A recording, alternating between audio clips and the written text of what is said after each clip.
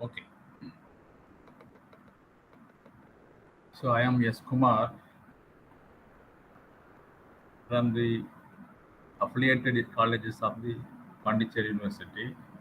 I am working in Saradhangaran College, Pondicherry. I am going to handle project management for you in this semester. Before going into the subject, let me say a few words about the need for introducing this subject as one of the subjects in your curriculum. The university strongly believe that after completing MBA, you people may be positioned in some executive position of an esteemed organization. So at that time, you may be in a position to undertake different project works because project is is a unique and a non-repetitive nature of work. Therefore, it is better to have some knowledge about some basic knowledge about these projects so that you can guide and manage your next level managers, next level people working under you most effectively and efficiently. So keeping that in view, this subject is introduced in your curriculum. Now, as far as this subject is concerned, the conceptual framework only is given, no problems will be asked. This is how it is designed. Let me start with, as usual, this subject is also having 5 units, and the examination pattern and all, already. You might have gone through this syllabus. The syllabus is seen on the screen now. 5 units are there. Let me now take up unit number 1.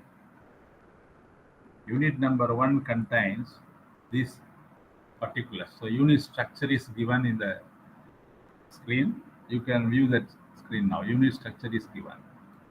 Is it visible on the screen now? Is it visible on the screen, unit structure? Yes, sir. Yes. Okay. So these are the concepts which we are going to discuss under this unit structure, under this unit number 1. Meaning of project, classification, project management, project portfolio management system, and steps in defining the project, project roll-up, PBS, and responsibility matrices. So these are the various concepts which we are going to discuss under this unit. Let me now move on to the first topic of this project. Meaning of the term project.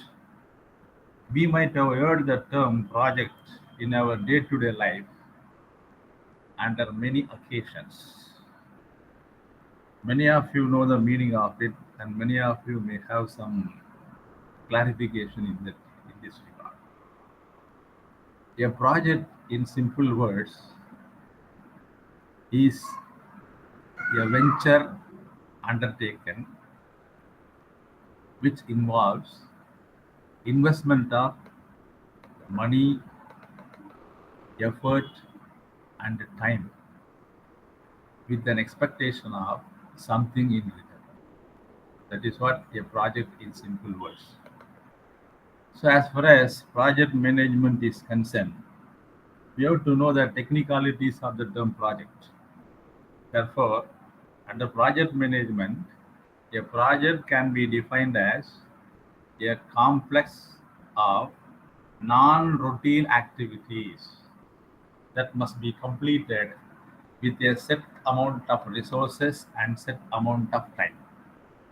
So it is a non-routine activity. That is why we have to concentrate on this.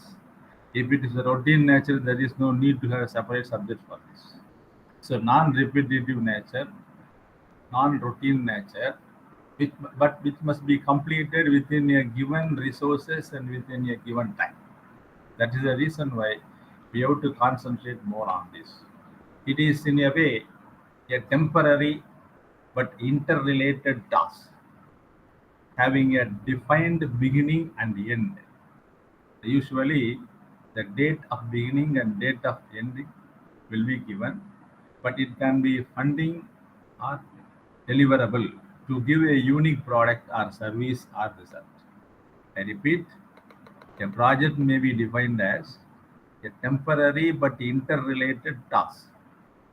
The task having a defined beginning and end to give a unique product or unique service or unique result. So it is not a routine one, it is not normal one, it is very unique and distinct from the routine work. So a project's aim is to provide a unique product or service or result.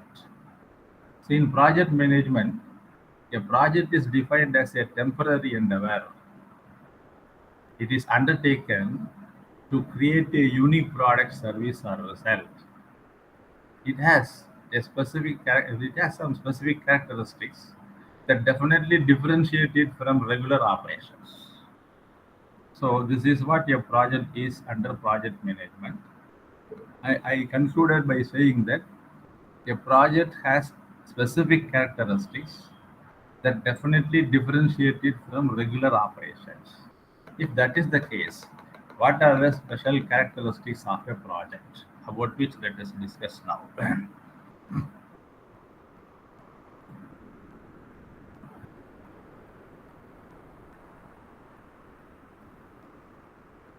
So these are the characteristics of a project. I think it is visible on the screen now.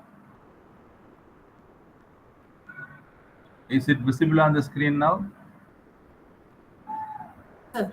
Yes, Yes. sir. Yes. One is temporary. Number two, define definite beginning and end. Number three, it provides unique output. Number four, it has a defined objectives. Number five, it is cross-functional in nature. And number six, resources and constraints are to be taken care of. Let me explain these things very briefly now. The first one, let me take up the first character as temporary in nature. Say, a project is temporary in nature. Every project has a beginning and end. The word temporary here means it refers to an hour, or a day, or a week, or a month, or a year. The operational work is an ongoing effort which is executed to sustain the business. But projects are not ongoing efforts. So when you take the regular routine business that is called operational work, that operational work is an ongoing effort which is aimed to sustain the business. But projects are not like ongoing businesses. It is not an ongoing effort. It is one-time effort. Therefore, it is very temporary in nature. So when you consider a project, the project is completed or discontinued sometimes. The project may be either completed or discontinued. Projects may also often have intended and unintended social, economic, and environmental impacts. Say a project may be continued till it's completed, or sometimes it may be discontinued in between also. Then the projects may have intended as well as unintended impacts, social impact, economic impact, or environmental impact. So these impacts will long last. So, for example, you might have heard that Taj Mahal is one of the wonders of the world, which was constructed in the years between 1632 to 1653, approximately around 22 years. That project was completed within a period of a definite time, that is 22 years. It was completed in the year 1653, but still now, it is there. The project is completed, but the result continues. That is the nature of this project. The project will be completed, but the result will continue always forever. So that is the meaning of temporary nature of this project. The second feature is definite beginning and completion. every project very clearly states that it has a beginning date as well as it has an ending date. Definite beginning and definite end is there. So it is the duty of the team members of the project to complete the task before the time given. So within the set time only, we have to complete everything. So when the project objectives are achieved, we can say that it is the project is completed. When the project objectives have been achieved, we can clearly say that the project is completed.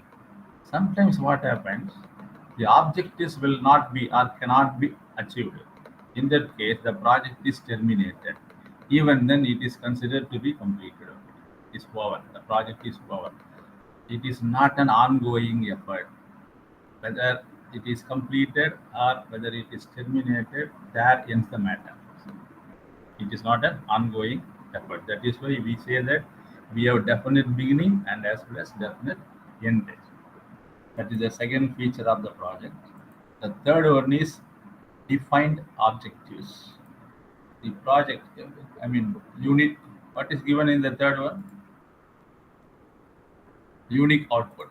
Unique output. See, a project always aims to produce or aims to deliver a unique product, service, or result.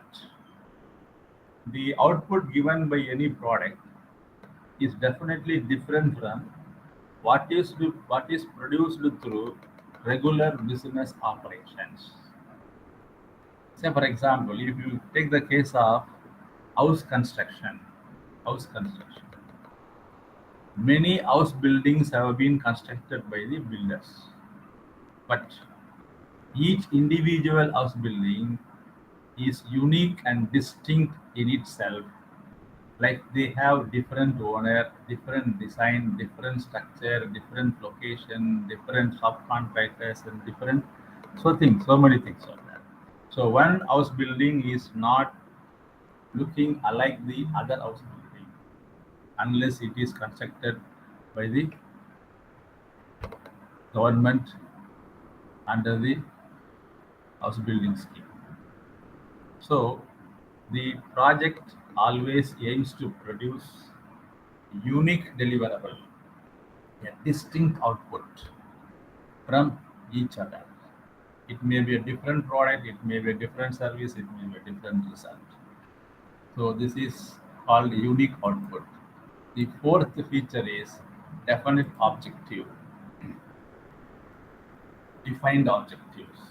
A project is executed to achieve some specific goals, which may include solving a problem or creating a new product or improving an existing process.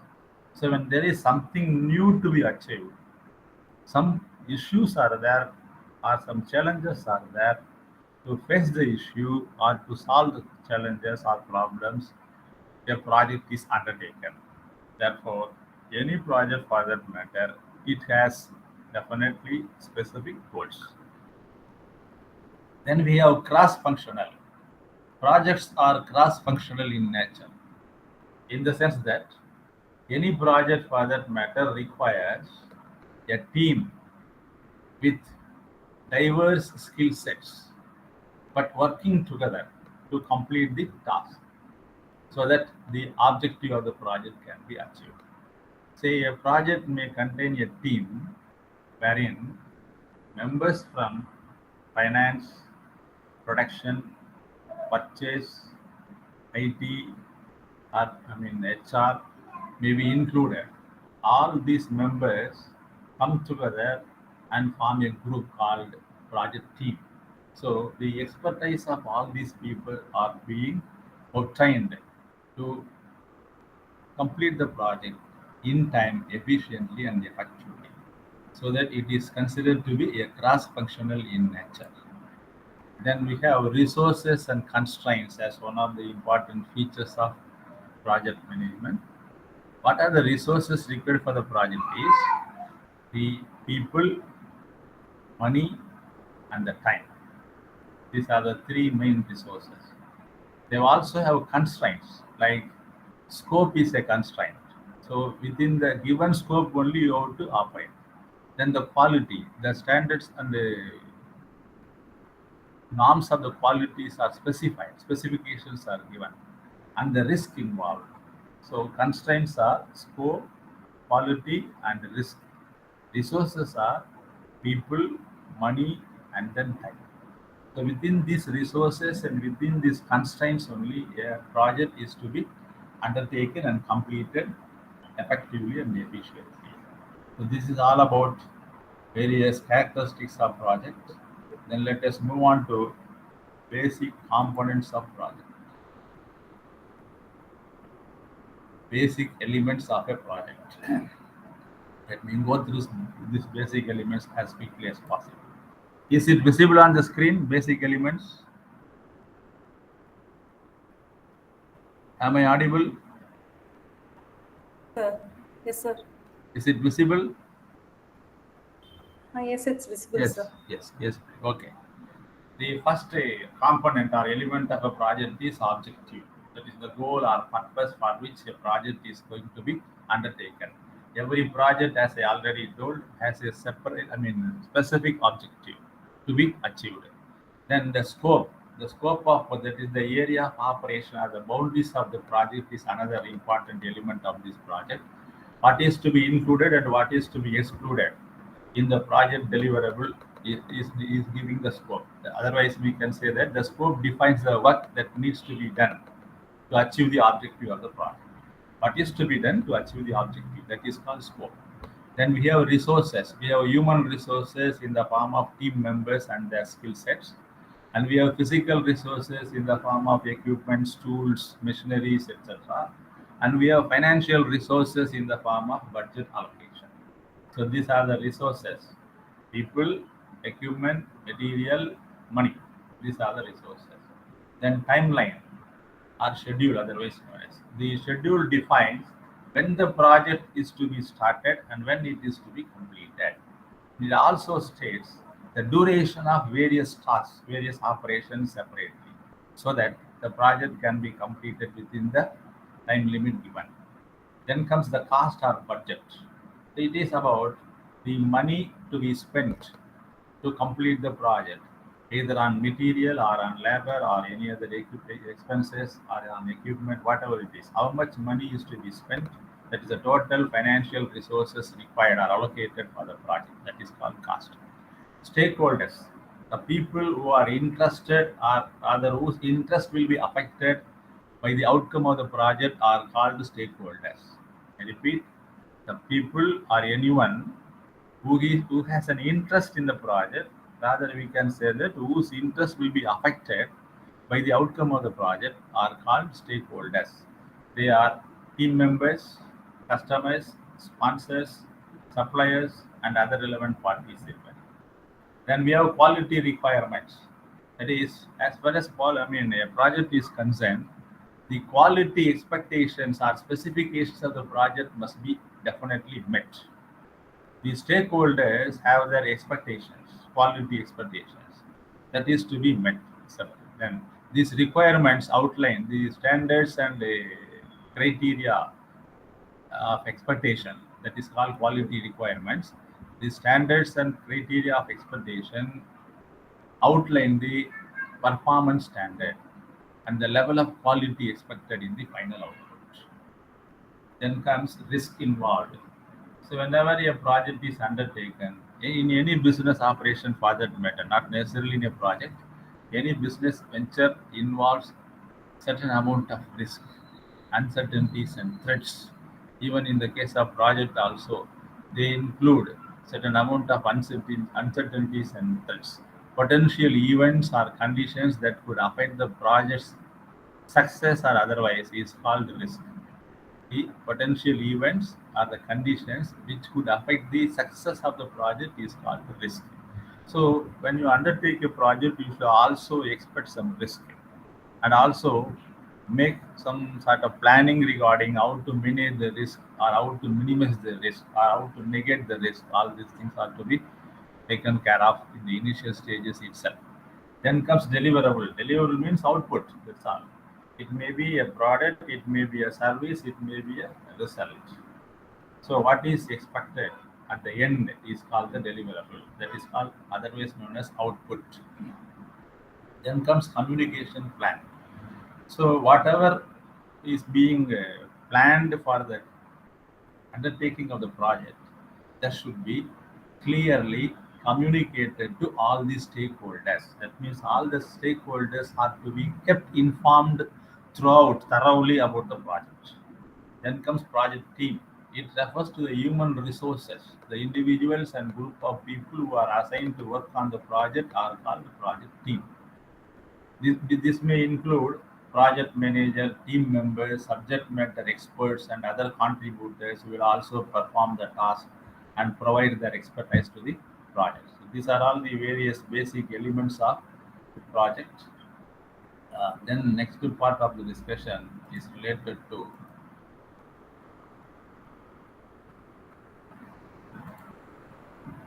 meaning of project management.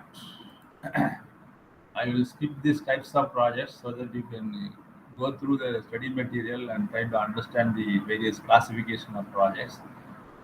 Let me not spend more time on that particular aspect because it is easier for you to understand once you go through the study material. Now let me move on to the next part, that is called project management. So the meaning of the project management is given on the screen. Is it visible on the screen now? Project management. You know Sir. what is management? What do you understand by management? Otherwise, you tell me what are the functions of management. Planning, organizing, Yes, executing. exactly. You are correct. So when the functions of management are applied in the execution of a project, it is called project management. Clear? When the functions of management like planning, organizing, staffing, coordinating, directing, controlling, etc., are applied in the execution of a project, it is called project management. So that is a clear meaning of the term project management. So all the functions of management are applied in the field of execution of project, that is called project management. Then we have importance of project management. Why project management is important? Certain, I have given 10 points to highlight the importance of this project management. It helps to achieve the objectives of the project, and it also ensures efficient utilization of available resources. What are the resources required for the project?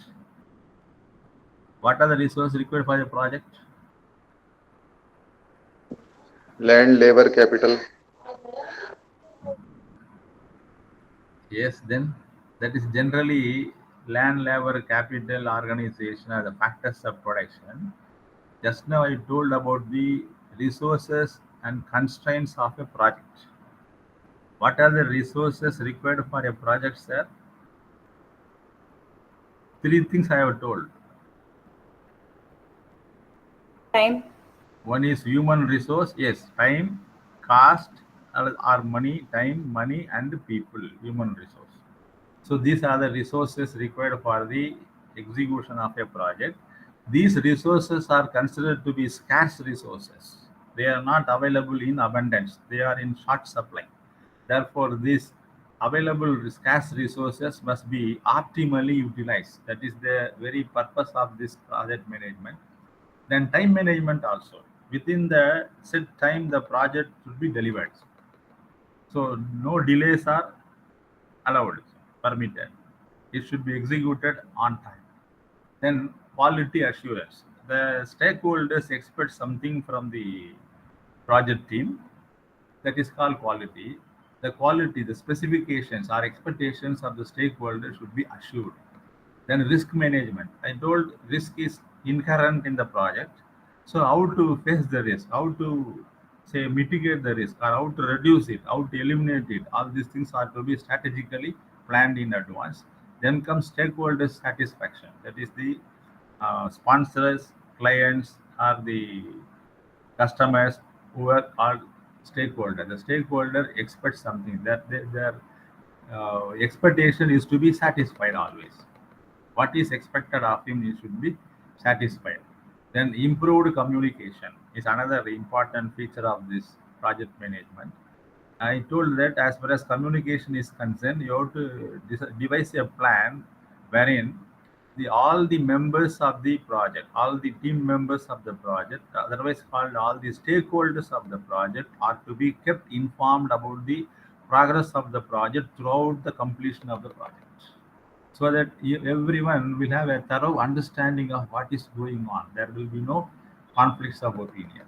Then we have increased success rate. Once you have a project management in hand, the success rate will be more, because it ensures efficient and effective utilization of resources, and thereby the completion will be at a speedier rate, success rate will be more. Then decision making also will have its next higher levels. Higher level decision making will be very best decision making process, because it has the project management provides you whatever information is required for decision making purpose, so you can take better decisions than otherwise. And it also ensures accountability and compliance. What is accountability? That is called answerability. So once the responsibility is fixed on a particular person to do a particular task, that is on the other way, on the other hand, I can say in a different way. When the task is assigned to a particular member, he is responsible to complete the task. He is having the obligation to discharge his function. If not, he is answerable. That the position of answering the responsibility is called accountability. Answerability is called accountability. He has to answer account. He has to be accountable for his task. So it ensures compliance and accountability also. If there is no planning, no controlling like that, then no one will be answerable. So in management only, we are assigning the task, defining the responsibility, and delegating the authority. Once the authority is delegated and responsibility defined, you should be accountable. You should be answerable. That is ensured under project management. So these are all the important factors of project management. Let me now move on to the next topic. Integrated project management. Project management and integrated approach. I told in the beginning itself, as one of the characteristic features of the project, it is cross-functional in nature, in the sense that a project requires expertise from different people, either from the purchase or from the production or from the finance or from the HR or from the information technology. So it requires a project requires expertise from different areas, different functionaries of the organization. So what happened? To complete a project successfully, we have to integrate the expertise of all these functionaries together. So unless you apply integrated approach, the project cannot be successfully completed. You cannot leave one and take the other. We have to have a cohesive plan, unified plan, so that all the resources can be effectively utilized and successfully we can achieve the project. So what are the key concepts of this integrated project management, about which let us see now? Integrated project management key concepts. Let me explain these features one by one. We have, say, project scope integration, time and cost management, risk management, resource management, quality management, and then stakeholders management. Let me now take up the project scope integration. The project scope integration, which means defining and managing what is to be included in the project and what is to be excluded in the project. That is called defining the scope clearly. To put it in simple words, define the scope clearly. Any change to any one part of the activities of the project must be evaluated in the context of the whole project to assess its impact either on time or cost or quality or any other aspects. The project scope is to be clearly integrated. That means what is to be done and what is not to be done should be very clear. If at all you make any change anywhere, then definitely it will have an impact on either time, on cost, or quality, or any other aspect. Therefore, before making any change in any part of the project's activities or operations, it should be very clearly, accurately evaluated by taking into consideration the whole project. So that is the first part to be taken care of.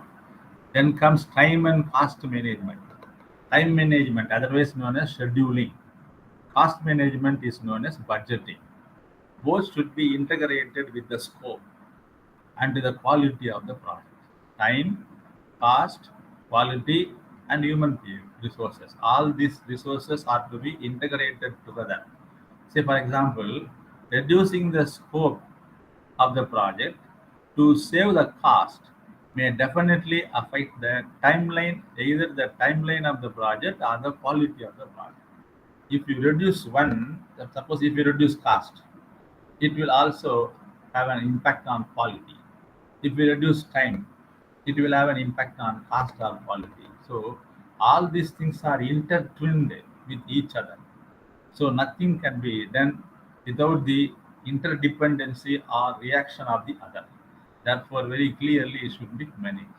Then risk management. Risk, that means you can expect the unexpected. That is risk. You can expect the unexpected. Risk may happen either in the cost or in the time or in any other matter. So always expect in advance. That means otherwise we can say forecast. Forecast the risk involved in the project execution across all areas of the project. You have to take into consideration all areas, not only time, not only cost, not only quality, anything, whatever.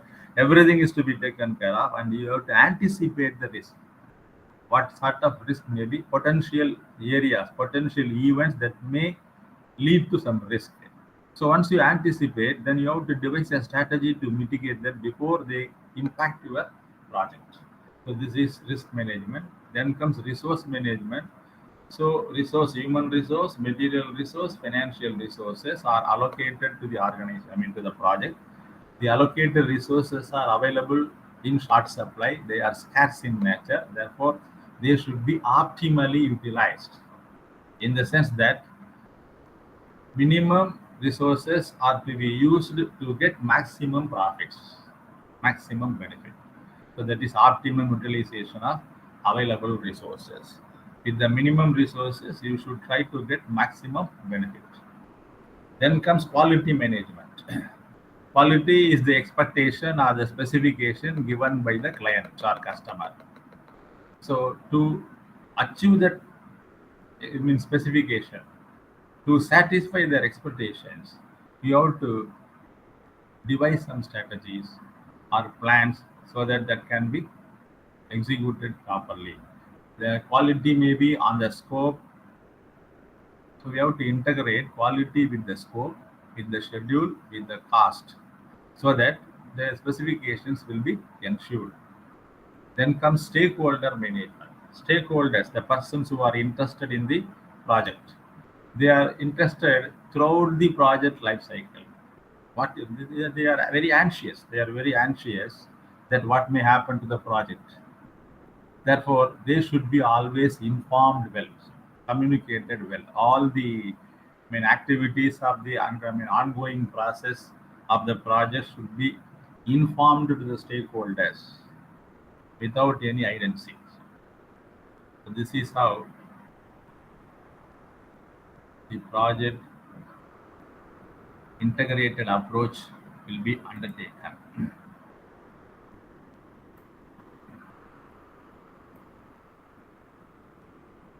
So the next part of discussion is concerned with project portfolio management system, PPS.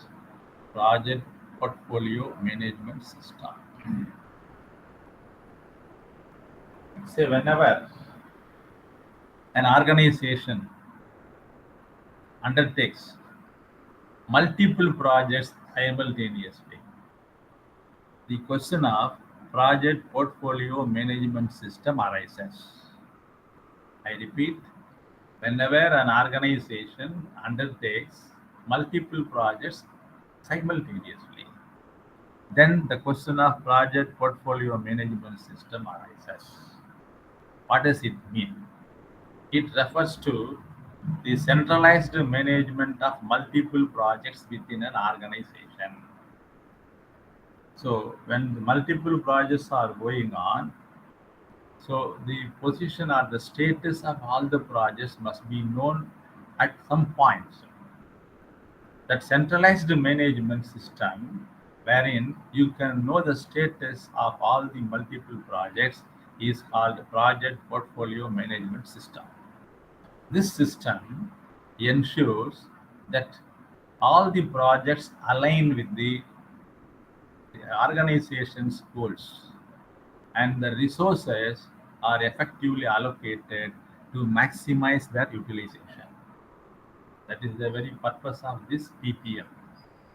So all the projects are aligning with the organization's goals, and also the resources are effectively allocated to maximize their value.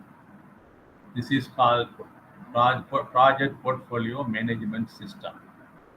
So it provides a structured approach to oversee and optimize the portfolio of projects. When you have many projects, portfolio of projects are there means to oversee and optimize their functioning, a system is created. That system is called project portfolio management system. See, this system aims to ensure that an organization invests its resources, I need not repeat this, human time and cost, into the projects that deliver the maximum value aligned with its overall objectives. So three things are to be ensured. You have multiple projects, and we have to ensure that resources are effectively utilized. And number three, you have to also ensure that all these projects are aligning with the overall objectives of the organization. Whatever may be the project, it should not go against the objectives of the organization. It should align with the objectives of the organization. So these three things are being ensured under PPM. One is managing multiple projects. Number two, effective utilization of resources. And number three, all the projects are aligning with the objectives of the organization. So what are the key components of this PPM? Key components of the PPM. Project management.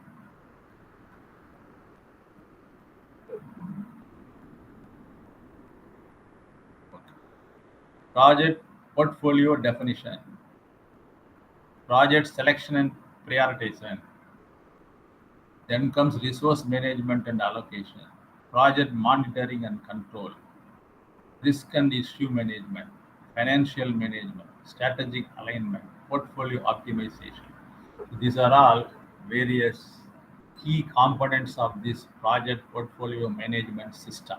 Let me explain this very briefly and go through quickly, please. The first key component is it visible on the screen now? Yes. Okay, sir. Okay. Project portfolio definition. Portfolio consists of all the projects that an organization undertakes, including ongoing projects, proposed projects. Now, this involves categorizing and defining these projects based on some strategic objectives or priorities or resources, like that. The categorization is being done. So, project portfolio means it consists of all the projects that an organization is undertaking presently. It includes ongoing projects, as well as proposed projects. Then project selection. One of the main functions of this PPM is to evaluate and select the projects that will deliver the highest value to the organization. For that, we have to take into consideration certain criteria like return on investment or strategic alignment, risk involved, and resources available. For that, we used to, I mean, make use of certain models, scoring models, benefit cost analysis, multi-criteria decision analysis, like that. So, taking some criteria as the basis, you have to choose the project which will deliver the highest value to the organization. That is the second important element of this system. Number three, resource management and allocation. So effective resource management is very crucial in the portfolio management. This portfolio management system helps the organizations to allocate the available limited resources, scarce resources, across multiple projects, ensuring that no resource is wasted, all resources are optimally utilized, and that no project is underfunded or no project is over resourced. So optimum utilization, optimum allocation is ensured through this PPM, Project Portfolio Management System. Here, the techniques used are capacity planning and resource leveling techniques are being used here. Then we have project monitoring and control. So this project management system, portfolio management system, provides tools to track the progress of individual projects within the portfolios. It helps to track, monitor the progress of the individual projects which are being aligned with the portfolio. So key performance indicators like milestone, timelines, budget, risk, or other critical factors are being taken as the criteria to monitor the performance of all the or the progress of all the projects. Then comes risk and issue management. So managing risk at the portfolio level involves assessing potential risk across all projects and devising strategies to mitigate them effectively. So under this risk and issue management, across all projects, what are the various potential risks that may arise in future that is to be assessed clearly. Not only assessing that, but also devising and implementing strategies to mitigate them effectively. So this comes under risk and issue management. Then comes financial management. Of course, budget allocation, that is financial health of the entire portfolio, is to be taken care of, because when the financial health is affected, all the projects will be affected. Therefore, always it should be ensured that the budget allocation is properly followed in spending the money. So it includes tracking overall portfolio spending, understanding the financial impact of individual projects, and ensure that projects remain within the budget. Here, financial reports, forecast, resource cost techniques, these techniques may be used for effective financial management. Then comes strategic alignment. This PPM helps that each project within the portfolio contributes to the goal of the organization, overall goal of the organization. Every project in the portfolio should contribute to some extent or the other. The degree of contribution may vary, but it should contribute for the overall attainment of the organizational goal. In such a way, it should be managed. Then portfolio optimization. It helps to optimize the portfolio and to ensure that it continues to deliver the value. Optimization means always you should derive some value or derive some benefit out of that. So this portfolio management system helps to ensure that each project always and continuously delivers some value to the organization. So this could involve adjusting the mix of projects, reallocating the resources, terminating the low value projects or high risk projects, or reprioritizing the projects based on the changing business needs. So how this can be achieved means you can reallocate resources, or you can terminate some projects, you can based on the value and risk, or you can change the priority based on the changing business needs. So what is to be ensured always is whatever is being done, it is delivering some value to the organization. In such a way, it should be changed.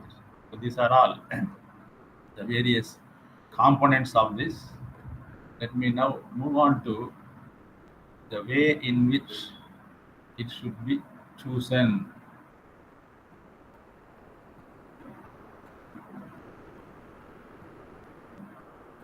Yeah. Choosing appropriate project management structure. Is it visible on the screen now? Yes, sir. Yes. So to effectively carry on the project management system, you should have some base in the organization. That base is known as organizational structure. Without a base, you cannot build upon. The base is the structure of the organization. So, what type of structure of the organization is to be chosen so that the project management for project portfolio management system works effectively? The structure means uh, which one defines the authority responsibility relationship among the people working in the organization, the network of or the network of the authority responsibility relationship in the organization is called the structure of the organization. Who is having authority over whom, who is responsible to whom, is made known very clearly through this structure, through this network. The right structure of the organization only can help maximize efficiency, clarify the roles, and foster collaboration. Whereas the wrong structure can, on the other hand, lead to confusion, delays, and resource mismanagement. Therefore, it is very important to choose an appropriate project management structure. No, for this, we have certain criteria called key project management structures available at our disposal. Key project management structures available at our disposal. We have four types of management structure is available: functional organizational structure, projectized organizational structure, matrix organizational structure, and then composite organizational structure. So among them, we have to choose one depending upon the nature of the project that we have undertaken. What are the various factors that should be taken care of while choosing an appropriate organizational structure for this project portfolio management system to work effectively? The factors are this.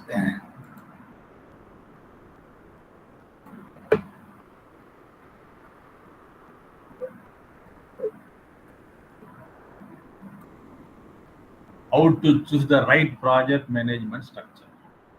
By taking into consideration these factors. I think it is visible on the screen now. Project size and complexity, level of project manager authority.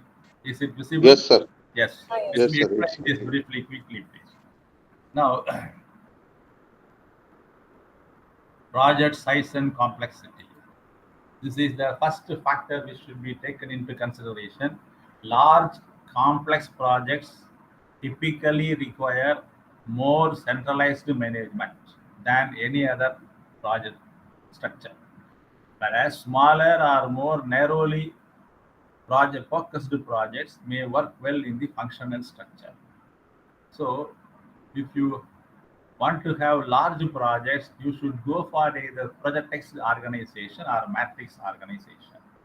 If you want to have smaller, more narrowly focused projects, you can have functional structure. That is what this point says. Number two, level of project manager authority.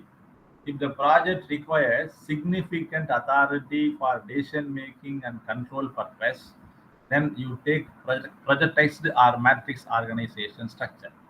If the project requires shared authority with functional areas, then we can go for a composite structure or a weak matrix structure. It is depending upon the authority, level of authority required for the manager. Then the resource availability. If the resources are shared among the multiple projects, then matrix organization is a suitable organization. The resources like equipment, budget, time, personnel, all these things are shared among the multiple projects, then you go for matrix organization. If resources are dedicated only to a single project, then projectized structure is ideal one. Then cross-functional collaboration. When the projects require heavy collaboration across departments, then matrix organization or composite organization structure is useful. Heavy collaboration across department means the project team has to get expertise or help or guidance from many departments like finance, production, purchase, etc., like that. Then in that case, go for matrix organization or composite structure. Then the projects that are isolated within a single department may have functional structure. The project is concerned with one particular department, then it is better to have functional structure of the organization. Then we have speed and flexibility with which the project is to operate. See, the fast decision making and flexibility are the critical points for the project. Then take projectized structure. Then, if a more structured, process driven approach is needed for executing a project, then a functional or a matrix structure will offer more control. I repeat, fast decision making and flexibility are the critical factors for execution of a project. Then, projectized structure is to be followed. If more structured and process driven approach is followed, then functional structure or matrix structure can be followed. Then it also depends upon the organizational culture. Consider the culture of organization. If it is hierarchical with a strong focus on functional expertise, then functional structure may be useful, taking into consideration the culture that is being followed in the organization. If the culture is like that, it is hierarchical. Always we used to follow the hierarchy. Who is superior, who is subordinate, who is authority, who is having responsibility. That hierarchy and the order level of organization is very strictly followed, means go for functional structure. If the organization values autonomy, then you go for projectized structure. So these are the various factors which will decide choosing an appropriate organizational structure for a particular project. Then two important considerations we have to take into account. One is called organizational considerations, other one is called process consideration. I mean project consideration. Let me know.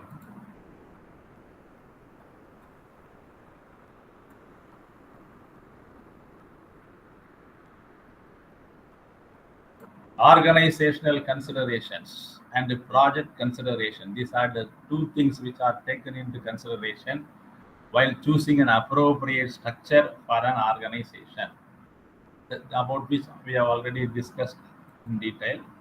Let me move on to the next part of this. This is project size, complexity, level of authority, all these things we have discussed now in detail. Steps in defining the project. Next part is steps in defining the project. Let me go through this quickly now. Is it visible on the screen? Steps in defining the project. Yes, sir, it's visible. I think there are 10 steps. Yes. I think first one is develop the project charter. Am I correct?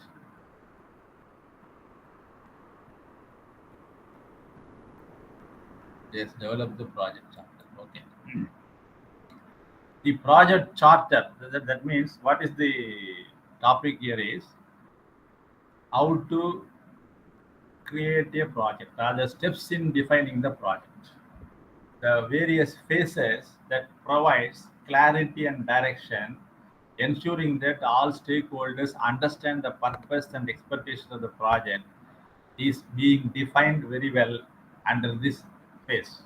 This is called steps in defining the project. The first step is develop the project charter.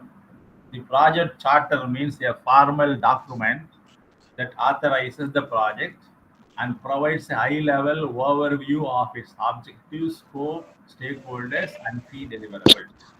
So, Sir, project charter, PPT is not visible. I think, okay. Just a minute.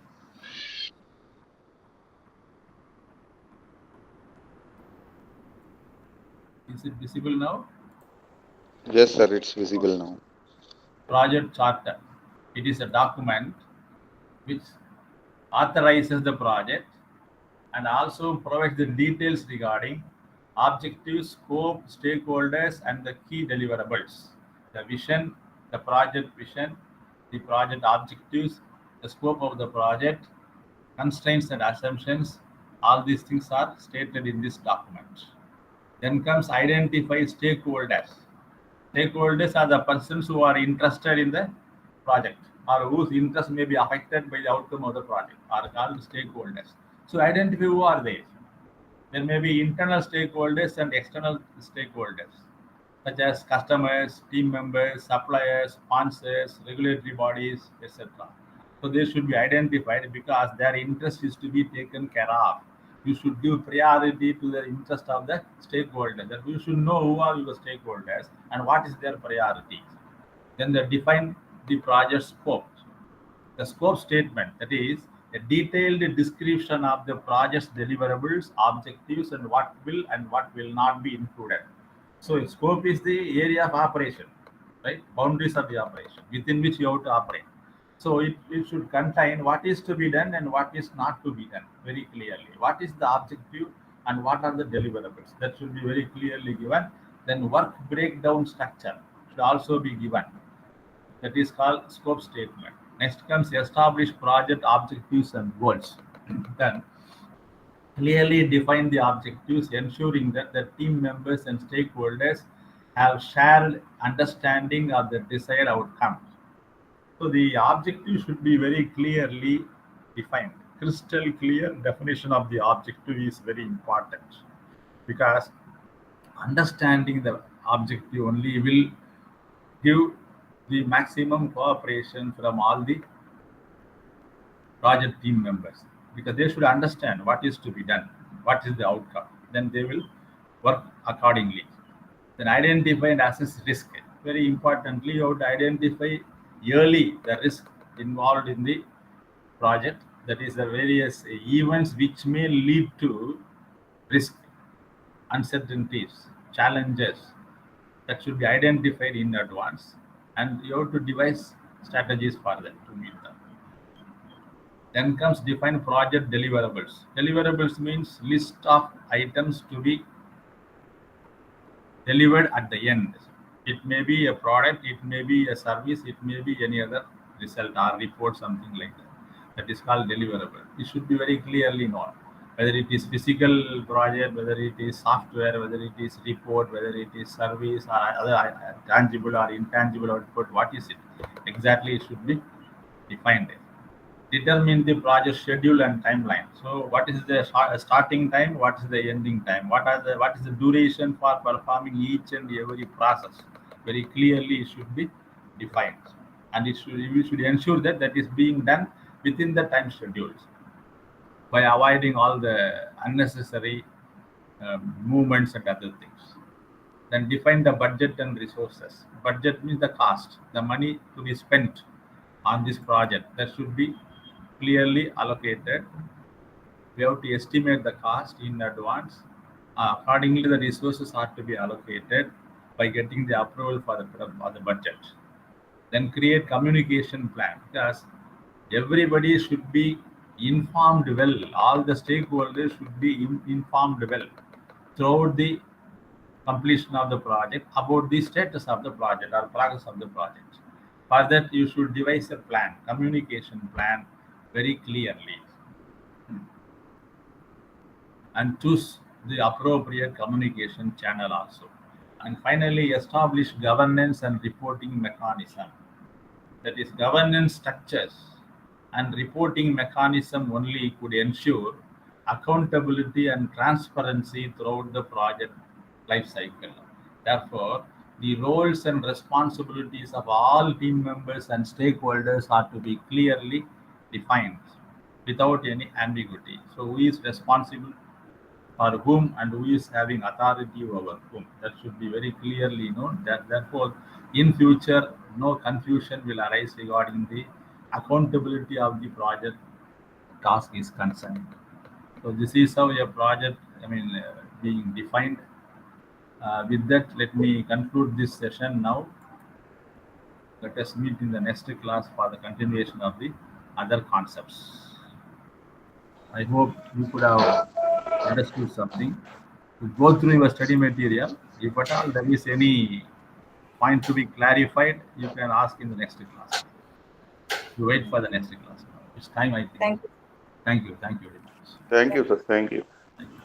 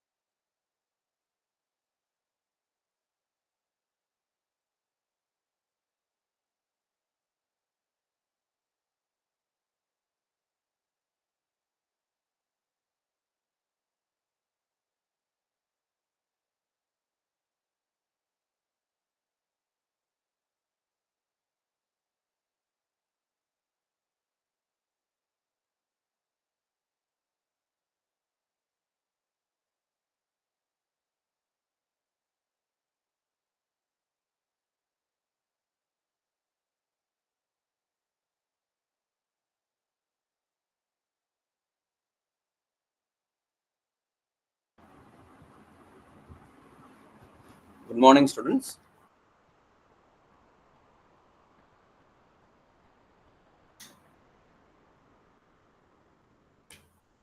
Yes, am I audible? Yes, sir. I think I shared my screens also. Screen is not visible, sir. Okay.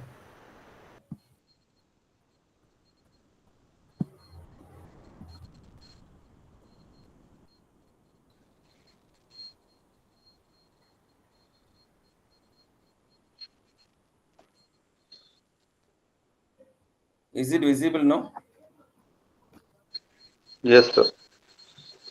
Okay, okay. Thank you. Just a minute.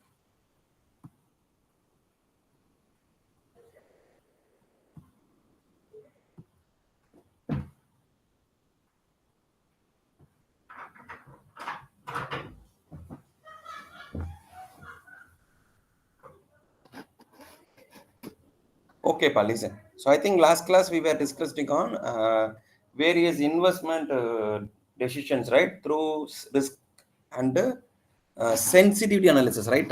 So there we discussed about how we supposed to take a various investment decision when we are incorporating a probability and when we incorporating a decision tree and when we incorporating a certainty equivalent approaches also, right? So with this we started unit number 3 also in the last class, right? So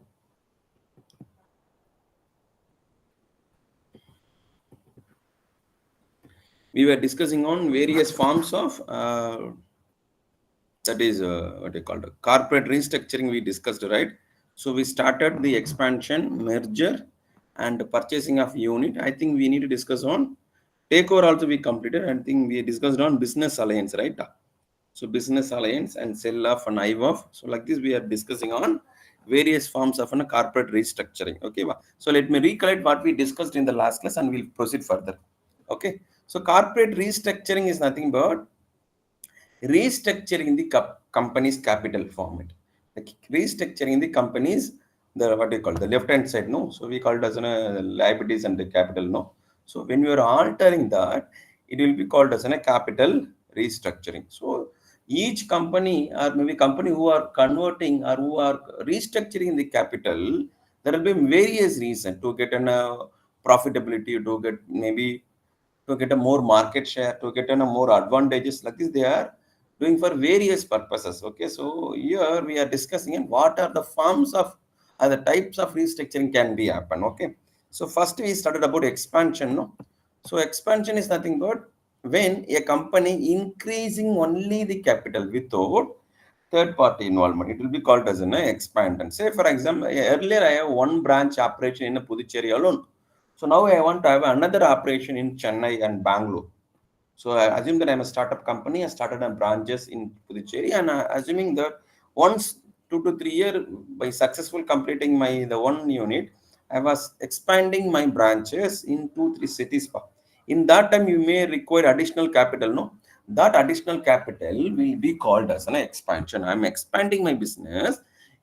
For the expansion, you may get your own money. I think you can contribute your own money. That time it will be called as an equity. Okay, or you can borrow completely from the bank, or maybe you may get a debenture. So these all will be called as an expansion, or the combination of both. Maybe 50% from the own money and 50% from the debt money, or any combo, or only equity or only debenture. This will be called as an expansion. So it is nothing but I was increasing my level of operation. Clear? So in that time, if you are getting a fresh capital in the form of equity or the form of debt or the combo, will be called as an expansion. Clear up? The second one is merger. Merger is nothing but when two companies are joining together and form a single company, is called as a merger. Say for example, A and B become AB company, or ABC company will acquire another company. In that time, one company will lose their identity. Okay, so we call it as two companies joining together and one company will be visible. Okay, this will be called as a merger. Is it clear? So two companies joining together, only one company visibility will be there, or one company's what do you call it? We call it as technically one company share will be issued to the another companies also. Okay, so A company purchased or merged with the B company mean only A company share will be issued to the B company existing shareholder. This is called as a merger. Okay, so here we called as a transferor company and transfer company, like this it is given. So you can cross check it also that. So the third form is amalgamation. So it is nothing but ordinarily amalgamation means that it's same merger only. It is refers two or more company joining together. Okay, and the old companies existed and new shareholder given for the new shareholder. This is called as an amalgamation. It is nothing but 2 to 3 company joining together and all the company will have their existence. This is called as an amalgamation. Whereas merger, only one company will exist. Whereas in amalgamation, more than 2 companies also will exist. Okay, so recently we all know about the Vodafone and Idea merger, no? Right? So once it is this called as an amalgamation because both the companies having identity. So it is called as an VA. Same way Indian Bank and Allahabad Bank are merged. Okay, so these are all called as an what do you call amalgamation. 2 companies are joining and both the companies having existence and both the companies having an identity. This is called as an amalgamation. Okay, so these are all we discussed again. So the purchasing of unit, it is nothing but the particular company can purchase one particular unit. Okay, so we all know about Tata Motor recently purchased a Jaguar plant of an Ford, right? So we all know. So that is nothing but only particular plant alone can be purchased. Okay, so these are all called as an purchasing of unit. Okay, and we also discussed about takeover, and I think we started to discuss about business alliances, right? So in the business alliance, we discussed about joint venture. So joint venture is nothing but for the temporary purposes. Okay. So if, for example, there was a bridge construction supposed to be happened. Let me put like maybe there was a bridge construction happening in ECR. Okay. Somewhere near to the Kalpakam or maybe in Chennai. So in that time, the 2 or more companies joining together for completion of that project or completion of the bridge work is called as a joint venture. Is it clear? So only for the purpose of completing that work.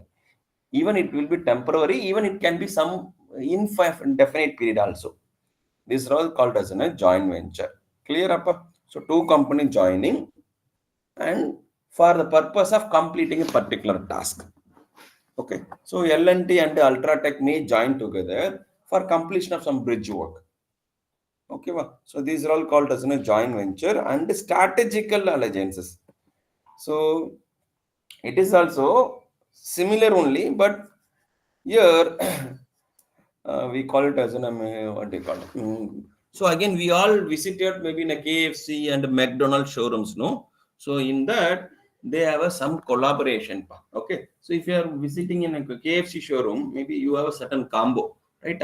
So in that particular combo, they may say that one Coke and one McDonald, maybe in a chicken or some other sandwich will be available particular rate. Okay, so in that time it will be called as the strategical alliance. These 2 peoples are joining together for the purpose of maximizing the both the people profit. Okay, so when you are purchasing individually, you won't get a what do you call it? Maybe benefit. So for the sake of joining these 2 people, both we will get a benefited. Okay, so in that way, if we are doing this, we call it as a strategical alliance. Okay.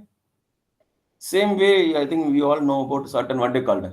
Maybe Apple mobile, that is with this respect to some geo network. So both have certain combo and they may come up with a product, right? So if you are purchasing Apple phone and you may get a complement of some other what do you call geo connection. Okay, so this is all called as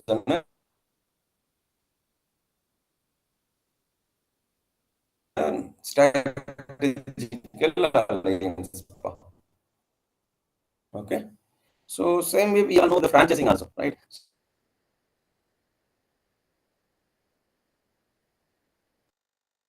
So nowadays we are able to find tea times, no? Whenever you're crossing a road, the tea time, maybe in a Karupatti coffee shop. So these are the coffee shops are available, maybe in a particular city. And if you are traveling in a long run, maybe in a highway, you may find many Karupatti coffee shop, maybe in a tea time, maybe what they call certain companies name. Okay. So these are all called as a these are the corporate restructuring. So I was same in the licensing also. So with this, I was moving on to the next item.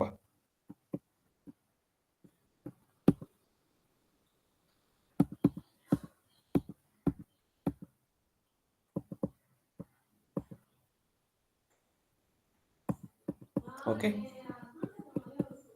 So in the page number 136, the major categories of a corporate restructuring. In two forms it may be happen. One is operational restructuring, another one is financial restructuring. Okay.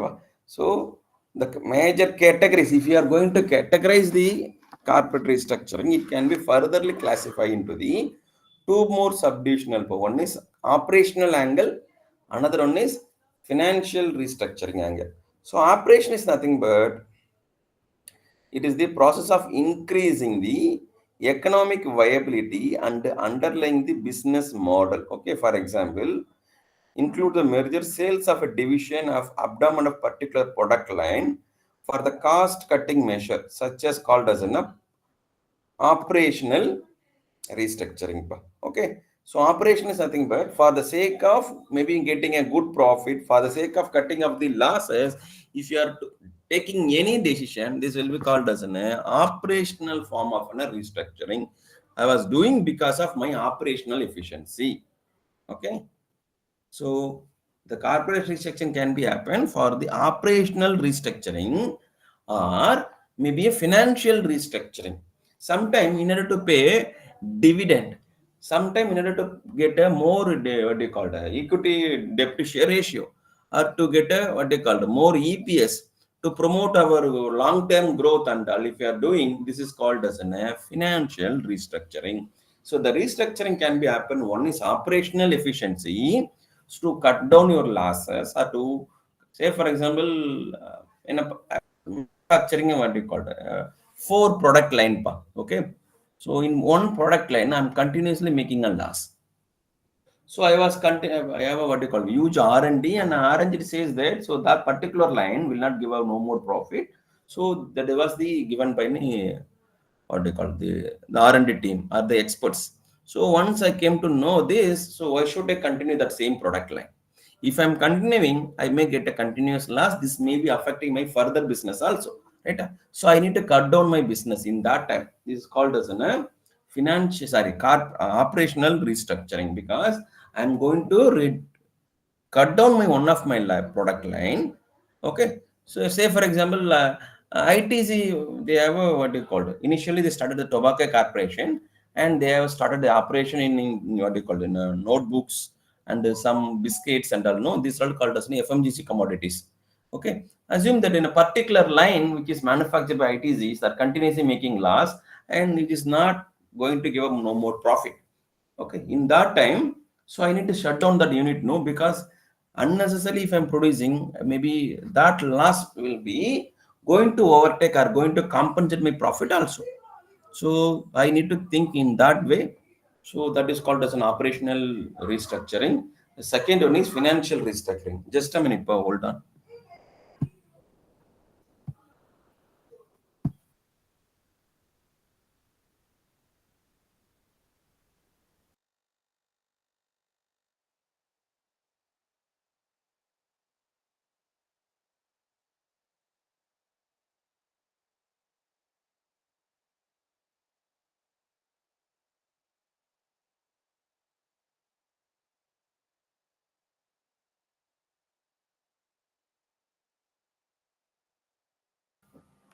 Okay, sorry. So the financial restructuring is nothing but it is related to improvement the capital structure of the company.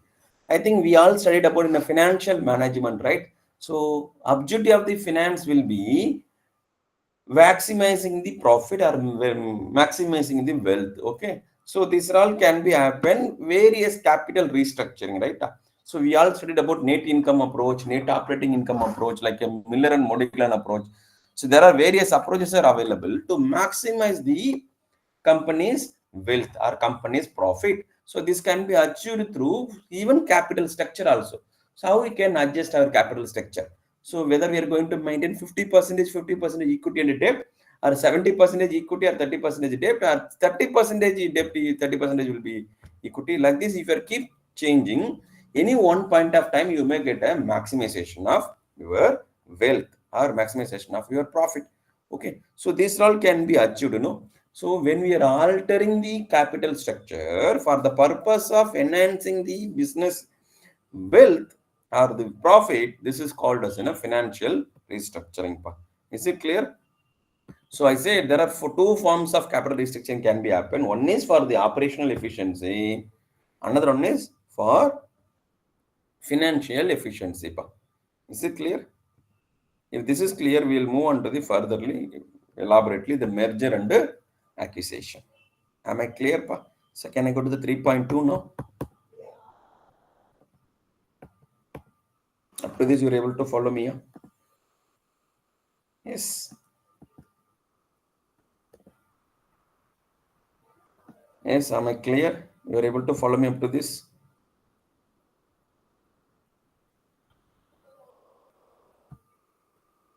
Yes. Are you there? Yes, sir. Yes, You are able to follow me? Okay. yes, Okay. sir. Thank you. So since it is a 6-hour class, we need to complete in that day. Yes, so we cannot complete there. But I'll what are all things is important in a particular unit that I'll refer that I'll complete in our class.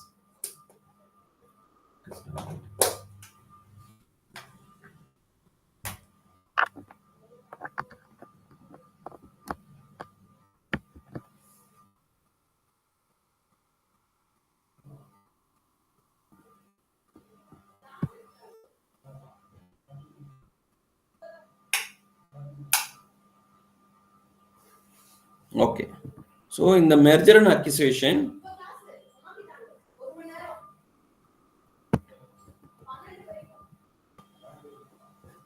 okay. So in the merger and acquisition, we are going to discuss separately.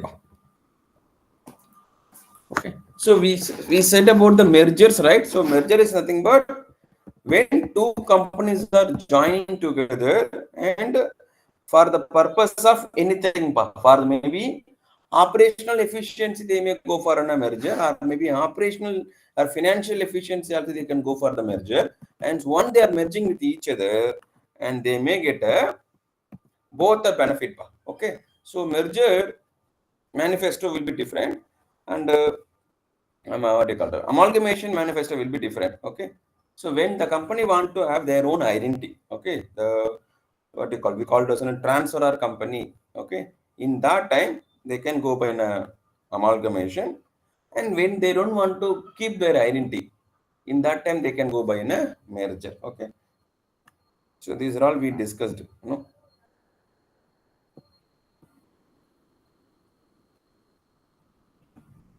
So it was given, that is there is no much difference actually. The term the merger refers to the combination of two companies in a single company where one survey other lose their corporate existence is called as a merger. Okay, so the acquired company will called as a surveyor and acquires all the asset as well as the liability of the merged company. Okay, is called as a merger or acquisition. So example is given. For example, A Limited acquire the business of B Limited and C Limited. Generally, the company in which surveys is the buyer, which retain the identity, and the seller company is existed. Okay, the merger is also defined as an amalgamation. So there is won't be much difference here. Okay, so same way amalgamation they're giving a definition also once again. In general, sorry, in acquisition also they given meaning. In general, in sense that acquiring the ownership is the property. Okay, in the context of business combination, acquisition is the purchase of one company called as an acquiring firm by controlling the interest, we called as a target or called target. In that time, it is nothing but if you purchase, say for example,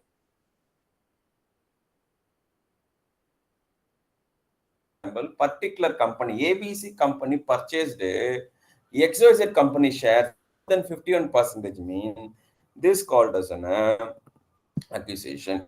Okay, so accusation, amalgamation, and merger. So if you are going to deal with all the three, there won't be much differences because it is nothing but there are 2 to 3 companies joining together.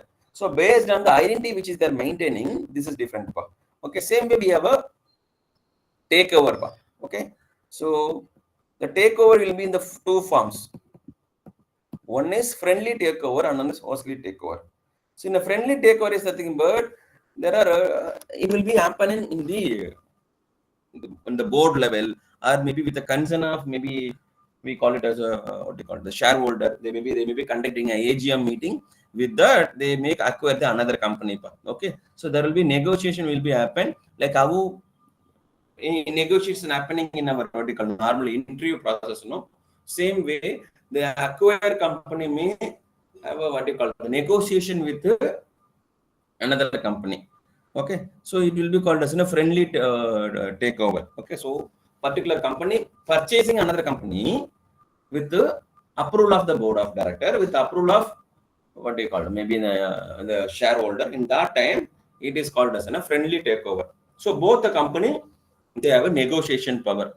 Okay, so they may say that I may take your asset at maybe 100% or maybe 90%, or I may take your wealth at some other proportionate. No, so these are all called as a friendly takeover. Okay, same way we can take in a some other way also. Okay, so honestly takeover is nothing but the takeover which is acquiring the company, not offer the target company proposal. Okay, so silently they will buy a small number of shares. Say for example, ABC company is buying XYZ company, maybe in a one day they will buy some 5,000 share or 5% share, 3% share. Slowly they will buy.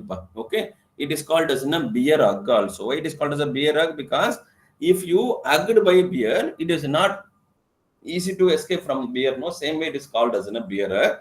So the particular company, maybe ABC company, if you are taking an example, ABC company will purchase the company shares of another and they keep purchasing. Maybe if they are acquired more than 51% of shares in another company, and it is called as a beer, it is called as a holistic takeover.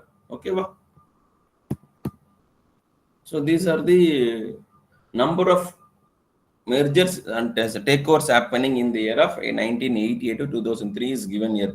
Okay, so how many mergers are happened? It is given.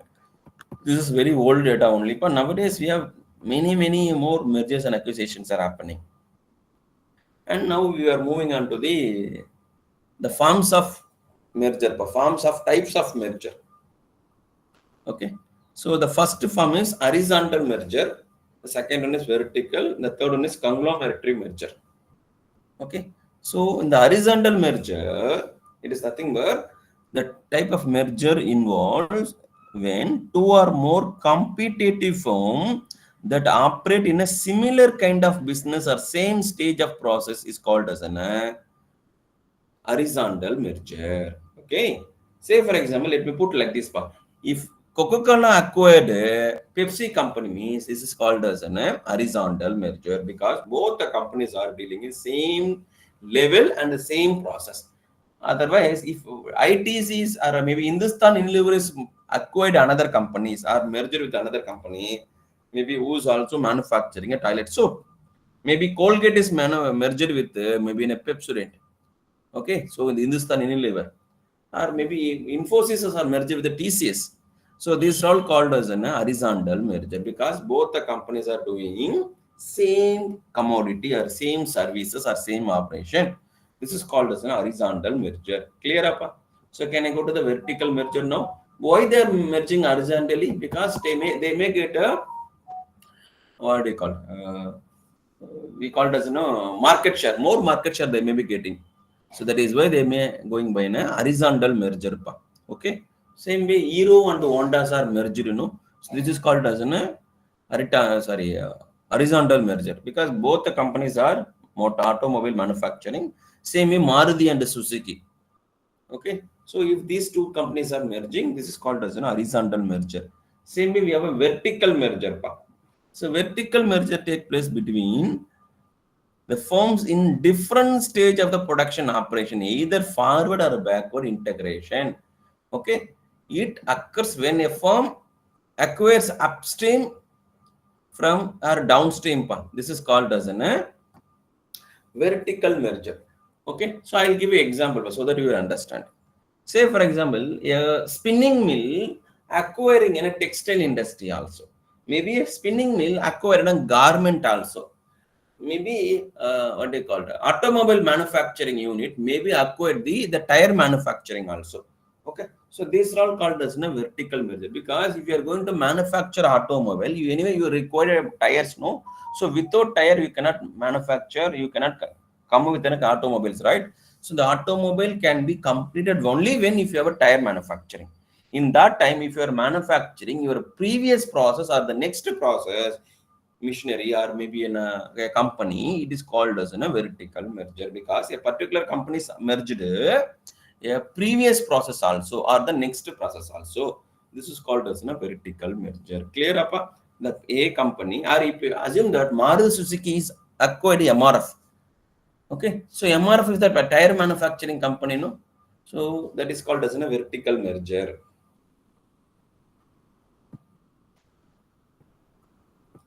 Okay, so the third form is conglomerate merger.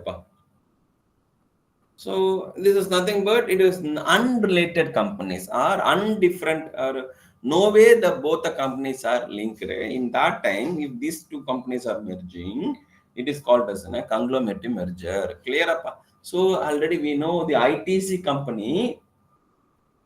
Okay, so it was the Tobacco Manufacturing Corporation. So they acquired with they merged with Sunfeast. We know, all know, right? So Sunfeast was the biscuit manufacturing company. That is, it is come under the FMGC commodity.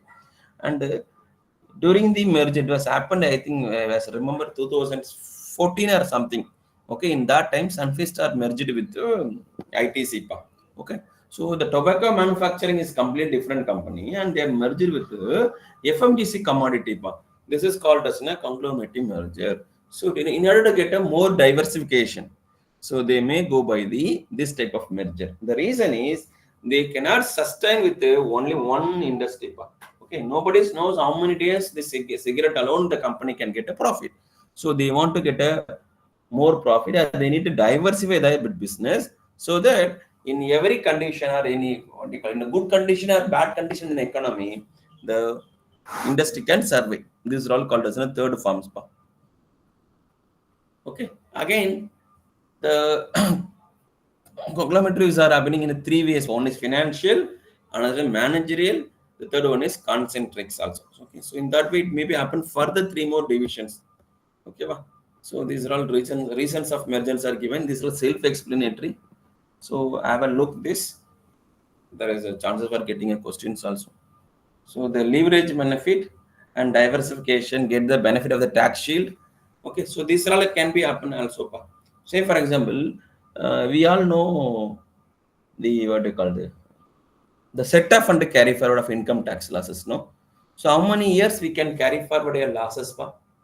If you have a profit, you have to pay taxes. There is no other way. Okay. But if you have a loss, say for example, you started the business 2017, you started for first 4-5 years, you are not don't have any profit. You have a loss. Okay. So loss, whenever you have a profit, you can repay, no? Whenever you have profit, you have to pay taxes. But what about the losses actually? If there is no profit, you are not going to pay taxes. But what about the losses actually? You need to get some compensation, no? So profit you are paying a taxes, losses mean you need to get an exemption, no? But practically it's not going to happen. So that is why maybe a company, to in order to avoid taxes and all, they may acquire a loss-making business. Okay, so they may purchase or they may be merged with the loss-making business, so that they can carry forward, they can carry the losses also. These are all the tax benefit part. Okay, so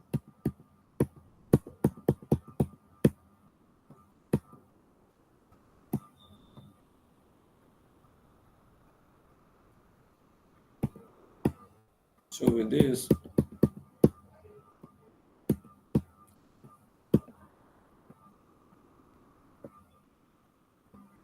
just a minute.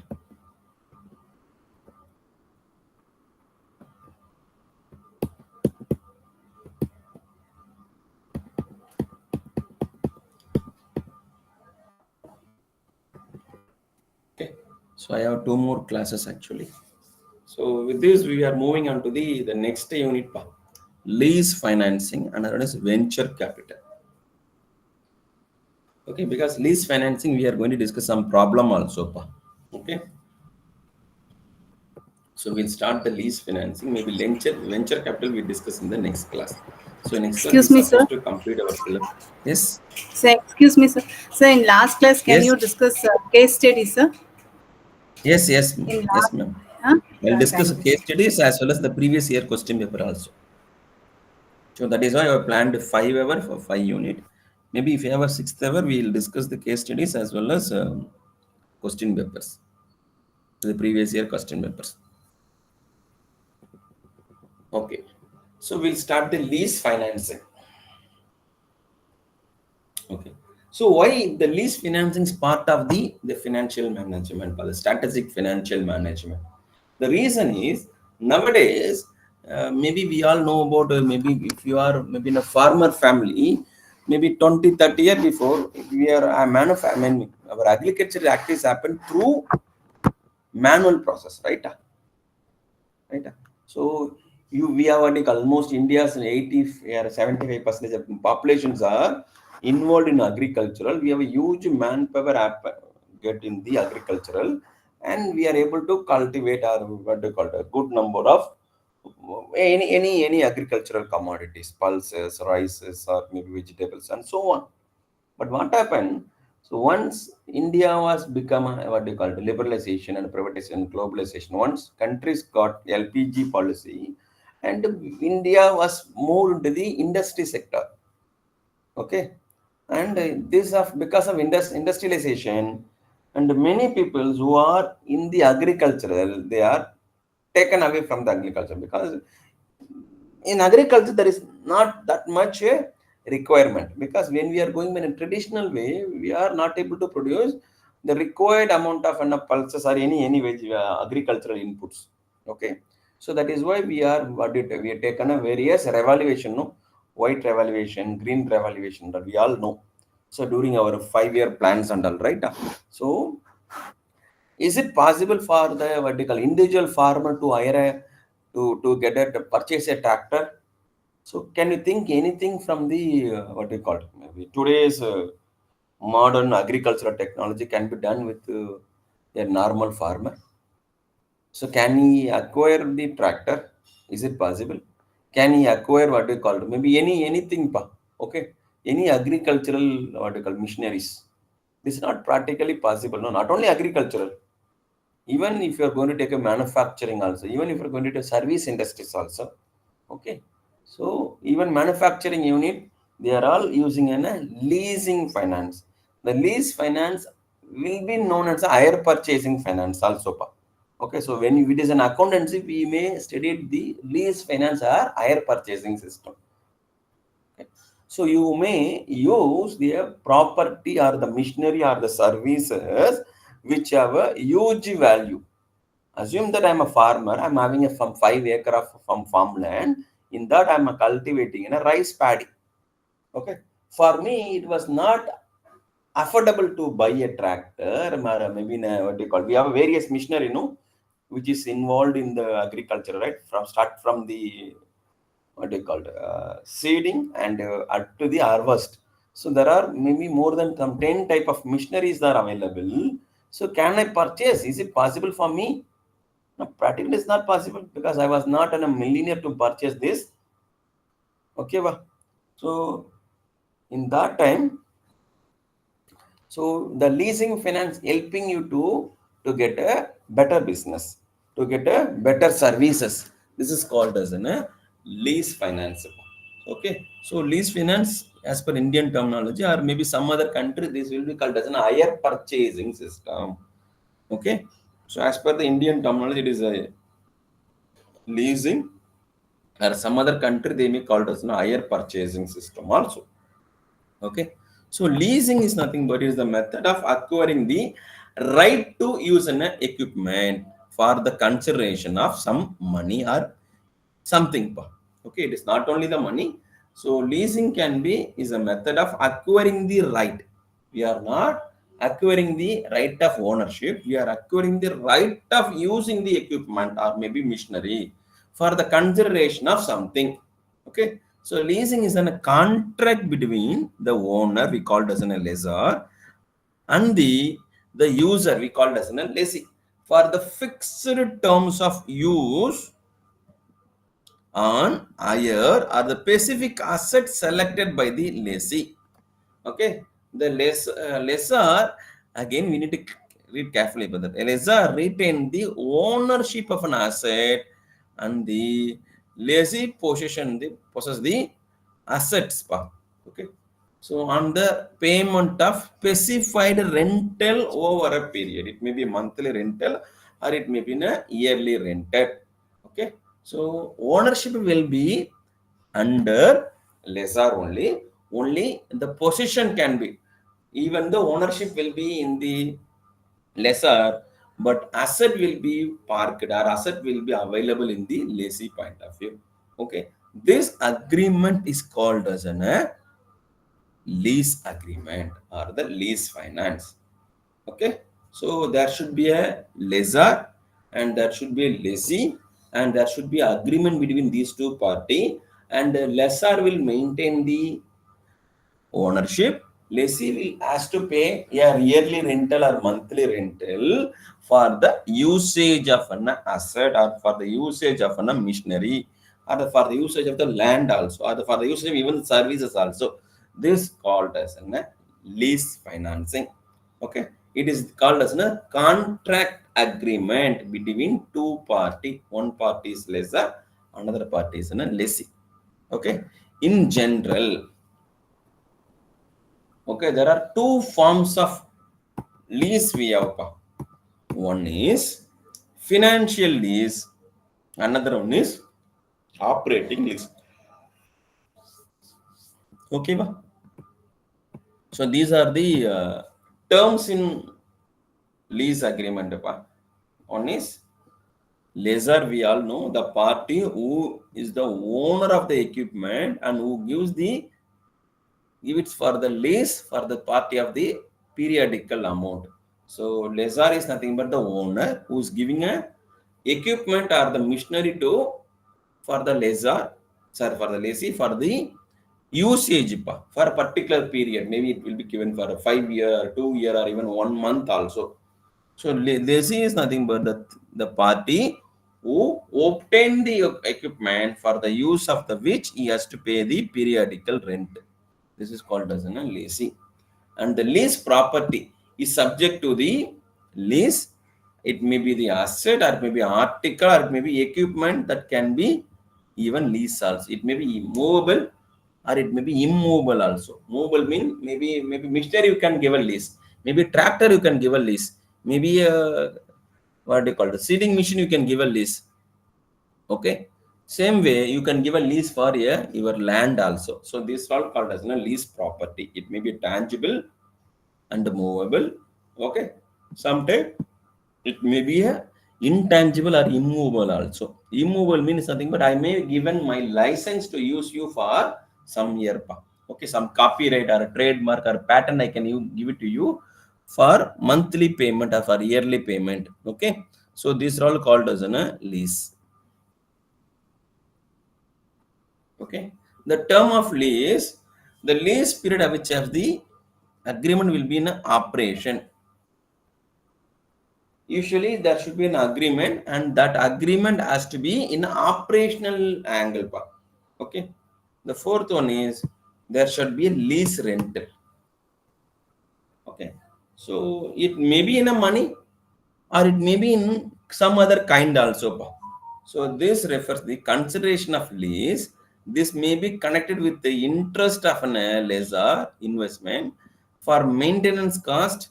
Okay, so sometime The lease rental may cover the maintenance cost or some other thing. That and all we'll discuss in the types of lease. Okay, and the warrants. So the lessee makes the selection of equipment based on its own judgment. The lessor makes no express or implied warrant, including the merchant ability or the fitness of a particular equipment. It is depends actually. So the warrant usually will be maintained by the lessor. If at all, they may has to mention the warrant. If something happened, who is going to maintain the repair? If something happened to the vehicle, who is going to take care of that expenditure? So these all will be called as a warrant actually. Okay, again it will be called as a manufacturing warrant also. And sometime the title, identification and ownership will be kept under only the owner. Only if I taken a machinery on the lease basis, I may pay rent, but the entire thing will be done by or maybe the maintained by only the lessor. Lessor having a ownership. Okay. So if some any major expenditure is going to incur, say for example changing a machinery or maybe taking a what they call huge portion of an repair, these are all done by a lessor only. Okay, va? So these are all some general terminology only. Pa. Okay. So with this, just a minute, we'll move on to the types of leasing.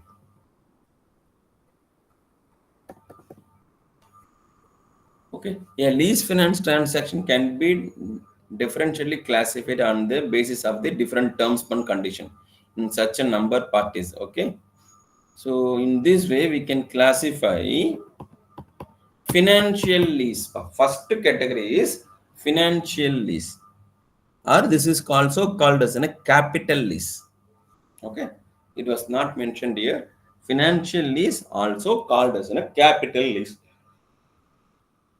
A financial lease is a long-term agreement that you should be very clear about. Capital lease or financial lease is called as a long-term agreement, which is irrevocable during the primary lease period. Okay, the financial lease is the one which satisfies the more than the following condition. But if it is fulfilling this condition, this is called as a financial lease. Okay. The lessor transfer the title of the lessee at the end of the lease period. What is the first condition actually? The first condition is end of the lease period, the ownership will be transferred to the lessee. That is, who is taking the machinery on the lease, no, he will get the ownership at the end of the lease agreement. That is the first condition part.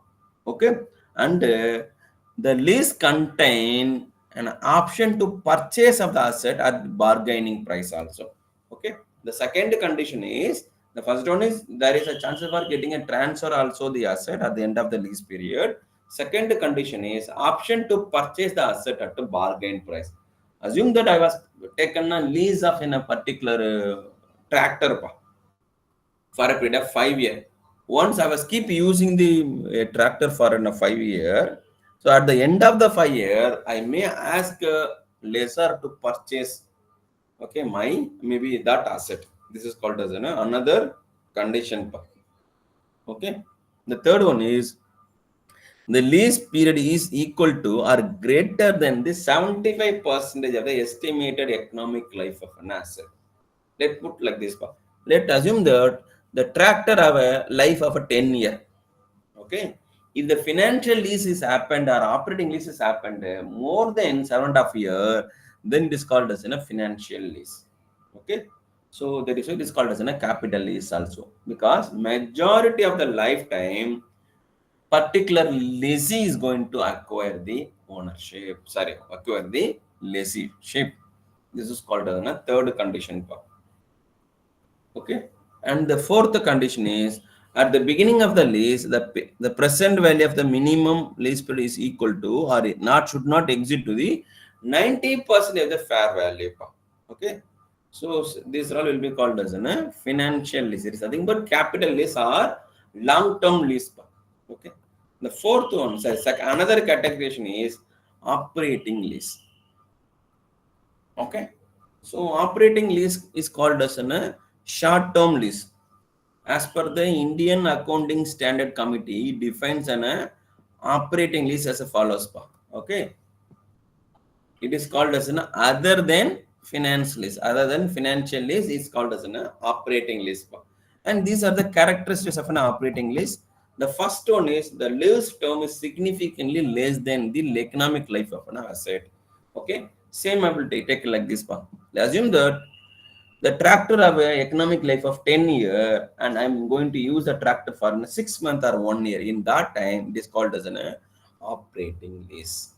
Okay, I'm going to use only 1/3 of the life of the 1/10 of the life of the machinery or the equipment. Okay, the second one is the leasee enjoy the right to terminate the lease at a short notice or without any significant penalty. Okay, I said that I'll use your machinery for a period of 6 months or 1 year. If it is not suitable for me, if it is not okay with me, then I may terminate the lease agreement with a short notice and without any significant penalty. There will be some penalty, but not a significant penalty. Okay, so this is the second characteristic of an operating lease. Third one is the lessor usually provide the operating know-how. Okay, it is nothing but when you are taking the machinery on the lease basis for a period of 6 months or 1 month also. In that time, the technical support has to be done by the owner. Okay, if any significant loss is happened, you are not going to, that is lazy is not going to maintain that, only it was the responsibility of the lessor. Okay, if it is happened, something which was happened, you taken a machinery on the lease, which is only an operating category. If it is something happened to the machinery, you are not responsible. Okay, it is the responsibility of an owner, not a lessee. Clear? So you need to take care of only, say for example, it is taken, if you taken for machinery, okay, so a tractor, so you need to put only petrol, but oil and other maintenance expenditure done can be done by the owner. So you need to take care only the running expenditure, not the major expenditure. This is called as an operating leases. Clear up? You are able to follow me up? So technically, we have a various type of leasing we are discussing. One is financial lease, second one is operating lease, third one is okay, sale and lease back. Okay, so just a minute.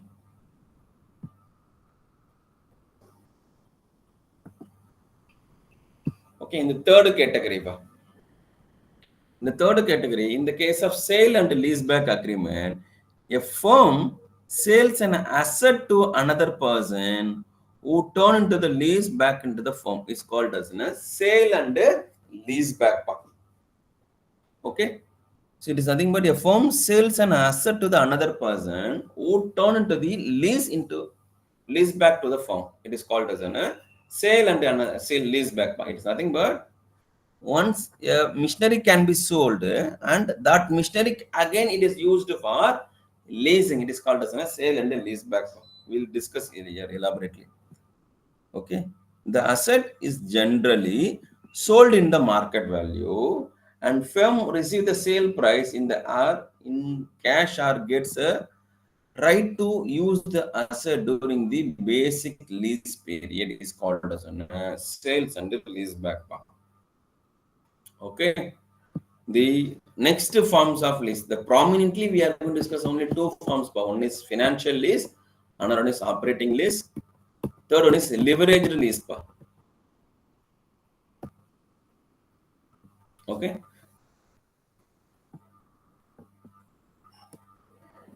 these forms of leasing has become a very popular in the recent year. This type of lease agreement used to for financing those assets which require the huge or large capital outlay. In such type of lease agreement involve the three parties. One is leasee, another one is lessor, third one is lender. Okay, so this is called as a leveraged lease. Clear? Three parties are involved in the lease agreement is called as a leveraged lease. Okay, it is nothing but let me put like this one.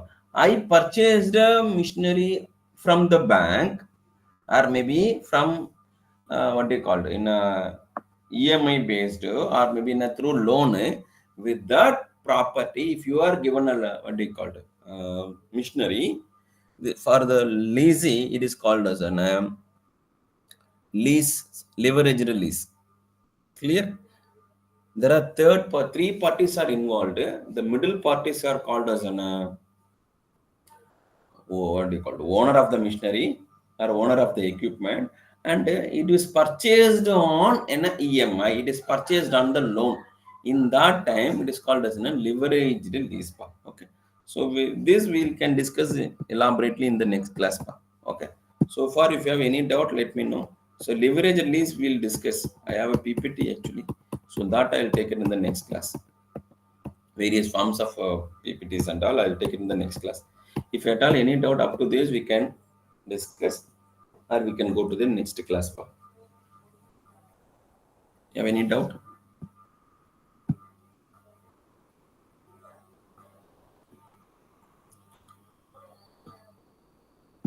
Yes. Okay, thank you. Thank you, sir. Thank you, sir.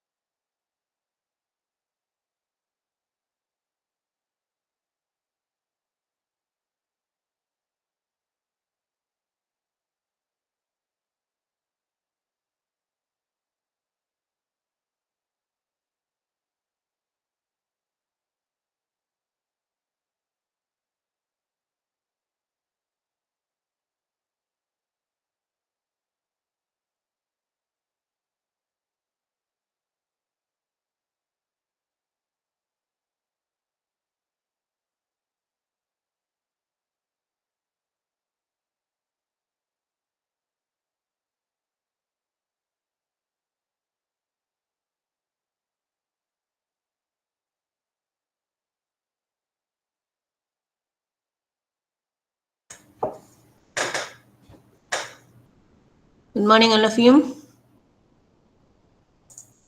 Good morning, ma'am.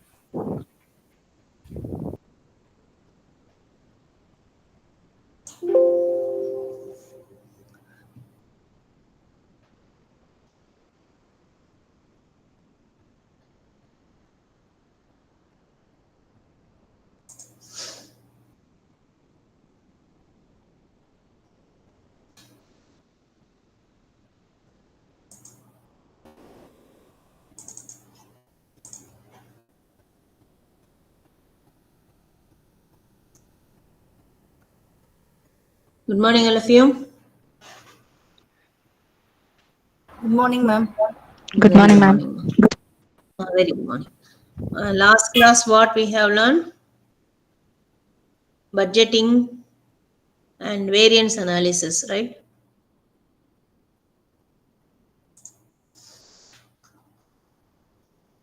Okay. Let us see marginal costing and break-even analysis. Marginal costing already we have studied in accounting for manager. The same thing. Here in addition to that, you are going to study what are the managerial decision making, under what circumstances we are going to take. So that is the additional one. So what is marginal costing? Marginal cost. What is marginal cost? Marginal cost means what? What is marginal cost? Anybody? What is marginal cost?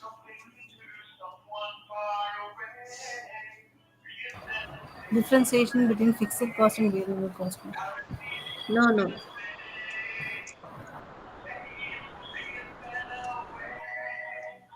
Marginal cost is the additional cost of producing additional number of units. That is called marginal costing. That means if you are producing 100 units, its total cost 1000 rupees.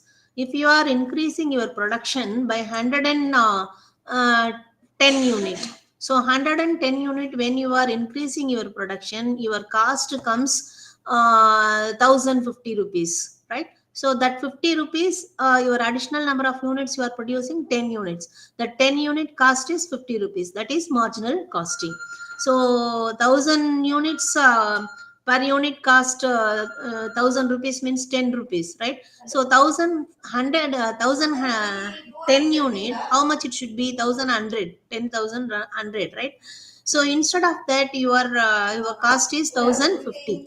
So that is why that 50 rupees. Why? Because of fixed cost. When you are incurring fixed cost, it will be remains constant up to a particular level. Beyond certain level, only variable cost will vary with the volume of output. When you are increasing your production, only variable cost will be involved. Okay, so fixed cost no need to bear. So that is why marginal cost we are using as a technique for taking decision making. What is the break even point? Beyond such level, what is the profit volume we can get it? So based on that various decision making we have to take. That is why marginal costing means it is a additional cost of producing additional number of units. That is called marginal costing, right? See here, the amount at any given volume of output by which aggregate variable cost are changed if the volume of output is increased by 1 unit. If you are increasing 1 unit of output, the cost will be increased. That is variable cost. Fixed cost, it is remains constant. The total aggregate fixed cost will be the remains constant, right? So in practice, this is measured by total variable cost attributable to 1 unit. So marginal cost is the sum of prime cost and the variable overheads. So only the variable cost is incurred. That is called marginal costing. So marginal cost, prime cost, it includes, what is prime cost? Direct material, direct labor, direct overheads. These three are prime cost. All prime cost which are variable cost. That is why when you are increasing your production, your variable cost will be increased by number of units, right? So the other variable overheads also you have to take. That is aggregate marginal costing, right? See, this is the marginal cost statement. Marginal cost statement under that revenue means sales. Sales minus all product cost and variable cost. If you are deducting, that is called contribution. Uh, Sales minus variable total variable cost, that is called contribution.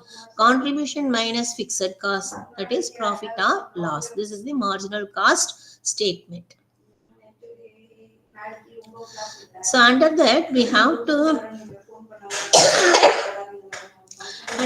have to prepare CVP analysis. CVP analysis under that cost volume profit analysis. That is the relationship between the cost volume of sales and then profit. What is the relationship? So based on that we have to take decision making. When your variable cost, the relationship between variable cost or fixed cost and then volume, when you are increasing or decreasing the production, and then what is your profit or loss. So that is the various based on that this marginal costing statement is using as a managerial tool to see the relationship between various profit planning, cost, selling price and volume of activity, whether shutdown or continue of your production or CVP analysis. All these things we use to take decision making. Based on that, what are the changes in your profit? When changes occurring in your selling prices, your profit will change. When your changes in volume of sales, the profit will be changed. The changes in variable cost, definitely your profit will be affected. Then changes in fixed cost will also be affected, right? So marginal costing equation, what is marginal costing equation? Sales minus variable cost is equal to contribution. So contribution is equal to fixed cost plus or minus profit or loss, right? So the sales minus variable cost is contribution. So contribution is equal to fixed cost plus or minus profit or loss. So selling price per unit, that is variable cost per unit, that is contribution, fixed cost, right? See here, sales minus variable cost, that is contribution, contribution minus fixed cost, profit. So how to calculate PV ratio? PV ratio, that means what? Profit volume ratio. Profit volume ratio, the formula is contribution divided by sales into 100. If your examination point of view, sometimes may be given two period sales and profit. There will be no variable cost will be given. So in that case, how to calculate PV ratio? Change in contribution or change in profit. Change in profit divided by change in sales into 100 for finding PV ratio, right? So break-even analysis. What is break-even point? What is break-even point? No profit, no loss. Very good. The point at which there is no profit, no loss. That means aggregate total revenues are equivalent to your total cost incurred for the production. That means the total cost incurred for the production means total fixed cost and variable cost are equivalent to your sales volume, right? Sales revenue. So in that case, break-even point, which is helpful to take decision making, how many units if you are producing, the point you have to calculate how many units you have to produce and go for sales. There is no profit, no loss. So it indicates, it is a indication to increase the level of output. So a level of output or level of sales, when you are increasing, how much you are increasing, how much profit will be you can gain. So that is the very important decision making. See here, break-even point formula, fixed cost divided by contribution per unit. So fixed cost divided by contribution per unit, or you can take PV ratio, fixed cost by PV ratio. You can use that formula also, right? So if you are taking fixed cost divided by contribution per unit, number of units you will get it. So how many units, sales units, break-even sales units, you can get it. If you are calculating fixed cost by PV ratio, you will get in rupees value. So that is sales volume. How much sales volume if you are selling, what is your break-even point? Like that you can find out. Let us see this problem. Pepsi company produces a single article. Following cost data is given about its product.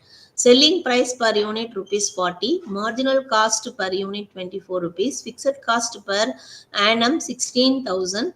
Calculate PV ratio, break-even sales, sales to earn a profit of rupees 2,000, profit at sales of rupees 60,000, new break-even sales if price is reduced by 10%, right? So now we have to find out what is selling price per unit is 40 rupees. Marginal cost, that means variable cost, is 24 rupees. So 40 minus 24, your contribution is 16.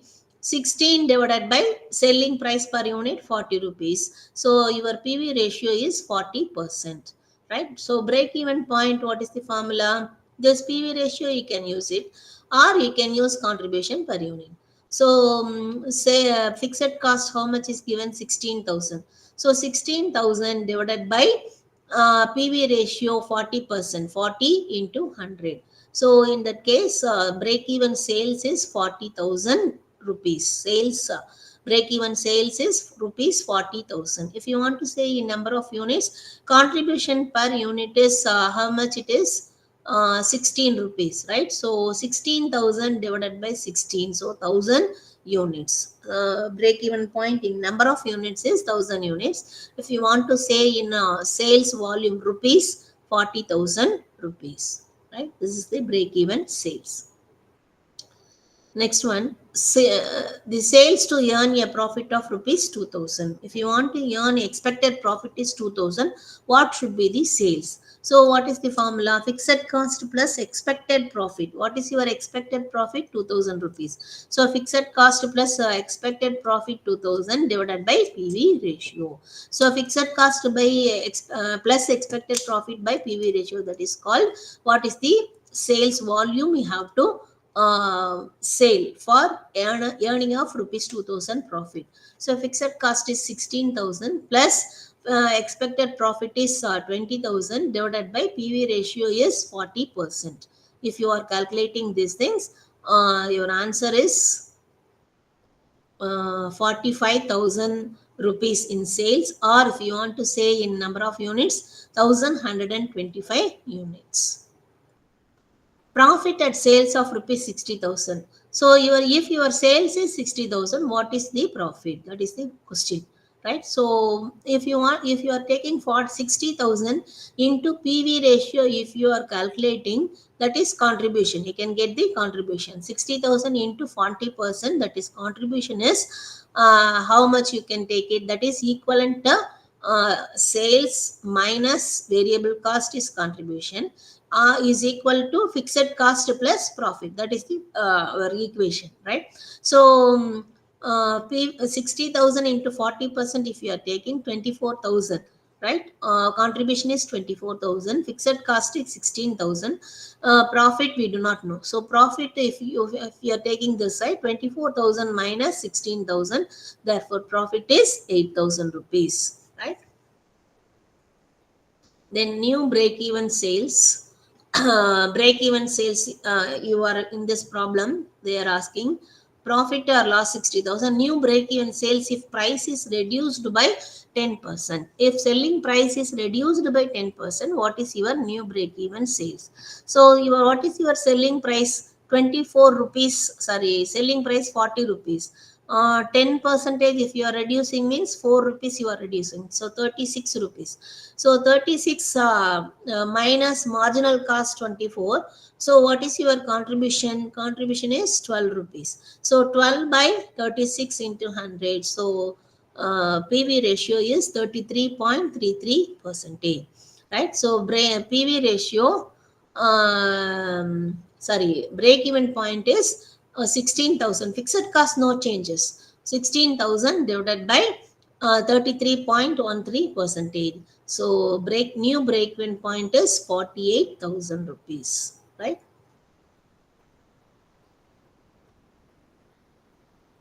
See next one. PV ratio, sales, margin of safety. You have to calculate. So very simple. They have given fixed cost, profit, break even point. What is margin of safety? Margin of safety means, what is your margin of safety?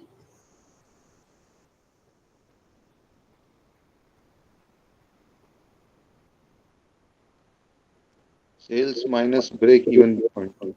Actual sales minus break even sales, that is margin of safety, right? So here what are the things, informations are available, only fixed cost, profit and break even point are available, right? We do not know sales, PV ratio, these things you have to find out, right?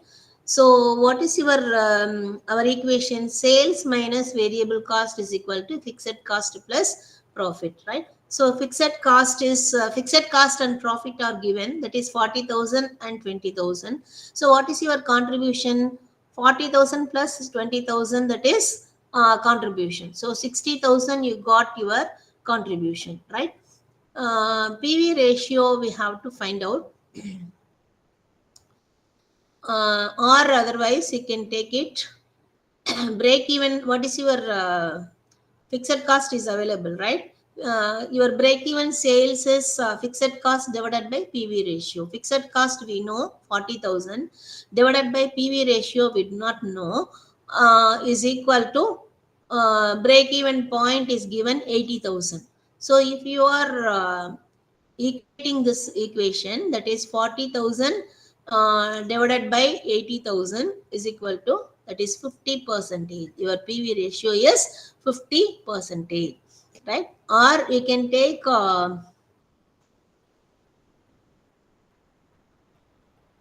Contribution, we do not know. Sales, we do not know.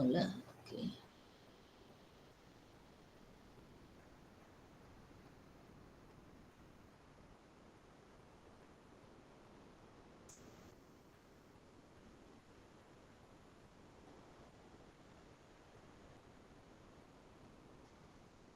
Okay.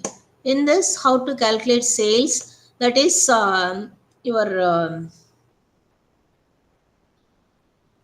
break-even sales already we have calculated. It is given in your problem 80,000. Actual sales, how we have to calculate? PV ratio is 50%, right? Your contribution is 40,000 plus, fixed cost is 40,000 plus 20,000 is profit divided by 50%, right? So break even point is 1 lakh, actual sales is 1,20,000. So 1,20,000 actual sales, right? So break even sales is at 1,20,000 minus 80,000 is the margin of safety.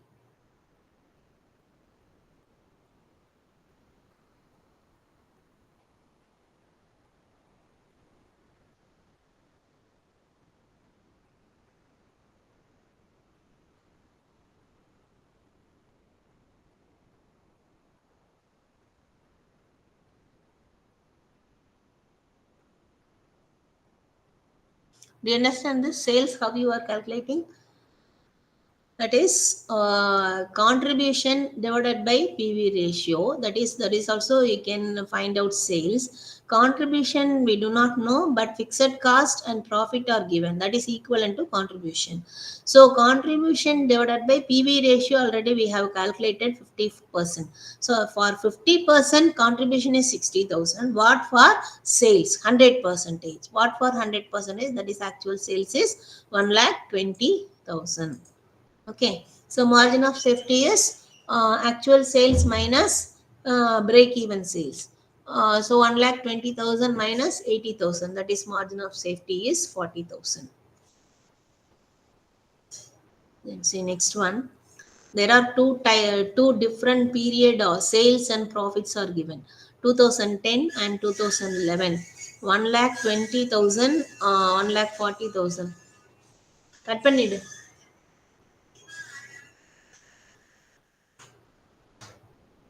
எங்க அம்மாவா தான் இருக்கும். So 1,20,000, that is how do you have to calculate two periods sales and profits are given. PV ratio, break even point, profit when sales are 1,80,000, sales required to earn a profit of rupees 12,000, margin of safety in the year 2011. So 5 points you have to calculate, right? So first one,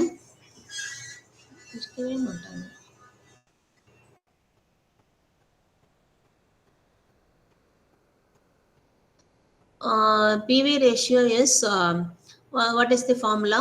Change in profit divided by change in sales into 100.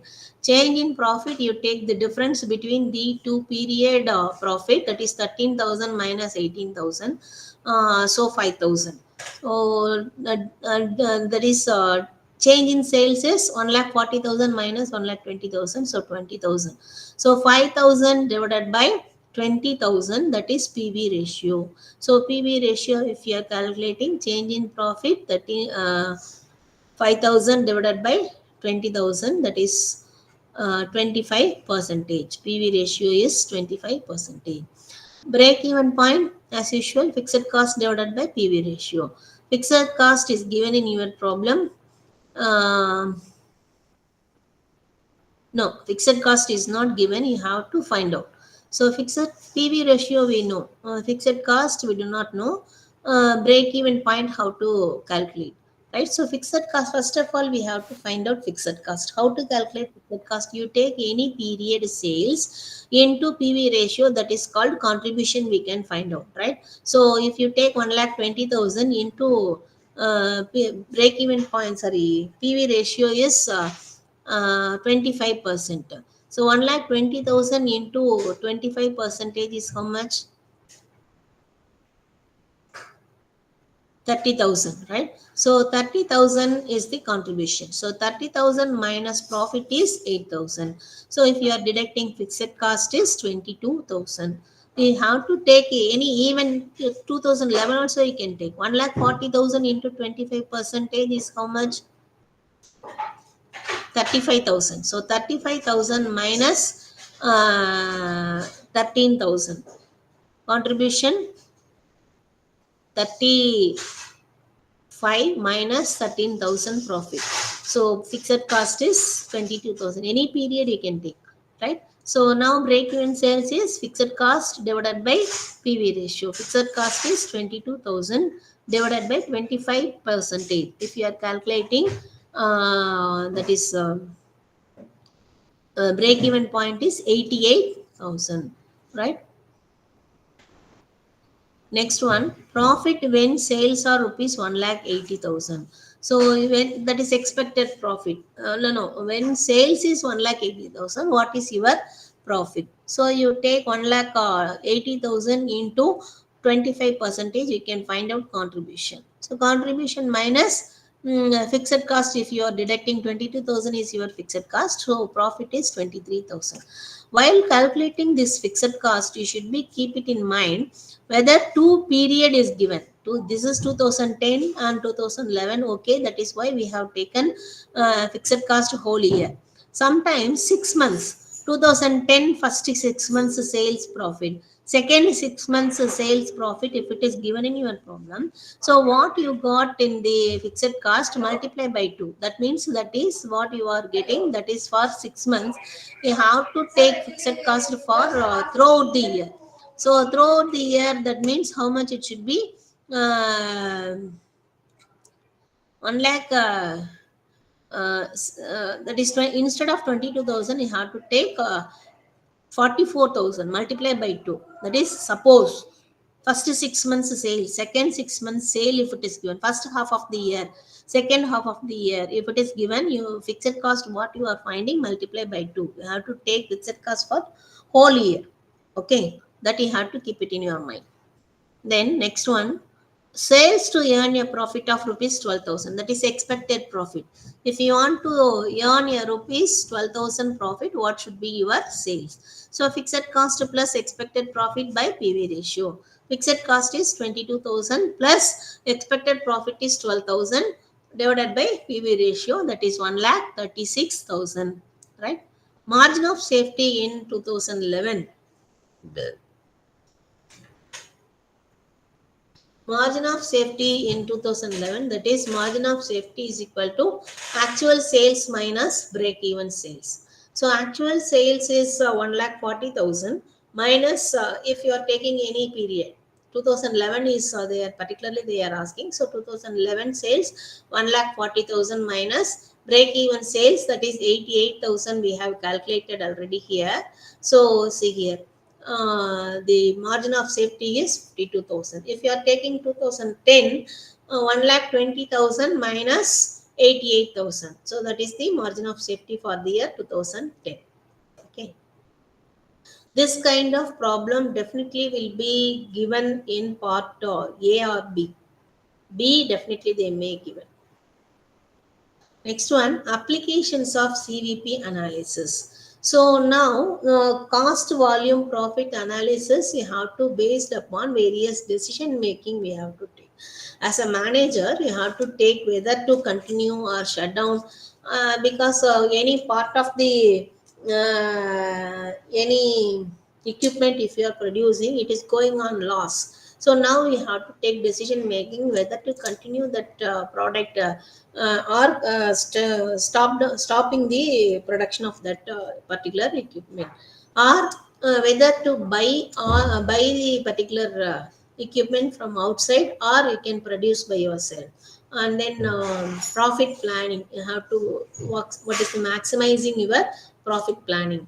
Then sales mix or product mix. Say a product mix, that means if you are producing 2-3 items or 4-5 items of production, so which product gives you the maximum profit, that you have to increase the sales, right? So make or buy decision, accepting the export order or not. So most of the time, export order, they may ask you to give in a lesser than the domestic price, right? So in that, when you are decided to give less than the domestic price, you have to see whether is it affecting our marginal cost or not. If it is not affecting marginal cost, we can accept the order. If it is affecting your marginal cost, you have to reject the export order, right? Then so many these kind of decisions you have to take. Let us see this kind of decision making problems, right?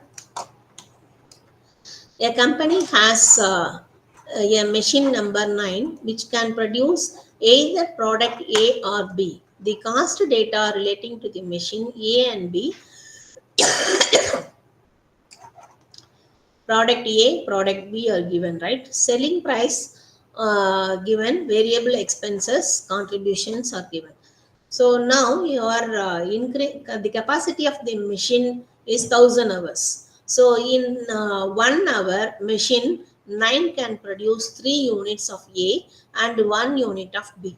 Which product should machine 9 produced? So what is the type of question? This one, the limiting factor or key factor. Here, machine hour is the limiting factor or key factor. In that case, so which profit, this is profit maximizing. So which product, if you produce more number of profit, more amount of profit, that you have to find out and take decision making whether to produce more number of units in product A or product B, right? So in that case, how you have to take contribution is the key factor, right? So in this case, contribution per key factor. Key factor is machine hour is your key factor. If you want to produce 3 units of A, 1 hour is required. Within 1 hour, machine A we can produce 3 units. Within 1 hour, machine B we can produce only one product, right? So you have to first of all contribution per unit you have to calculate, and then that machine hour, how much contribution we have to calculate, right? See here, sales product A 20 rupees, 30 rupees, variable cost is 14, 18, contribution per unit is 6 rupees in case of A, and in case of B 12 rupees. Now we have to calculate machine hour contribution key factor. Key factor is machine hour. So 1 hour, how many units you are producing? 3 units. So 1 unit contribution is 6 rupees. 3 units contribution is how much? 6 threes are 18. So contribution per machine hour is 18 rupees. Here only 1 unit you are producing in 1 hour. So 12 rupees. So what is your decision making? So which product you can produce more, A or B? You will get maximum, your profitability will be there. Yes. Product A, A. ma'am. Yeah. So your machine hour is 1000 hours. Your capacity total machine hour is limiting factor is 1000 hours. So if you are producing product A, 18,000 rupees you can get within the available number of hours. 18,000 profit you can gain. If you are producing product B, you can gain only 12,000. So we can maximize the production of product A, right? So that is the decision making we have to write. See next one. Meat and Company has 3 divisions of each, which makes different product. The budgeted data for the next year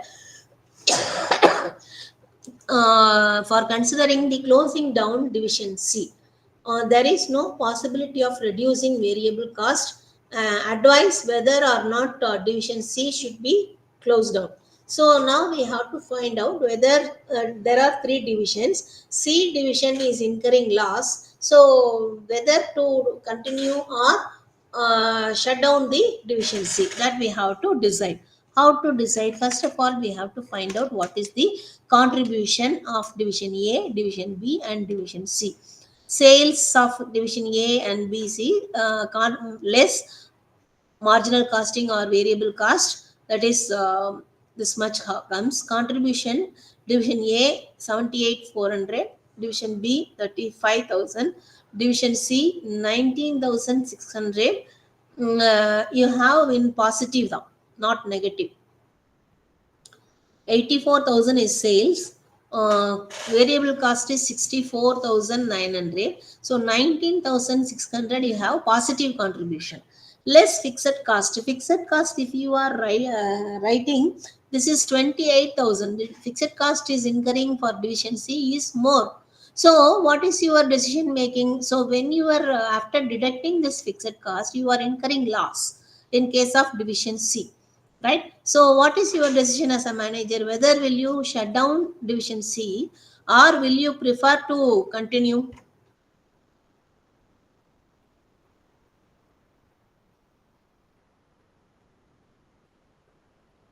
Yes, what's your decision as a manager?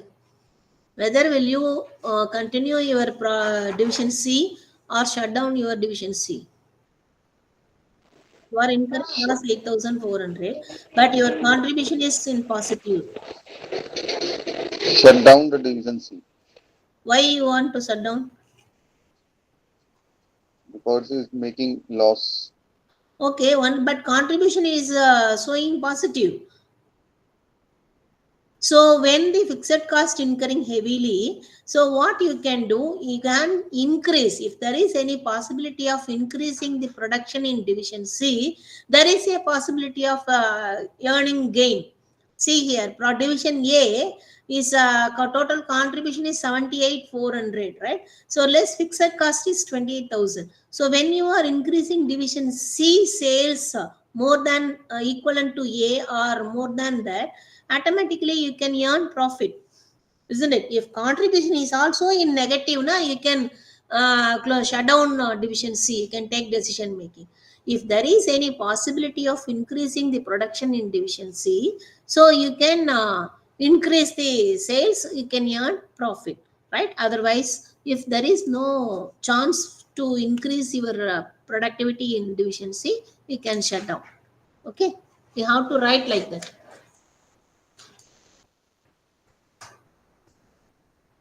Next one.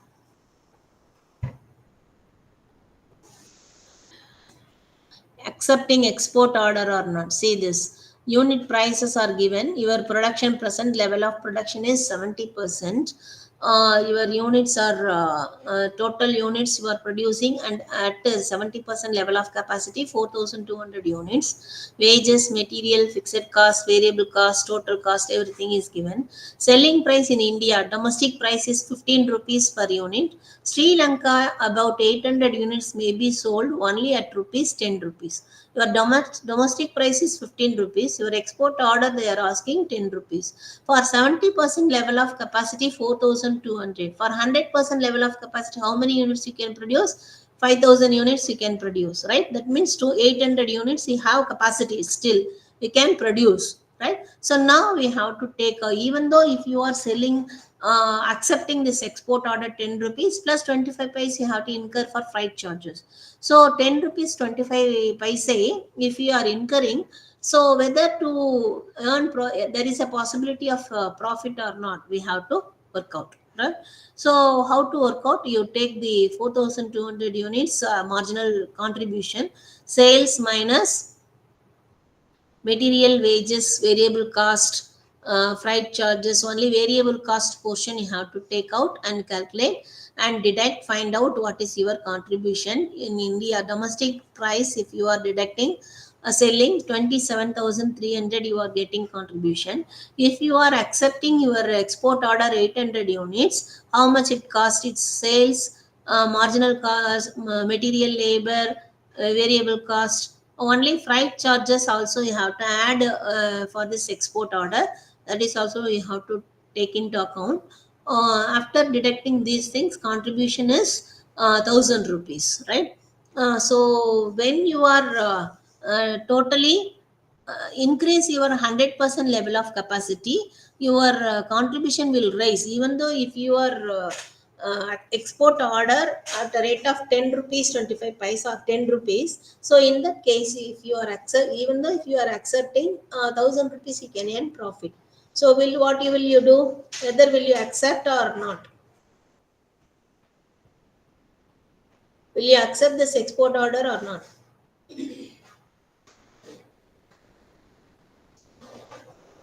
Yes.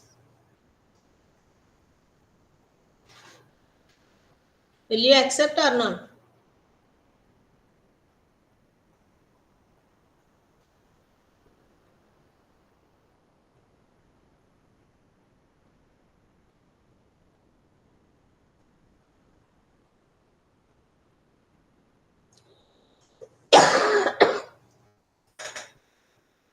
Yes, we can accept. Are you there? Yes, ma'am. Even though if it is at 10 rupees instead of 15 rupees, you are earning, your contribution is in positive. Suppose your contribution is in negative, you have to reject, right? So when your contribution is positive, you can accept the export order. You can, your contribution may increase when you are accepting your export order 1000 rupees. Okay. These kind of decision making problems sometimes will be given in case study. C part. Answer solution very simple, but given in C part question. Okay. The cost analysis of the two product A and B are given. So now what is the question? Key factor, limiting factor. So what is the two things are given? One is on this basis, which product would you recommend the manufacturing if labor is the key factor and material is the key factor? What is your decision of producing product A or B? They are asking. So right, let us calculate in two ways. One is if labor is the key factor and material is the key factor. First you have to calculate contribution per unit of product A and product B. Product A, you calculate selling price, material, labor, overheads, everything, less sales minus variable cost or marginal cost. If you are deducting contribution per unit in product A is 31 rupees, product B is 15 rupees. Now we have to take limiting factor, contribution per limiting factor. Let us take material is the limiting factor. So contribution per unit in material, how we have to calculate? See here, how many units you are producing? Material 2 rupees 50 paise per unit, that is 45, 25, 45. How many material you are using? That means 10 units in product A. If 1 unit of output if you want to produce, you have to involve 10 units of input, right? So here how many units? 45 divided by 2.50. How many units? 18. 18 units, right? So 18 units are required to produce um, 1 unit of output for product B. So what is the contribution per material, per unit of material? So 31 rupees for 1 unit. What, how 10 units of raw material you are using in product A? So 31 divided by 10 units, that is 3 rupees 10 paise.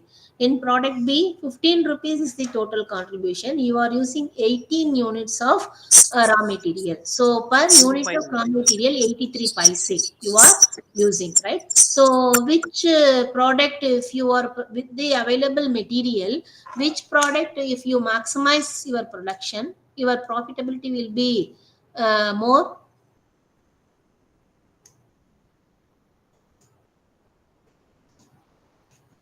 Which product will be your product will be more when your machinery is the key, sorry, material is the key factor? A or B? A contribution per unit is 3 rupees 10 paise. B is only 0.83 paise. A is more. A, if you maximize your product A, when material is the key factor, you have to increase your production. Then labor is the key factor. So labor, how many hours you are using in product A? Within 1 hour, how many hours? For 1 unit of output, you are using 12 hours. 1 rupee per labor hour, that means 12 rupees. That means product A, 12 hour you are using. Product B, 18. 15 rupees, it is 1 rupee 50 paise per hour. 15 by 1 rupee 50 paise, that is 10 hour. Product B is 10 hour. Limiting factor is 10 hour. Right? So here contribution is 31 divided by 12 hour. So 1 hour 0.258, 25 paise something. Right? Here 1 rupee 15 rupees divided by 10 hour. 1 rupee 50 paise. So product B gains more, right? So when your labor is the key factor, if you produce more product of B, you can maximize your profit. So when your material is the key factor, you maximize your production product A, you can earn more profit. This is your decision making, right?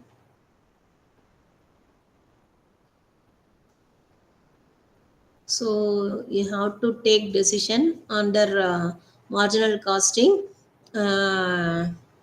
key factor or limiting factor, and then shut down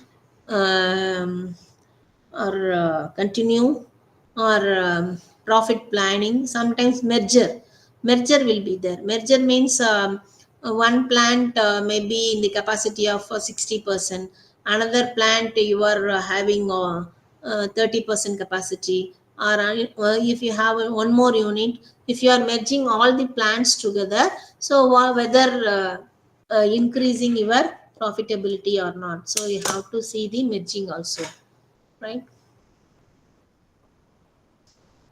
These are the decision making problems you have to do. Examination point of view, all these things are very, very important.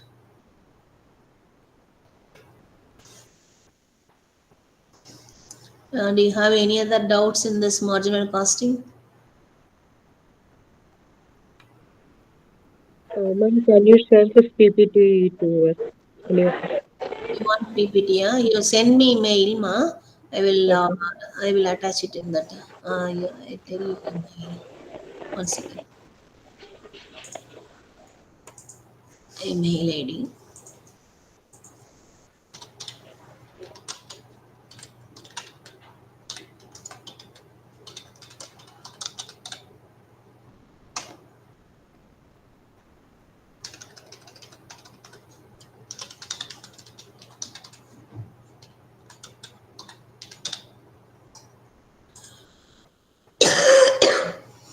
Send.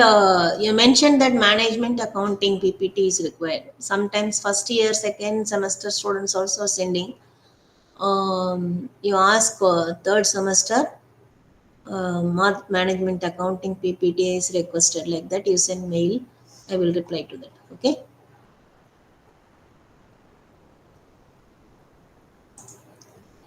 Then you can do any other problem. Do you have any doubt in this marginal costing? Let us discuss. Otherwise, let us go for next chapter.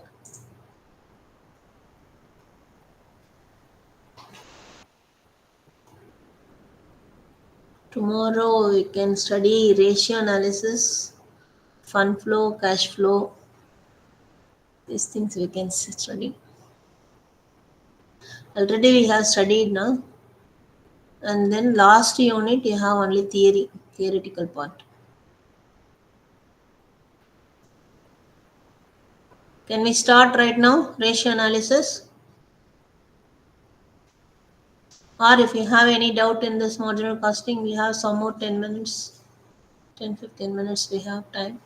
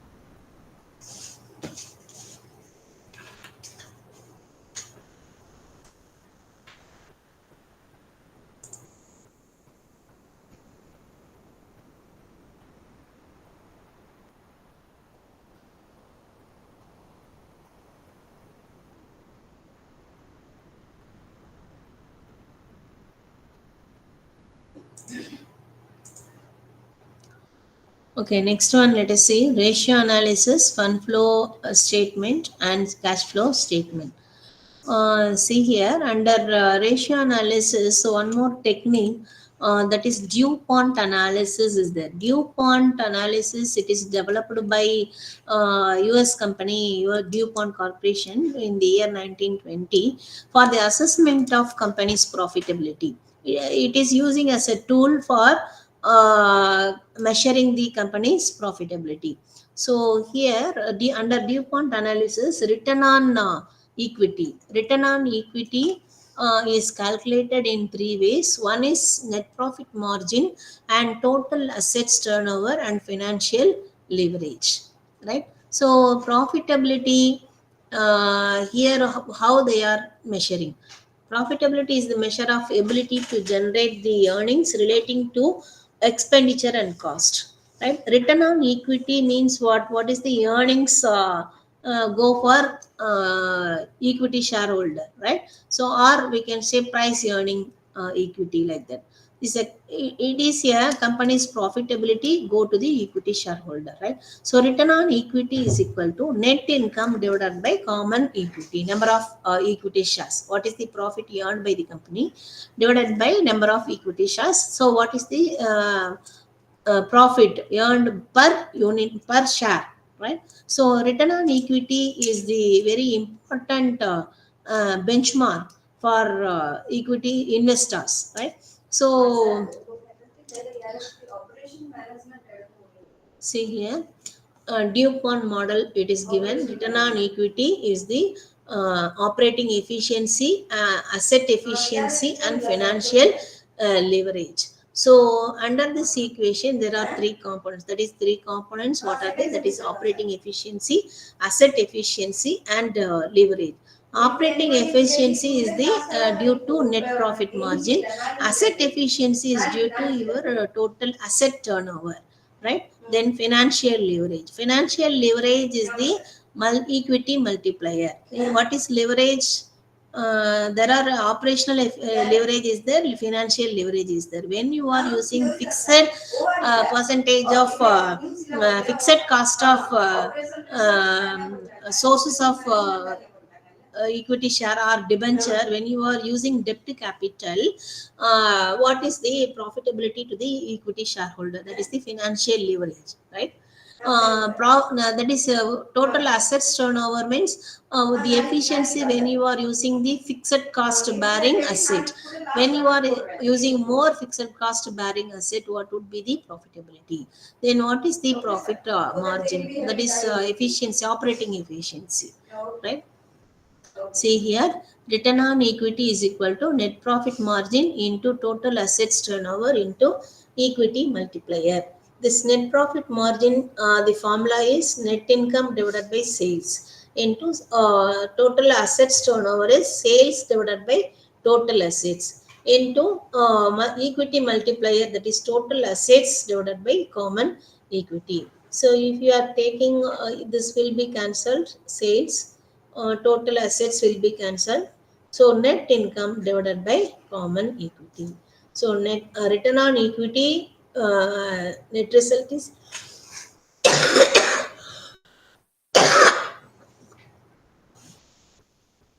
net result is return on equity. Net result is total net income divided by common equity, right?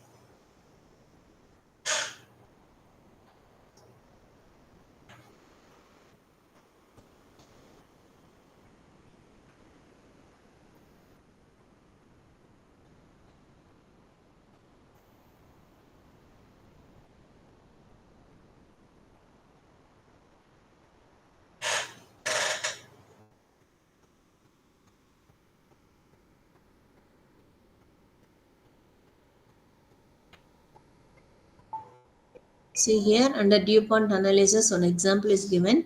Company X, company Y. Company X return on equity 9. Both the companies are return on equity is 9%. The profit margin is different. Asset turnover is different. Financial leverage is different.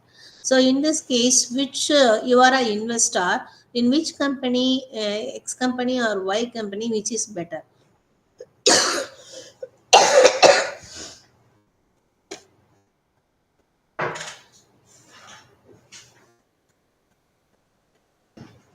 See here, both the companies operations efficiency is different. Operation efficiency, company X is greater than Y. Asset efficiency, if you are seeing, company Y is better.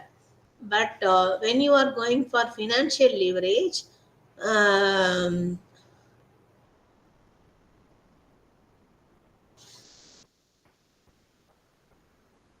X is greater than Y, right? So when you are calculating this, 25 by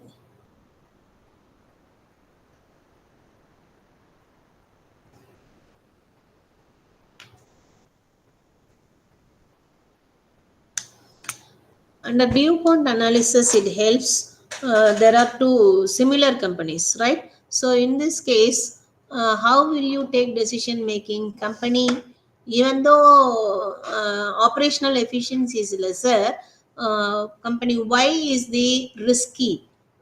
Is how do you say it is risky? Why? Because financial leverage is it is lower in case of Y is less risky, 5.5%, 0.27%, that is 70 percentage. 70 percentage is debt capital involved in X company.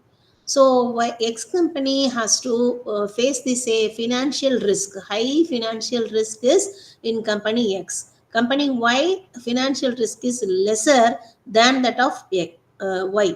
Okay, so you have to take decision making in this case. Y company is better as an investor point of view. Y company, both the companies profitability, return on equity is same, even though operational efficiency is lesser in case of company Y. This financial leverage you have to see which is lesser. So in case of Y is lesser. When your debt to capital is more, the profitability will be also be more, but here it is equivalent. So in this case, you have to take decision making. Company Y is best than the X company. Okay. So this is DuPont analysis. Then next one, ratio analysis. Ratio analysis, you have to take various formulas under see here under the activity, various we can divide into various activities, that is profitability ratios, leverage ratios, liquidity ratios, activity ratios, profitability ratios, coverage ratios, right? These are the types of ratios. Let us, you have to by heart all the formulas, then only you can go for all these ratios. First one, liquidity ratios. Liquidity ratio means short term, we can say it is another name is called short term solvency ratio. Short term solvency ratio or liquidity ratio, that means what? Whether your current asset is sufficient to pay for your current liabilities or not. So current liabilities, whether is it sufficient or not. So that is why we have to calculate. There are three types of ratios under that: current ratio, quick ratio, and absolute liquid ratio or absolute cash position ratio.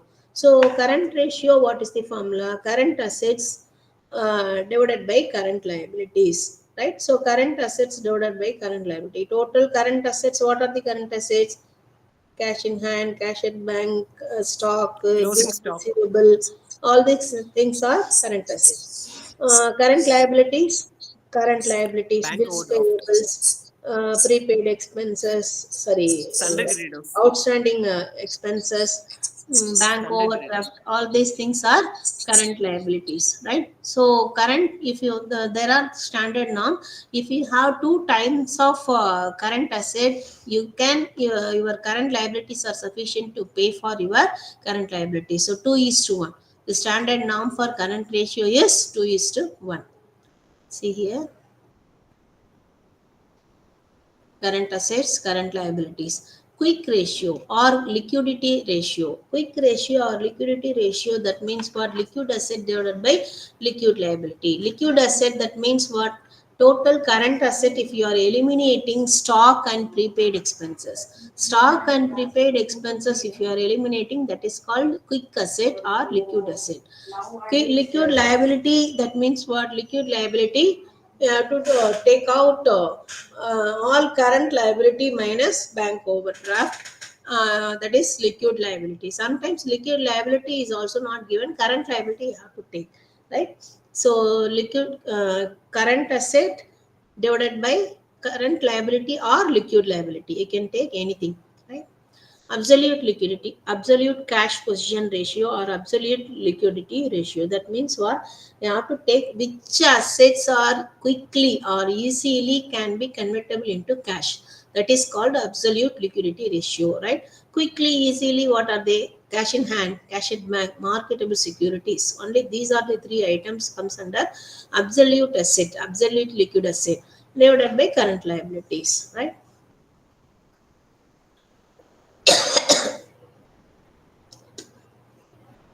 Okay, remaining things, other activity ratio, turnover ratios, all these things we will see tomorrow, right? You read out before that, or tomorrow, today, what you do, go at home, you go through all the formulas of these other ratios, right? So formulas, if you go through that, we will go for straight away, do the problems. So sometimes statements will be given, you have to calculate liquidity ratio, solvency ratio, like that. Sometimes ratios will be given, you have to find out some missing figure, we have to prepare balance sheet and then proprietary fund statement, like that, right? So let us see these problems tomorrow, right? Then after that, fund flow and cash flow also there. After completing this ratio analysis, we will go for fund flow and cash flow. Okay. Okay, bye. Thank you. Thank you.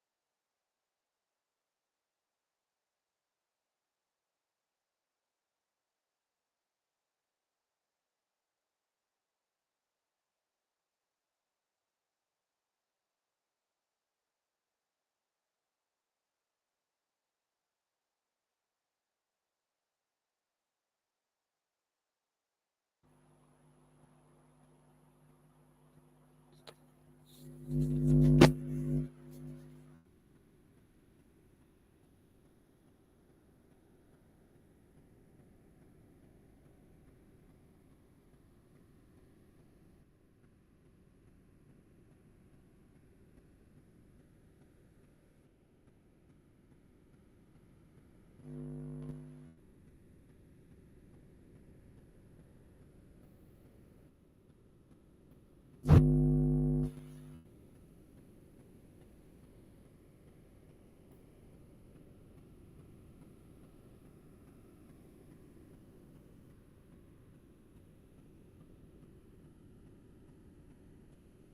afternoon.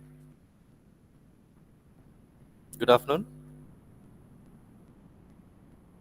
Good afternoon.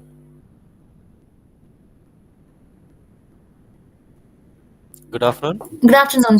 Yeah, to start the class or wait for some time?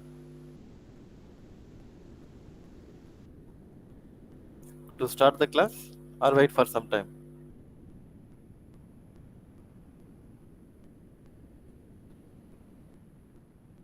I think we can wait a bit, sir. Okay. Wait for 5 minutes.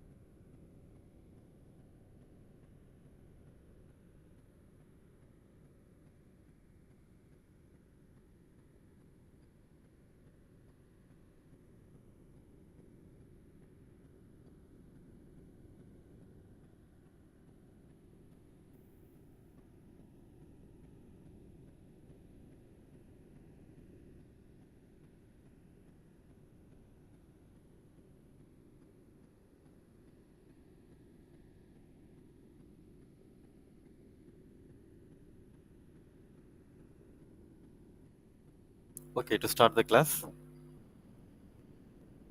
Our paper name is Merchant Banking and Financial Services. We have discussed about in the first units about financial service industries, characteristics, functions, all these things. Our second unit, Merchant Banking. Merchant banking is simple like a banking, not only for doing the banking services, other services is also doing by merchant banking like pre and post issue of shares. We have discussed about the major new issue market intermediaries. Already we have discussed four intermediaries: merchant bankers, lead managers, underwriters, bankers to issue.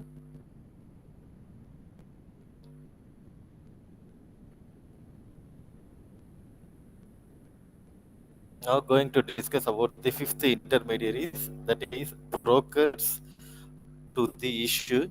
The brokers are the person mainly concerned with the procurement of subscriptions to the issue from the prospective investors, simple like an angel broking or grow or all the brokers for dealing IPOs, that is initial public offerings in the new issue market and also secondary market. The broker rate is 1.5% for all type of public issues industrial securities. It is immaterial whether the issue is underwritten or not, and the stockbrokers have to meet the mailing cost. That is, the expenses related to issue of shares is borne by the stockbroker. So the stockbrokers have to meet mailing cost and other out-of-pocket expenses for canvassing of public issues. And also the company will not pay these expenses. Only the brokers are borne by these expenses, and the agreement with brokers and the company should include a clause to these effects, and this agreement is mentioned in the agreement deed, and the brokerage on private placement of capital payable to the listed company is a maximum of 0.5%. The third one is the share register to the issue and a share transfer agent, two functions done by the brokers. First one is functions of registers to an issue. The registers to an issue in the capacity of an intermediary in the primary market as following some activities he is underwent for his functions. The first one is collecting applications from the investors, keeping a proper record of applications money, and keeping a proper records of amount paid to seller of securities, and assisting companies in determining the basis of allotment of securities in consultations with stock exchange, and finalizing the allotment stage, and maintain document related to processing, dispatching allotment letters, refund orders, certifications, and other related document in respect of issue of capital. So whatever documents need, all the relevant document is maintained by the share transfer agents. And the next function is functions of share transfer agents. Maintaining two important functions is done by share transfer agents. One is maintaining records of holders of securities on behalf of companies, and dealing with all the matters connected with the transfers like issue, pre, post issue, in case redemption of securities, all these things is dealing with the share transfer agent. This is the sixth person. And the seventh person is the debenture trustee. First, you understand the meaning of debenture. Debenture is a debt instrument. It's a debt fund received by the companies. In case you know very well, there is three sources of funds is majorly used by the companies. One is equity shares, that is ownership capital. Another one is the preferential shares, preferential rights borne by the shareholders in case of declaration of dividends, and in case of at the time of wounding up, he is eligible for getting its monies. So third person is a debenture holder. That is debenture holder is a creditorship rights. That is the debt fund received by the concern in the form of debentures is otherwise called a secured loan. And a debenture trustee is a trustee for a trust deed needed for securing any issue of debentures by the companies or body corporates, or any private placement of debentures by the listed proposed to be listed companies. There is a deed prepared by the companies and debenture trustees. The deed name is trust deed. It means a deed executed by the body corporate in favor of the trustees named, wherein for the benefit of debenture holders, the major duties done by the debenture trustees is to take possession of trust property to enclosing securities in case of secured loan, and to perform act necessary in the event of security becoming enforceable, resolving grievances of debenture holders, to ensure dispatch of debenture certificate to the debenture holders, to ensure that is a debenture is a fixed charges, so to ensure dispatch of interest warrant, and to ensure repayment of maturity value of the debenture. Maturity period is mentioned in your debenture deed, and also it's a fixed charges. Interest is also mentioned in this deed. And to discharge the interest of principal's amount, and the same work is like that, to ensure the property is free from any inconvenience, to insurance, all these things are functions of debenture deed. And main thing is to maintain the net worth requirement of the debenture deed, to inspect books of records, registers of body corporates and trusting bodies. And last person is portfolio manager. Portfolio means diversification of your funds. So these are the one intermediaries, portfolio manager. The portfolio manager or a person who is pursuance of a contract with the client, advise, direct, or undertake on behalf of the clients by decreasing portfolio manager administration of clients. But you have the, as you are role play like a portfolio manager, you have received a certificate from SEBI. There is some of the requirement is mandatory by SEBI. A certificate of registration from SEBI is mandatory to act as portfolio manager. Maximum period is the certificate of registration valid for 3 years. The application fees for registration is 1 lakh rupees. The registration fees is 10 lakhs and renewal fees is 5 lakhs. Renewal is also valid for 3 years. As you act as a portfolio manager, you get permission from SEBI, that is registered from SEBI. You have to fulfill these conditions. So, major 8 players are played in new issue market.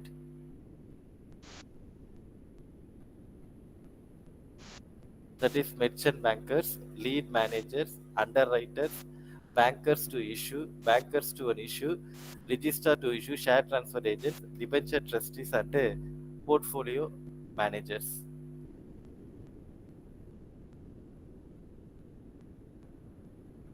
And the next one is an important question for your examinations point of view, and also as the law abide rules and regulations given by SEBI for DIG guidelines, that is it's related to issue management, that is activities and procedures is purely law related aspects. The SEBI has issued disclosure and investor protection, DIP means disclosure and investors protection guidelines as ground rules related to new issue procedures and activities.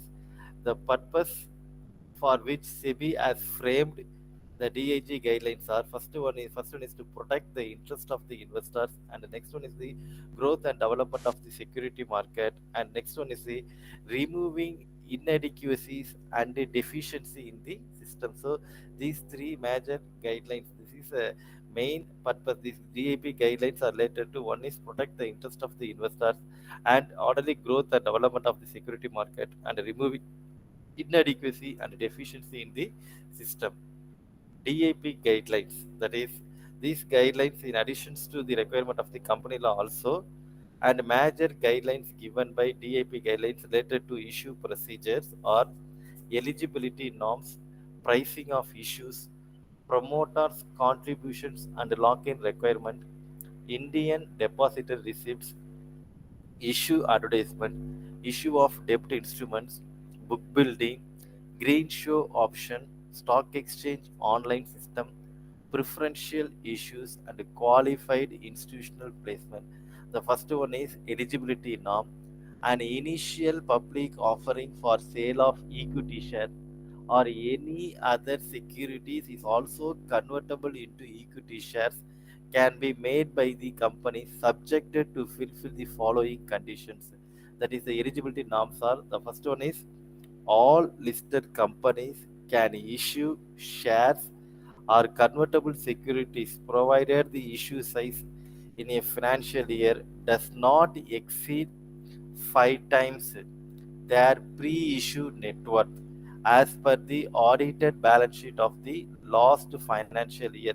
That is the first eligibility. That is not exceeding 5 times their pre-issue net worth, and if the name of the issuer company is changed within the last 1 year, the name has not changed by the companies, maybe changing of restructuring, all these things is not intervened. And next one is listed company can also raise fund through qualified institutional placement during each of the preceding 3 full years.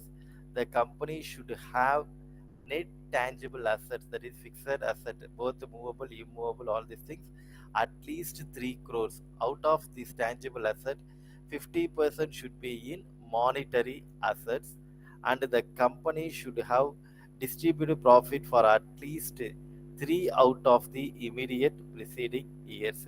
So these are the main eligibility condition. First one is your net present value is not exceeding 5 times of the pre-issue.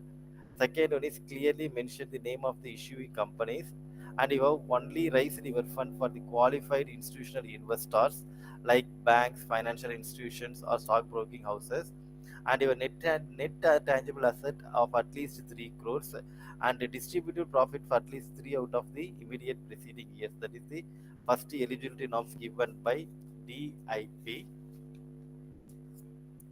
And the second one is the pricing of issues. The initial public offering price is the price at which the stock is going to be offered to the public. The determination of initial public offering price depends on several things like market condition. Maybe the market is a bullish market or bearish market depending upon your economical situations, and the growth rate of the company. The company growth rate, the company's EBIT, that is operating profit, is increasing year by year, and also profitability, EPS, earning per shares, and market price per shares. All these things you have to consider before fixing the pricing of the issues. So there is a market condition, economical condition, internal factors, external factors. All the relevant factors are considered before pricing of issues. And the next one is the promoter's contribution. The promoter is a person who is conceived the ideas for starting a business, so and organize the setting up of a new company is called the promoter of the company. The promoter contribution in any issue shall be as per the provision existing, or the existing provision is the date of filing of prospectus with the register of company, or the date of filing of letters of offer with the designated stock exchange, and the other or relevant document is also submitted to the SEBI related to promoters details. The next one is issue of Indian depository receipt. The Indian depository receipt is an instrument in the form of a depository receipt created by domestic depository in India against the underlying equity shares of issuing companies incorporated outside India. So these shares are issued outside India in the international market, and issue advertisement. If you are going to initial public offering, you have to issue, that is all relevant details or in publish in the newspapers or any other things. So the term advertisement is defined to include notice, vouchers, pamphlets, circular, catalogs, placards, posters, or insertions in newspapers, pictures, films, cover page of offer document, or any other printed media with the use of radio, television program, or through any electronic medium. It is duty of the lead merchant banker to ensure that the issuing companies comply with the guidelines on issue advertisement. Some conditions is given in the DIP. That is a major conditions are, first one is it must be fair, clear, and truthful. That is, if you are providing information, it is clear and clarity, and also truthful. And the second one is information in an offer document should be reproduced in the issue address. Whatever information if you are giving at the time of submission of registration of companies or listing of securities, all the relevant information is also included in your issue advertisement. It must disclose all relevant facts and must not be an extraction of the relevant items. Only relevant informations are given in the advertisement. Irrelevant informations are not included in your advertisements. So whatever information is need to the investors or general public, that information is only given in your advertisements, not misleading the investors. For example, giving one advertisement, the statements regarding performance should not be misleading to the investors. And another one is the language of the advertisement should be clear, concise, and understandable use of technical and legal terms. Simply you are given. That is, clarity is very, very must, and also at the same time understand by the person who is reading this newspaper. That is, language is very, very important. So excessive details should be avoided. Not include irrelevant informations are not included in your advertisements, and it should not contain any promises regarding increases in profits or in boost ups your profit or increase your EPS. All these things, it should not include any information not in the offer document. Whatever information if you are given in the offer document, that informations are only given to the public in the form of advertisement. And no issue slogans should not be included.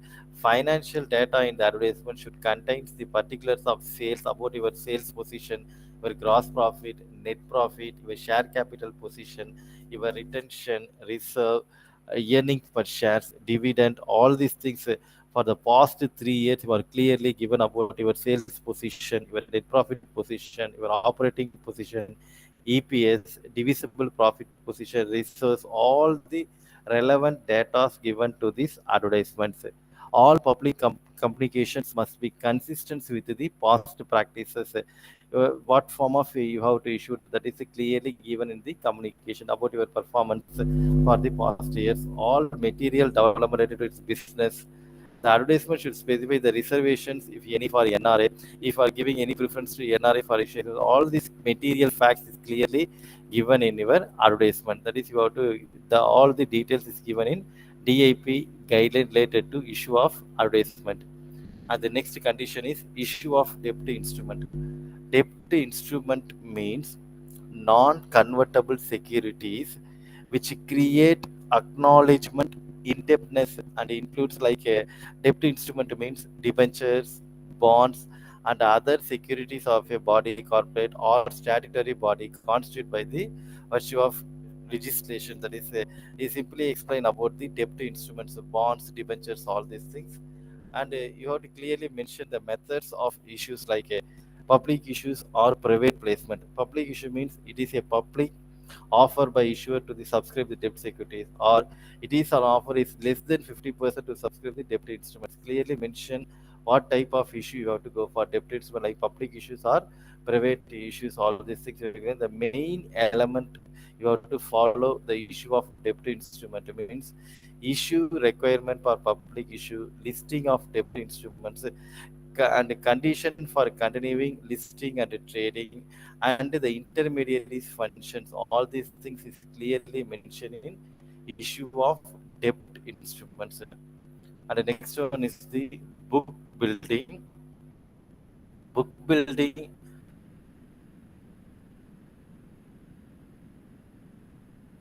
is essentially a process used by companies raising capital through two methods. One is IPO, initial public offering, and another one is FPO, public follow on public offers.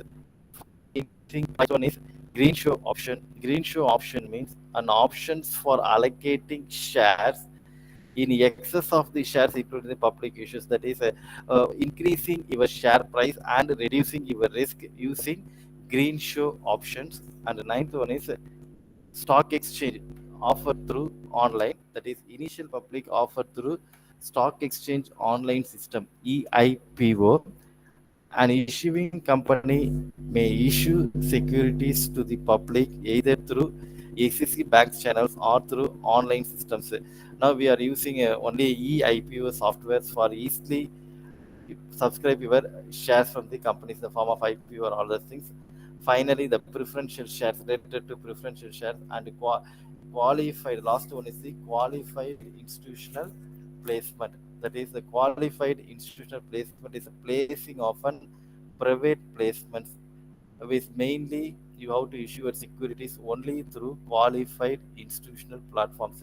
So the second chapter is purely related to SEBI guidelines and the functions of intermediaries. This is given in your second unit. And move on to third. Second unit is purely related to law related aspects. You have to the SEBI has give the guidelines about the merchant bankers and the players who are played in merchant banking. And the final question is DIG guidelines. That is to how to protect the investors and growth and development of the securities. And third unit is factoring and forfeiting services.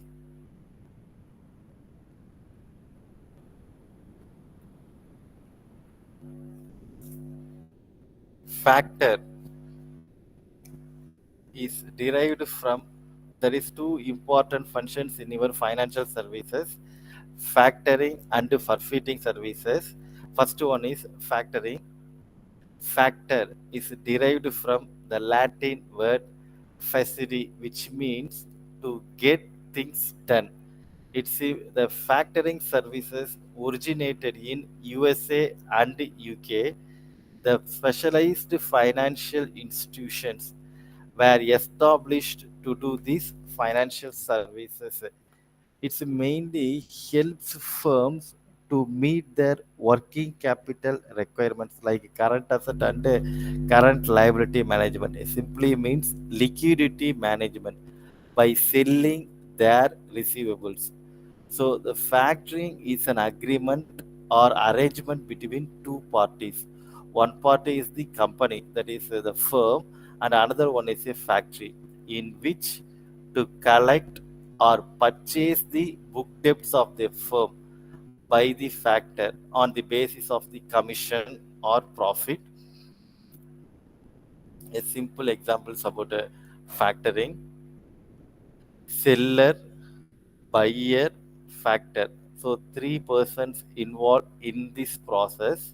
Selling your invoices to a factoring company, it take a fee, gives you cash now, and chases your debt.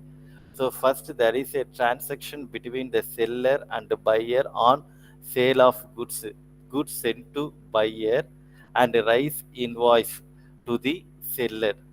After the seller is sent its obligations to the factor, the factor is paying 80% of invoice to the seller. And what is the duty of the factor means to collect the debt amount to the buyer and it charges some commission or sometime certain percentage of profits to be getting. So it's an agreement between three persons.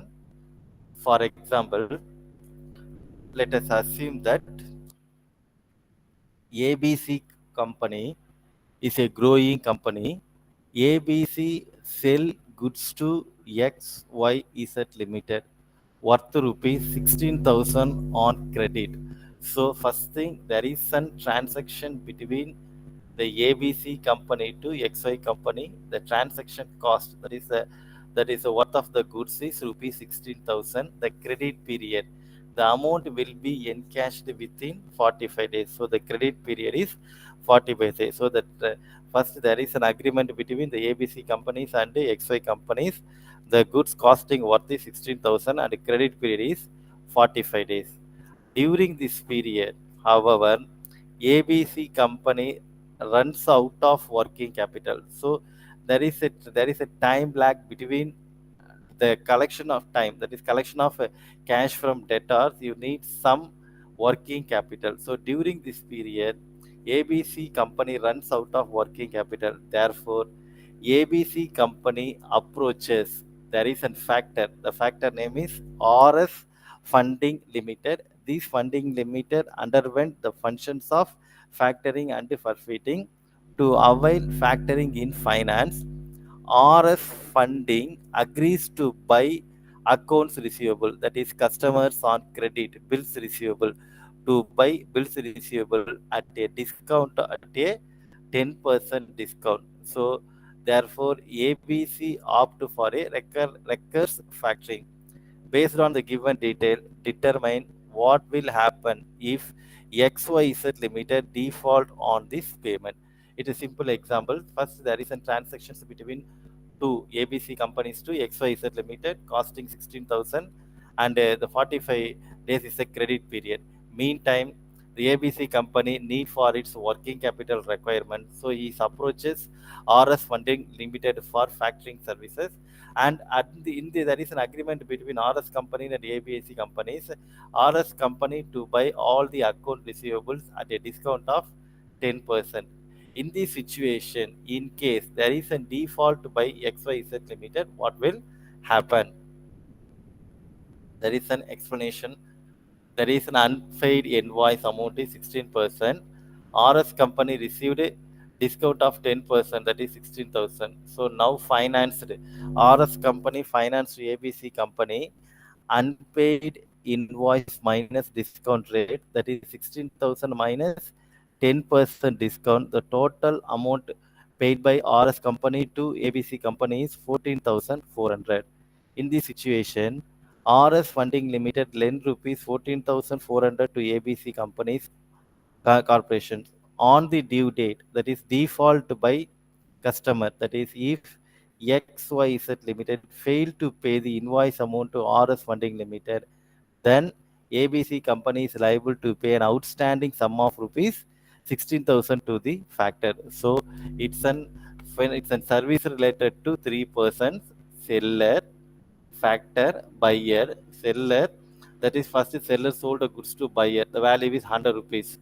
That is these 100 rupees, 80% of invoice is charged to factor for his collections. And in this collection, the factor is charges some commissions or profit. This is the functions of factoring. The main characteristics of factoring is it is an agreement between the financial institution. The financial institution, banking sectors play the role of factors and a business concern. So it is an agreement between financial institutions and a business concern, and it is an activity of selling the firm's receivable to the factoring organization. It is an activity of selling the firm's receivable, that is customers on credit bills receivable is transferred to factoring organization, that is collection of book debt. The book debt are assigned in favor of the factors, that is the rights of collection of this book debt is hands to the factors. Factoring is not a negotiable instrument, it's simple like an agreement for collection of book debt.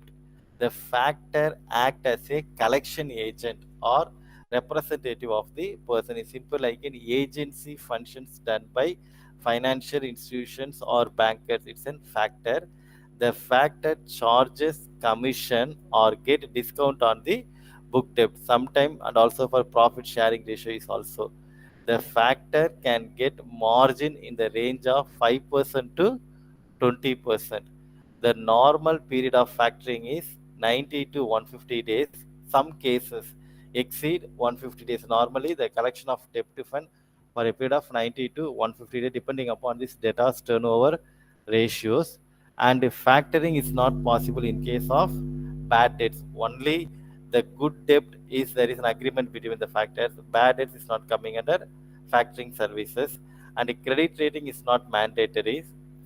Factoring can be with or without request to the seller or non-payment by the buyers. Some cases there is a request. In case default of the buyer, seller is liable pay to the factor. Some cases recurs means seller is liable. Non-recurs means seller is not liable to pay the default of the buyers. It is a method of off-balance sheet financing. Another name is off-balance sheet financing, and the cost of factoring is always equal to finance cost plus operating cost, that is collection money and also expenses borne by the factoring services. These are the major characteristics of factoring. Types of factorings: there is domestic factoring, export factoring, full servicing factoring, maturity factoring, advance factoring, agency discounting, and the bank participation, with totally 7 types of factoring functions. There are different form of factoring arrangement based on the types of special features attached to them, which are as follows. The first one is domestic factoring. Domestic factoring is a transaction of sales relating to domestic sales, that is the factoring agreement is disclosed to the firm's customer. The customer will make payment directly to the factors. Second one is export factoring. A bank is a factors located in the exporter's country collect a guarantee payment of export proceeds on behalf of his client, that is exporter, from debtors. Debtor is an importer. This is called export finance. These export finance related to international trade. And the next one is full servicing factories. It is also known as without recourse factoring services. That is, in case of default, the factor is also taking the risk. The seller is not having any types of risk is taken. It offer all type of services such as finance, sales ledger administration, collection debt protection, and advisory services. Its specialty is that it gives protection to the client against bad debts. The next factoring is maturity factoring. Factoring under this type, the payment is made only on the guarantee payment date or on the date of collection. Financing facility is not provided to the client. In this situation, only after the collections period is over, all other facilities are provided by it. That is, factor under this type of payment is made only on the guaranteed payment date or on the date of collections. Advance factoring, that is, the factor makes an advance payment to its client. The advance payment covers 70 to 80% of the receivables which are factoring. The factors collect interest on the advance payment made. The balance amount is settled to his client on the date of maturities. And the last sixth one is agency discounting. This kind of factoring, the factor provides only financial facilities and protections against bad debts. The other services such as maintenance of sales ledger and a collection of book debts, etc., are not provided. And the last one is the bank is also participating factoring function. In the system of factoring, the factor arrange an advance amount from a bank. For the service, the factors pay interest to the bank and make the advance to the client. So totally 7 type of factoring: domestic, export, full servicing factory, maturity factory, and advance factory, agents discounting. The next one is the functions of factors. The major functions is done by factor is maintenance of sales ledger, collection facilities, financing facilities, credit controls, and advisory services. The first important functions by factor is maintenance of sales ledger, that is, maintain of the client's sales ledger, sending periodical report to the client on the current status of receivables, and the maintenance of payment schedule. So not only for maintaining the maintenance of sales ledger, and also reported to the client on the current status of receivables and the maintenance of payment schedule, that is due date, collections period, how much amount is collected. All these things is maintained by the factor. The second one is provisions of collection facilities help the client in the following way. The first one is firm may concentrate on its other activities since it is free from collection work. The collection work is underwent by the factor, though, so the firm is doing other work, not involved for the collection of collections work. The firm may concentrate on its other activities since it is free from collection work. Cost reduction, saving in manpower, time, and efforts due to outsourcing of the collection activities. And the systematic collection of receivable is possible with the help of professional manpower. Due to the timely demand of the factor, the prompt collections can be done. The factor initiates legal action on customers for to secure payments. So this is a functions, collection function is done by factors on behalf of customers, clients, that is client. Next one is financing trade debts. The factor may pay in advance up to 80% of assigned book debt.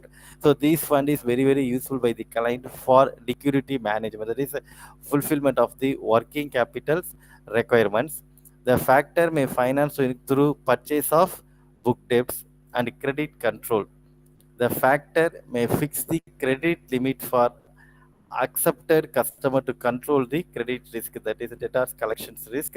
The factor examine 3 C's, that is character, capacity, and credit worthiness of the client customers. The factor may purchase trade debt within its approved limit. And the final functions is done by factor is advisory services. The factor may give information to the client like current market trend, feedbacks of the client customers. Factors may give advice to their client regarding other financial services like leasing, hire purchase, and merchant banking activities. Factor may assist in evaluation of the procedure of invoicing, delivery, and sales return. These are the major functions is done by factors. Maintaining books of accounts of a customer, that is sales ledger, collection facilities on behalf of the clients, financial facilities to providing working capital requirement to the customers, and also to find out the credit worthiness of the customers, and finally doing the advisory functions. And the next one is benefit of factoring. The benefit of factoring is improve cash flow without adding debt. So there is an agreement between the client and the factor. The firm gets finance on its outstanding invoices. It helps to meet tax requirements, working capital. In case the firm is need for additional capital equipment, the factors that can ready to invest in additional capital equipment, concentration on market for additional business, market shares. All these functions is done in the free flow of cash flows and improve customers' credit services. It helps to reduce bad debts, continuously forcing the customers. The factor as collecting, it will help to reduce the bad debts. New customers get advantages for this. Administration cost is reduced by the client. His surrender is built to the factors, and the firm gets good account receivable management. And third benefit is take advantages to the flexibilities. That is, the firm may entrust to the factor part or full book debt for collections. There is no fixed limit for book debt for a factoring. The firm get financial support as well as increase in the strength of the customers. There is two function. One is factor related to domestic transaction, and factoring services related to export transaction. The factoring is a French term, forfaity, which means to surrender, forfeit one's right on something to someone else. It is a form of mechanism of financing of receivable arising from international trade. Factoring services done in internal trade. Forfeiting, it's a mechanism of financing of receivable arising from international trade by discounting export receivable evidenced by bill of exchange or promissory notes without recourse to the export carrying medium to long term maturities on a fixed rate of 100% of the contract value. This diagram is clearly explained about the process of forfeiting functions. Importer, there is a persons involved in forfeiting means importer, exporter, importer bank, exporter bank. There is one person is involved, that is forfeiter. So the process of forfeiter mechanism means the proposed export sales contract is a negotiations made between two parties. First, there is an agreement between two parties. One is importer and exporter. The importer approach is local bank to issue letter of credit. First, there is an agreement between importer and exporter. The importer approaches his local bank to issue letter of credit, simple like a guarantee in support of promissory notes or bill of exchange drawn in favor of the exporter. The exporter approaches the forfeiter to establish the terms of forfeiting, and the forfeiter quotes the discount rate after estimating the risk involved in it. The exporter sells and deliver the goods. The importer draw a promissory note in favor of the exporter, and the exporter draw bill and get acceptance of the importers, and the exporter enter into a forbidden agreement with the forfeitors. After that, the exporter sells the bills notes to the forfeiter at a discount without records after quoting the contract price of the overseas buyers. And finally, the forfeiter present the bill to the importer for payment on the due date. If we hold the bill till date of maturity. These are the major processes done in forfeiting. Forfeiture factoring is a service of domestic trade. In case of forfeiting, is a functions of international trade. These are the major steps involved in forfeiting. The forfeiting process is explained in the steps below. The first one is the exporter must zero in on the forfeiter with whom he want to finance the transaction. So there is an agreement is arise. A forfeiting agreement is entered into once the exporter is selected. Step 2, an agreement is made between two parties, importer and exporter. The importer secures a guarantee from his local bank to facilitate the trade, and the exporter ship the package of goods, step 4. And step 5, the exporter submit the required document to the forfeiter. And step 6, the forfeiter pay the exporter a sum as decided in the agreement. By doing so, he obtained complete control over the shipment document. And step 7, at maturity, the forfeiter present the document to the import bankers. And step 8, the import banker collect the payment from the importer. And finally, payment received by the importer bankers and routed to the forfeiter. So totally 9 steps is involved in forfeiting.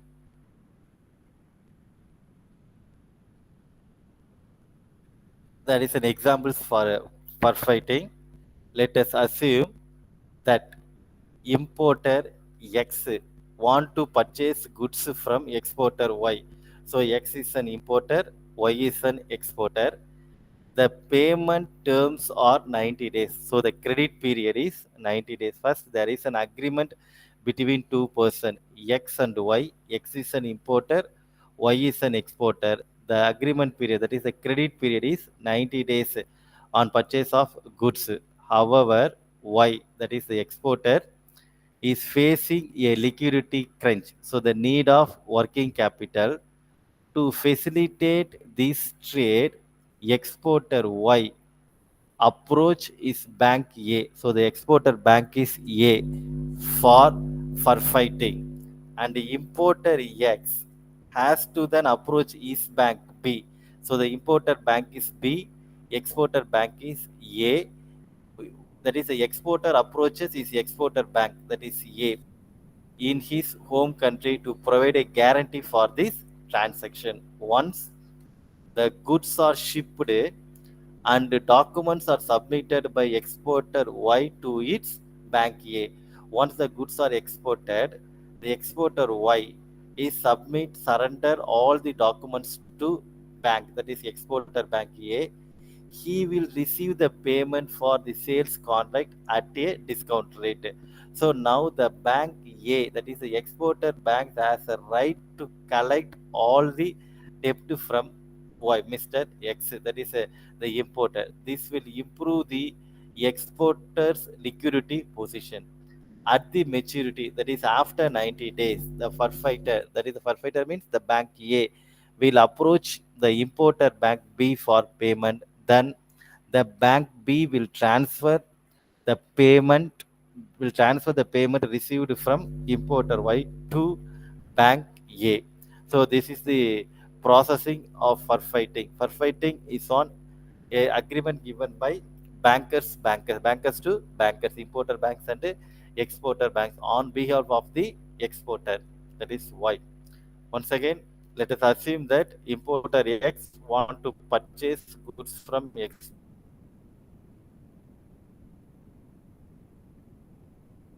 Y. The, the credit period is 90 days. In this situation, the exporter Y is facing working capital needs. To facilitate this trade, exporter Y approaches his bank A for forfeiting, importer X, and then to approach bank B. That is, importer is also approach bank B, importer bank in his home countries to provide a guarantee for the transaction. Once the goods are shipped and documents are submitted, surrendered to exporter Y to the bank A, that is the forfeiting bank. The forfeiting bank has the rights to collect all the dues from imported banks. Next, the document required for forfeiting or as under or are the documents need for forfeiting functions, that is a letter of guarantee, a copy of the commercial invoice with the signature, a copy of the sales agreement or payment schedule, a letter of assignment and notifications to the guarantor, and a copy of the shipping documents such as receipts, railway bills, airway bills, and bill of lading documents of title. These are the documents needed for forfeiting functions. And finally, difference between factoring and forfeiting. Factoring, it is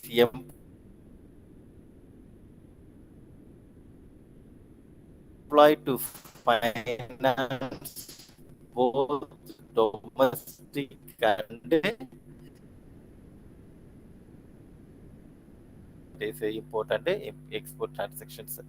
Second, it involves the purchase of the invoice of the clients, that is collection of book debts, that is purchase of the receivables of the clients.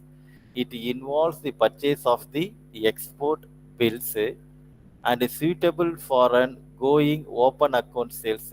That is, fighting function is mainly on collection of debt from the customers on behalf of the client, and it provides short-term financing for a credit period up to 180 days. So the collection of debt, the period range is short-term financing for the credit period up to 180 days, and it is a continuous arrangement between the factor and the client. It is a continuous arrangement on collection of debt on behalf of the customers.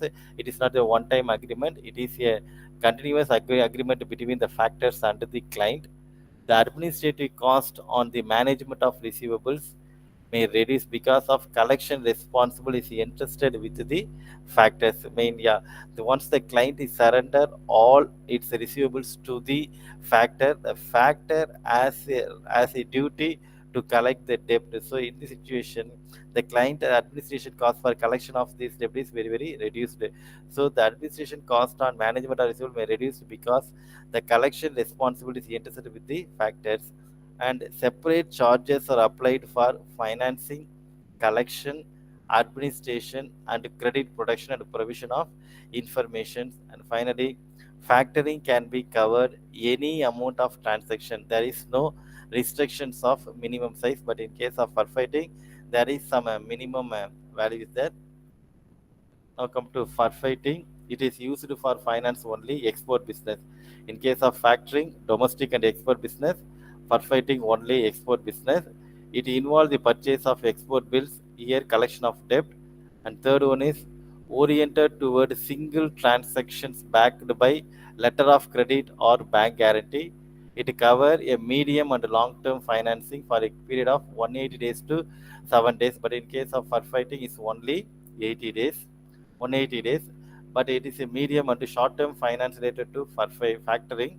In case of fighting, medium and long-term financing, and it is a single transaction. In case of factoring, there is a continuous arrangement between the factor and the client.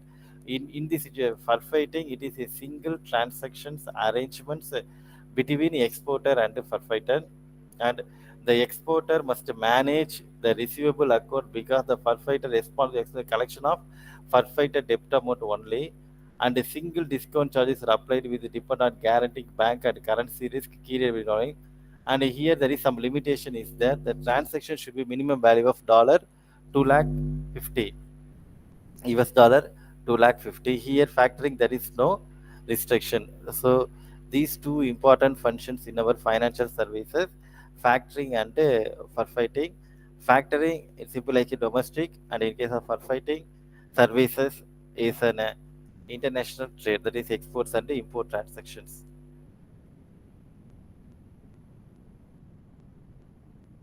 Now, in our third unit, there is one more topic is there, real estate industries and housing finance. Today we have discussed some little bit information about this. The real estate industries play a vital role in the Indian economic growth. Yes, you know very well that real estate industries percentage is very very high in our Indian economical growth. That is, real estate industries play a vital role in the Indian economic growth. The contribution of real estate industry in India is about 5% to gross domestic product, and commonly the real estate investment is a long-term investment, and also it is a durable assets. It's a physical asset. Real estate is a long-term investment. It's not a short-term or a medium-term. In case like shares, debentures, all these things. It's not a financial securities. It is a physical assets. So the real estate investment is a long-term investment, and also it is a durable assets. The life of the building is much longer than any other assets, like other assets like financial assets, physical assets. There is a longer duration. The life of our building is much longer than any other assets. The realization of land and the building takes much longer time because it involves completed legal procedures and a high transactions cost. The realization of land and building takes much longer time. Yes, in case of purchase of securities or any other gold or any other financial asset, is very easy for us. In case of realization of the landed building takes much longer time for construction of building, all these things. It involves complicated legal procedures and also high transaction cost. The real estate assets The real estate assets are classified based on the following. One is purchased occupied property, income producing properties, and property developed for sale. So these three major real estate assets are classified. Purchased occupied for its own needs. You have to buy. Sometimes the income producing properties and the factors that makes real estate attractive. Maybe it take time for we have discussed tomorrow class. Maybe tomorrow we have start from a real estate business. Before that, you have to go through your books about the 3 units. That is introductions for the financial services. Have you any doubt about the financial services, merchant bankings, or any other things? Maybe that part is very important topics. Tomorrow we will start this real estate industries and housing finance. Today we have to complete it. Thank you. Any doubts for factoring, for fitting, or any other things? Okay, thank you.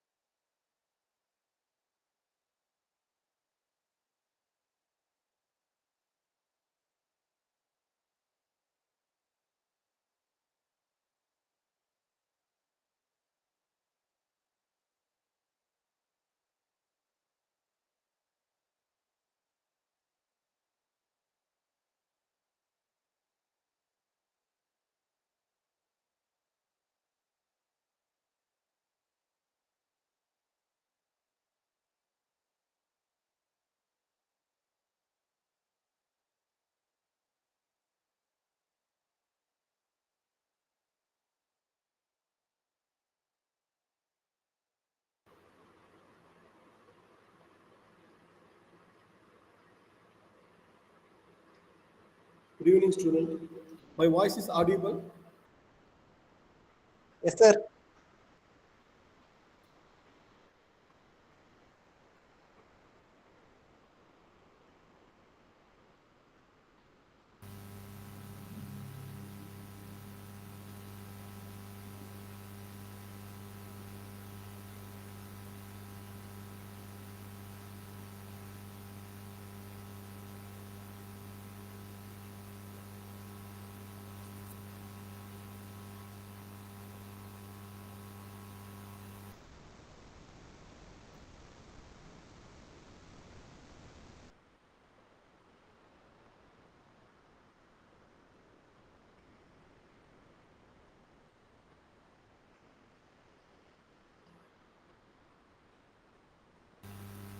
Yes, sir. Audible.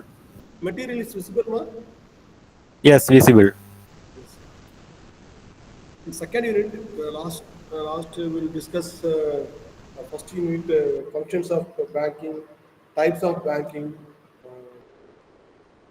structures of banking, and followed by banking and customer relationship, and banks and asset and liability management banks. All the questions were discussed in first unit, and followed by the second unit also we discuss on central banking of India, central banking systems in India, RBI, and followed by second unit. This question you can expect from your examination: Indian money market and capital market and banking legislation. So Indian money market means nothing. Short-term money market, called as the two markets. That is short-term market, long-term market. Suppose investment also basically based on three types of investment: short-term investment, long-term investment, and medium-term investment. According to this, market also running in India, not only running in India, globally they were running two markets, in particular financial institutions. Suppose in India it called as Indian money market and the capital market. Indian money market means short-term money markets. Capital markets means long-term money markets. Indian money market means suppose 1 day to 360 days, banks and followed by central banks and municipalities, state government, central government, or any form of autonomous body, they were issuing bond to the public. Any short-term financial crisis or working capital management access purpose or any purpose, they are issuing short-term. Ma, material is visible, ma? Hello? Yes, sir. Visible. Visible. Okay. For short-term purpose, they are issuing bond to the public. Bond means the mobilizing money from the investors. They are mobilizing money from the depositors, like called as bond or a government bond. Private issues a different way. They are issuing short-term money markets also available, but government, particularly government need municipalities or state government, central government, followed by other autonomous institution, RBI and financial institution need money for short-term crisis. They are issuing money to the public, issuing money to the bond. So their publics are mobilizing money from the public. Their main aim is to mobilize money from the public, mobilizing money from the public for currency circulations. So mobilizing money from the public, along with they are giving after repay the amount to the depositors or amount to the bondholder, amount to the investors, capital amount along with interest rate within short-term period, within 1 day to 364 days. 1 day to 364 days. That is called as Indian money market. Indian money market. Suppose if you want to invest your money, you can go for Indian money market or capital market. Either you go for short-term market, either you go for long-term market. So people, you invest your money called as portfolio management. You look like a portfolio managers.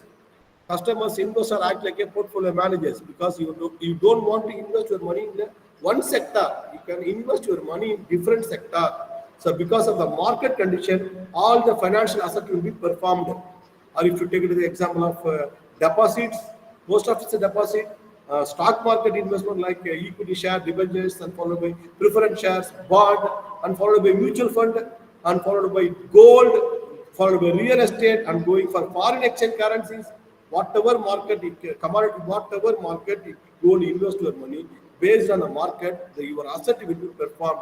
Asset means you can invest your money. That is your asset. That is your asset. You can always expect a return on investment. Return on investment. Either you go for long period or short period. So people always preferred both the long period and short period investment. So Indian money market is a short-term money market. Any RBI or followed by central government or followed by other government need money for short-term crisis. They issuing bond to the public, mobilizing money from the public. After period is over, the period of the time period is over. They repay the repaid amount to the investor, capital amount along with interest rate. That is called as Indian money market. They always providing interest rate. They depend on interest rate. You always be mentioned. Remember, they depend on interest rate. They never reduce their interest rate after period is over. When period is over, they repay the amount to the investor, capital amount along with interest rate. But here, capital market is risky market. Capital market is risky market. Suppose you can invest your money in equity share. Share is always depend on stock market. Stock markets always depend on volatility. It never shows the stable in nature. It never shows the stable in nature. The market is always volatile in nature, zigzag in nature, bubble in nature, and it's because it's based on bull and bear market. Bull and bear market. Always will be fluctuation will be happening. Capital market, that is called as two different markets are running in India and two different markets running in global. Either if you want to safer deposit or safer, you can invest your money in safer side, you go for Indian money market. And also you need a risky trade-off between risk and return. Always people where investor expect trade-off between risk and return. You can take your high risk, high return, low risk, low return, medium risk, medium return. Based on that, you go for invest your money in capital market. Based on that, you can invest your money in capital market. Capital market monitored by, controlled by Stock Exchange Board of India. Stock Exchange Board of India. Suppose in capital market, foreign institutional investors invest their money. Foreign customers, foreign investor invest money in Indian stock market, monitored by RBI. Every transaction should be recorded in balance of payment.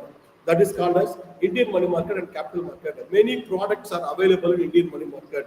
Many products are available in capital market.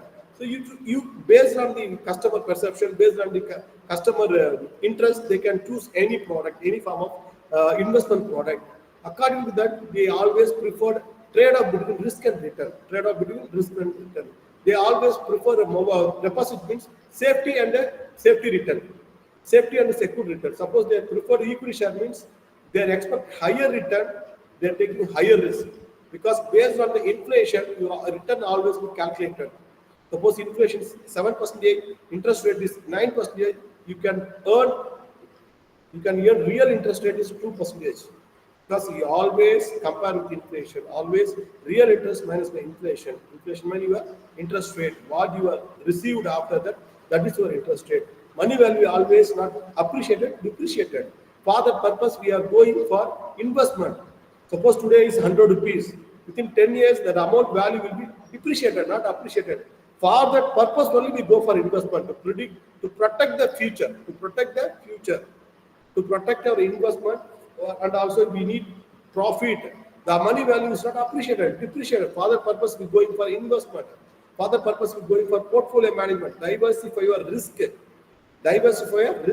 can't put the risk in the one sector. You will invest your money in different sector. Any sector will be interest rate will be fall down. Other sector will protect you. For other purpose, you go for portfolio management. This is called as Indian money market. You will see what is Indian money market.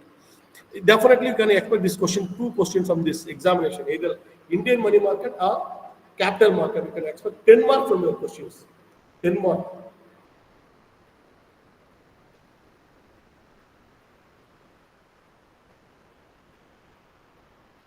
Indian money market product. Importance of money market. Development of trade and industries. Development of capital market. Smooth functions of commercial banks. Effective central bank control. Formulation of suitable monetary policy. Non-inflationary resource of finance to government. Development of trade and industry means any companies Any companies need money for short-term period. For short-term period, they don't have urgently they need 1,000 crores, 2,000 crores, or 5,000 crores. Where going they borrow money from in short-term period?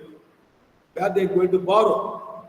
They're definitely going to borrow from money market instrument.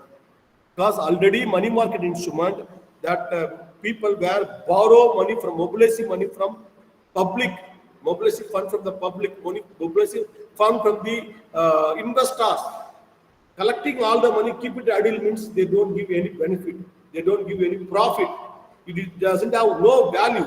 For short-term period, all the industries, corporate people, they're going to borrow the money for short-term period, short-term purpose. They're going to approach money market instrument. So the mobilizing money for short-term period, all the banks joined together, collecting the money. They were lending money to the corporate people for short-term period, within 1 year period, or 15 days, or 20 days, or 30 days, depends upon their requirement of the corporate people, requirement of the business people. So all the banks joined together. They formed the syndicate. And lending money to the corporate people. That is called as common interest rate. Common interest rate. They were sitting in Mumbai. That interest rate fixed by MIBAR. Mumbai Indian Bank offer rate. Suppose if you want to do a business in global level also, all the international banks sit together in London. So they also lending money to the corporate people for short-term period, fixing the interest rate, common interest rate for lenders, common interest for the borrowers. That is called as LIBOR, London Interbank Offer Rate. Here India is Mumbai Indian Bank Offer Rate. This is called as money market instrument.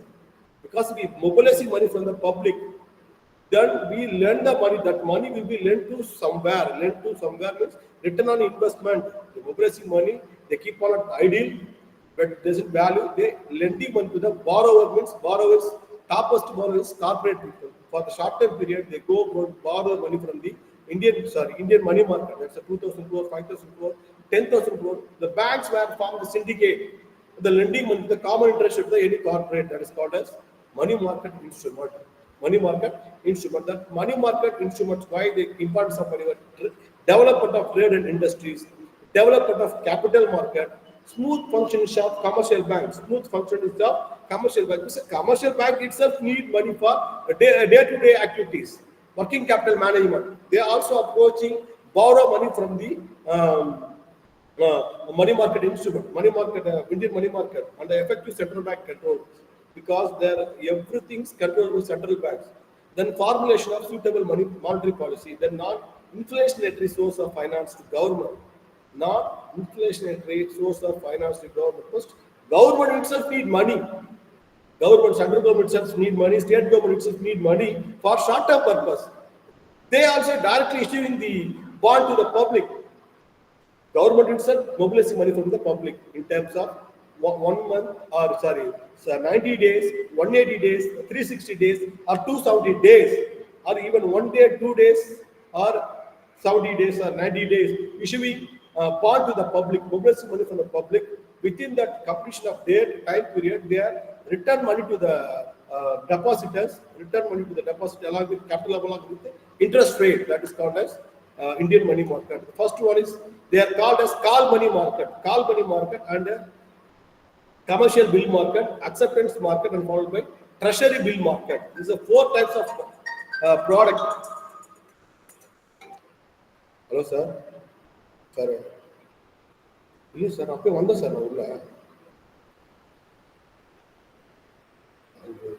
Yes, sir. Class is phone, sir. 40 minutes.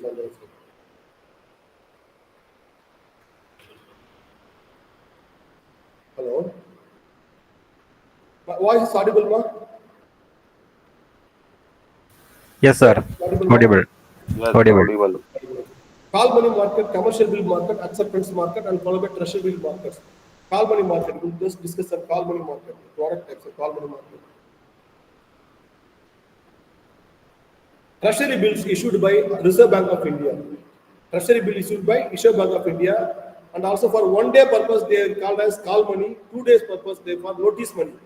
Just note down this: 1 day for the issuing to the public, that is call money. For 2 days to 14 days, that is the notice money. Then followed by treasury bill issued by RBI, Reserve Bank of India, 90 days and 270 days and 360 days. Up to within 1 year, they issuing bond to the public. They collect mobilizing money from the public along with water, repaying along with capital amount and along with interest rate. That is called as treasury bills. RBI mobilizing money from the public. Then central government securities, gilt-edged securities, gilt-edged securities. Central government need money for any infrastructure purpose, any any purpose for short-term period. Any crisis were happen in central government for any project, railway project or any project. Central government also issuing bond to the public. That is called as central government securities, gilt-edged securities. Then state government and public sector instrument. State government also need for short-term crisis, short-term purpose need money for to do the project for any other purpose. They also issuing bond to the public. Then finally the repayment in terms of within 1 year period, 1 day to 360 days. Already told very clearly. 1 day means they issue 1 day means that is called as call money. 2 days to 14 days means the notice money. Then followed by T-bills issued by Reserve Bank of India. Central government also issuing security to the public, mobilizing money from the public, along with the interest rate, they repaying along with the interest rate, along with the capital amount. So the interest rate is based on 7% to around 10%. Then municipal bonds, municipal autonomous body also need money for doing any project. That's a municipal bond. Commercial paper issued by Government of India only. Then certificate of deposit issued by banks. Banks need money. Banks need money for their short-term purpose, their day-to-day activities, for any other purpose. Government bank issuing certificate of deposit.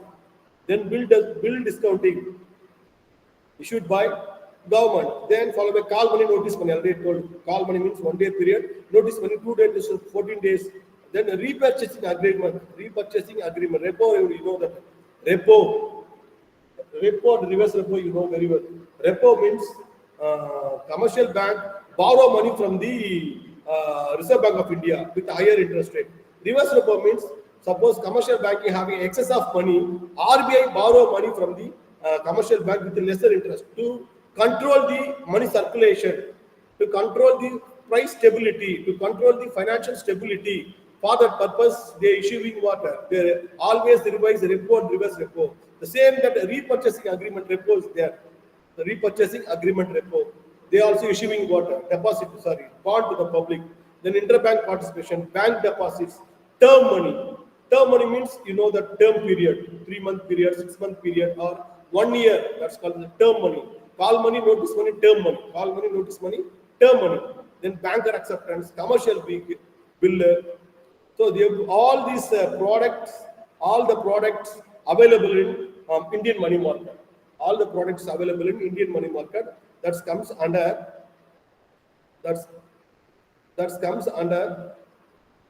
short-term money market. That's very, very important. That comes under short-term money market.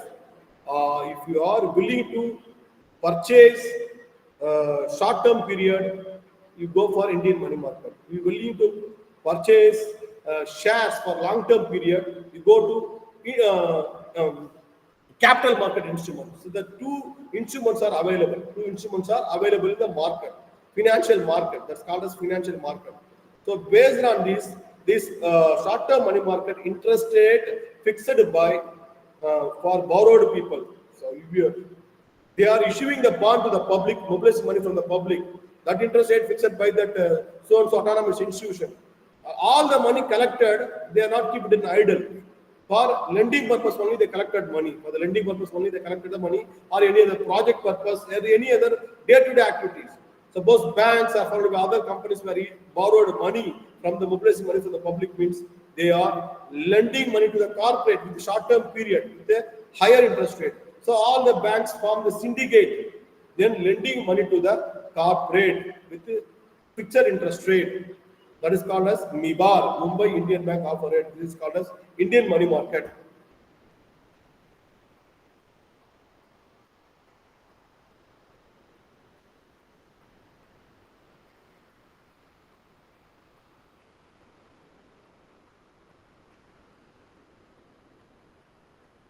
Then capital market. Capital market, you know very well what is in the capital market.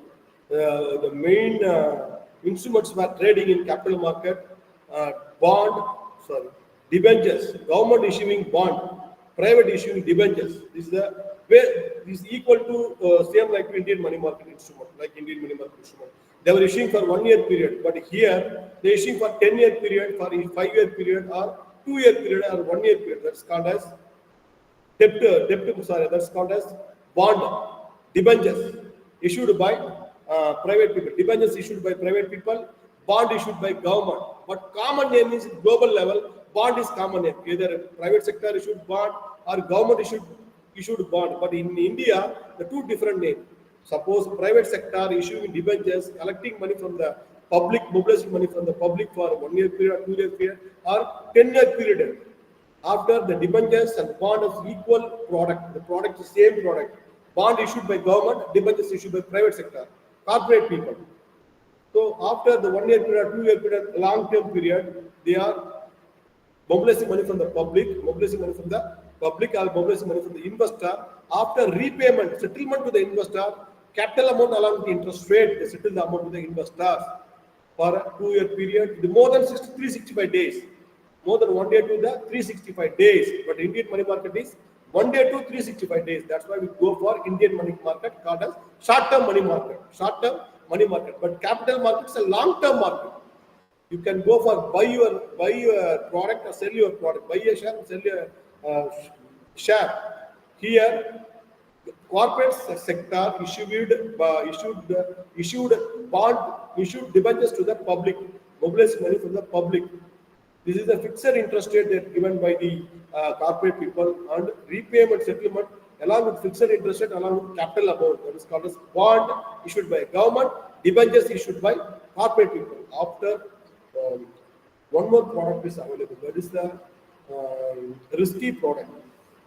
One of the risky product, and also you will invest that product, you will take more interest rate return on investment, return on reinvestment. It's a high risk, high return.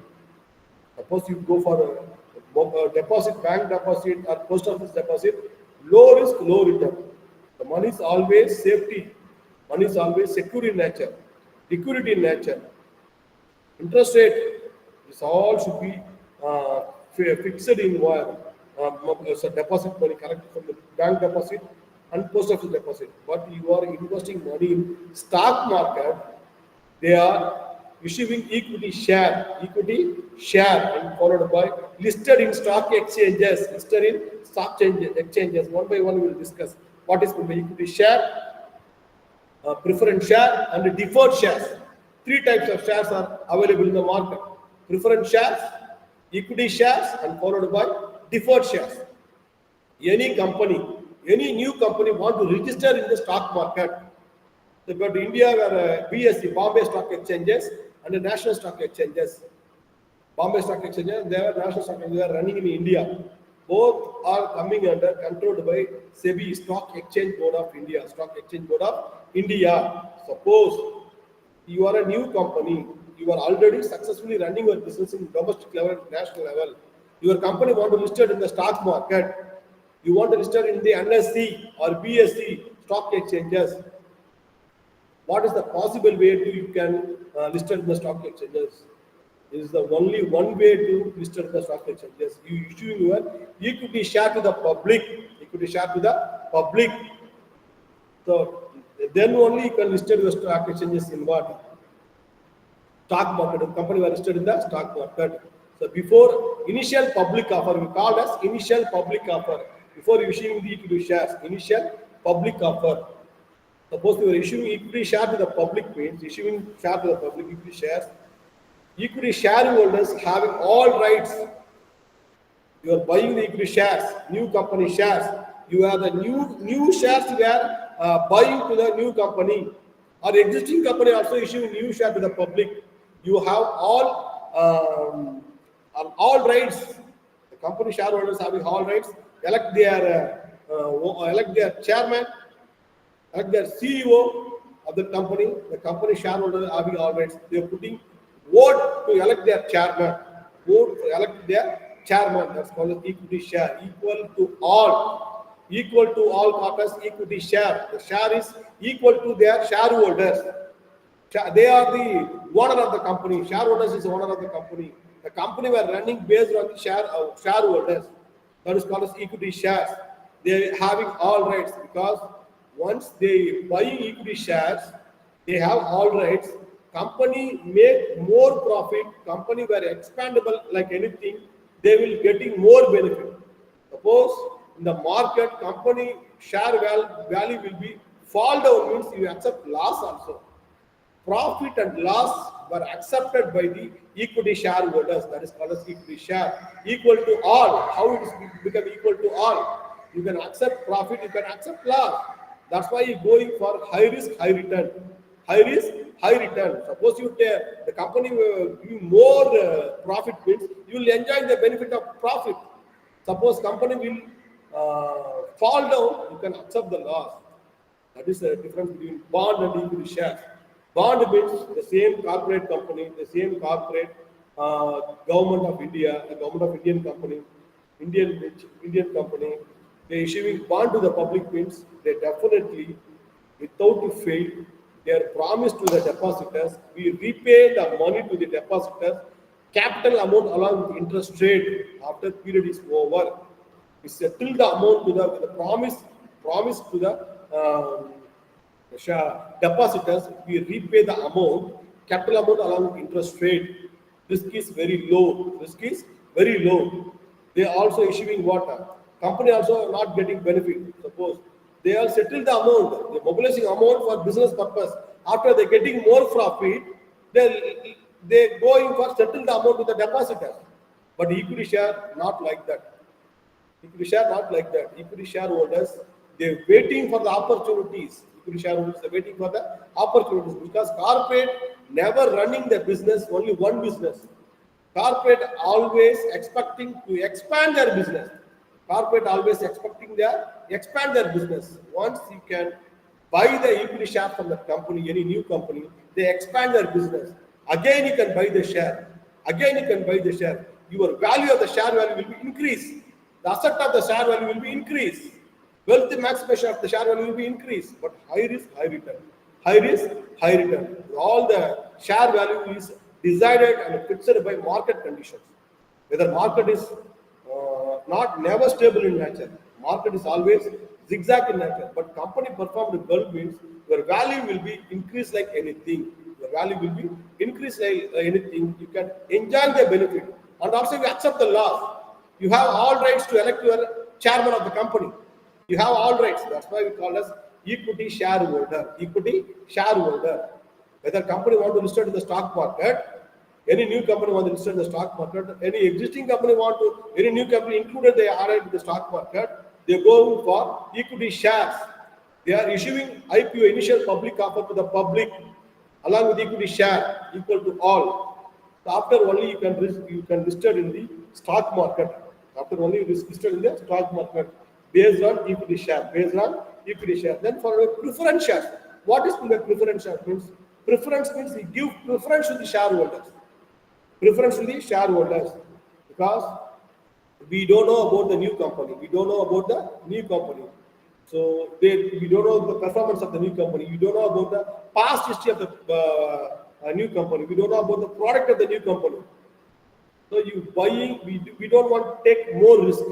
So for that purpose, I'm going to buy the preference share of the new company. Preference share of the new company. Preference share means whatever it may be happen, the company making profit or loss, whatever it may be happen, the company settle the amount to the investor. The first to settle the amount to the investor.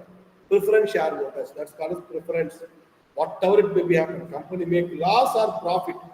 Preference share also like a bond. Preference share is also like a debentures because the preference share, the buying preference shares, whatever it may be happen, the company making profit or loss. First, the company settle the amount to the preference shareholders along with the interest rate. Along with the interest rate. That is called as preference shares. That is called as preference share. Whatever it may be happen, loss or profit may happen. the company were settled the amount to the preference shareholder. That is called preference share. Preference share. So preference share is having a beautiful product. So the company were expanding, they making more profit means you are preference shareholders. Anytime you convert it to equity share, that option is available in preference share. That's the best option.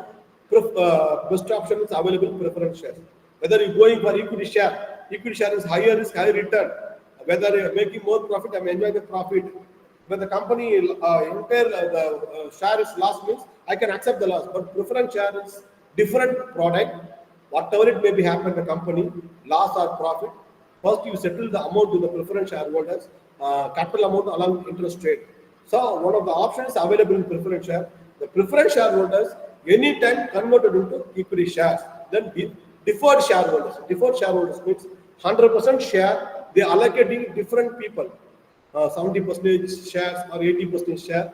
Deferred share means the 10% of a share allocated to the owner of that top people of the company, either managing directors and CEOs of the company, CFO, Chief Financial Officer, Chief Technology Officer, and board of the directors, and board of the Chief Marketing Officer, Chief Production Officer, Chief HR. All those people, they're allocating the share, remaining 10% share. That is called as deferred shares. They are waiting for the opportunities. So all the profit were settled to the equity preference shareholders and equity shareholders. Finally, they settle the amount to the deferred shareholders. These are three types of share in the capital market: preference share, equity share, and deferred share. Preference share, you know very well about the preference share. Whatever it may be happen, they were settled the amount to the preference shareholders. Preference shareholders having an option anytime they convert to the equity share. Equity share is first time issued the new company. Company were issuing the equity shares. Equity shareholders, they are having all rights. That's why equity share equal to all. Equal share is equal to all. Whether you can accepting the profit and also accept the loss. Accept the loss. But deferred shareholders, the top priority people, 10% of share allocated to the top priority people. This is called as capital market. This is called as capital market. So capital market controlled by Stock Exchange Board of India, and also NSE, BSE. All the companies were listed in the NSE 50 companies. Top 50 companies were listed in the NSE, National Stock Exchanges. Top 30 companies were listed in the Bombay Stock Exchanges. You can expect these two questions from your examination. One is Indian money market. Other one is capital market. So capital market, what the significance of capital market means? Growth of savings. Economic also were a boost in nature. Money circulation is where there. Money circulation, always money circulate in the countries based on capital market, because people, any individual or any people, their money were kept in idle in the home means doesn't have value. For that purpose, we are pull the money or push the money. We are mobilizing money from the public. Investing some sectors or lending the money to the borrower. Because two types of people are there in India. One side is excess of money, other side need of money. Excess of money, need of money. So excess of money means depositors, need of money means borrower. So both people connected together along with the legal entity is called as bank. Bank accept the deposit for the lending purpose. Accepted order collecting, mobilizing money from the depositor. For what purpose? They are borrowers already there. The borrowers. Need of money people, business people, or a simple loan, personal loan, home loan, vehicle loan, corporate loan, business loan, agriculture loan, education loan, many loans. The need of money people are waiting. So connecting to people. Deposit is the liability of the bank. Loan lending means that's the asset of the bank. It's the difference. The same way we apply in corporate, capital market, and Indian money market. So company need money. They want to do a business. They want to expand their business. For that purpose, they are mobilizing money from the public. public. So directly they are not mobilizing money from the public. They need help of banks. That we call as merchant banks. That we call as merchant bank. With the help of banks, banks itself, they are having subsidiaries. Banks itself, they are separate operations are there. Treasury operation, risk management operation, foreign exchange market operation, many operations are there. And investment options also there in bank itself. So the investment banking, with the help of investment banking, corporate approaching the investment bank, so they have 100% shares. With the help of investment bank, they issuing share to the public, because public doesn't know about the company value, but investment bank know the value of the company. They promote the share to the public because they are existing the market. 20 years, 30 years, 50 years, they were running the business. Banks, with the help of banks, the corporate people selling the share to the public. For that purpose, the selling share to the public, the bank were getting commission from the shareholders and getting commission from the corporate. Getting commission from the corporate, they were running the business. With the help of banks only, they are running the business.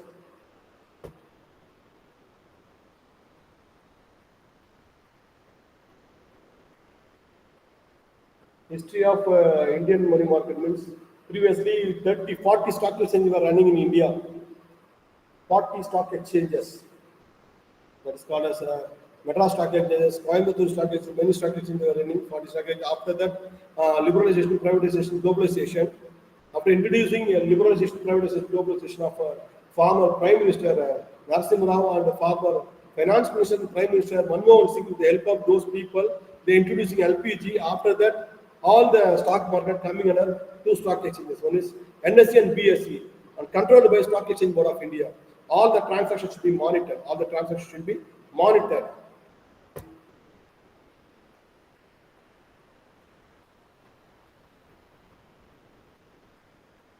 Banking legislation in India. The evolution of legislative regulation of Bank of India. Indian Central Bank, again the histories where happened, bank legislation, what happened in India. Indian Central Bank Inquiry Committee where happened in 1921 to 31. Then RBA, after that, the power come, RBA Act were introduced in 1934. This is a legal framework of financial sector in India.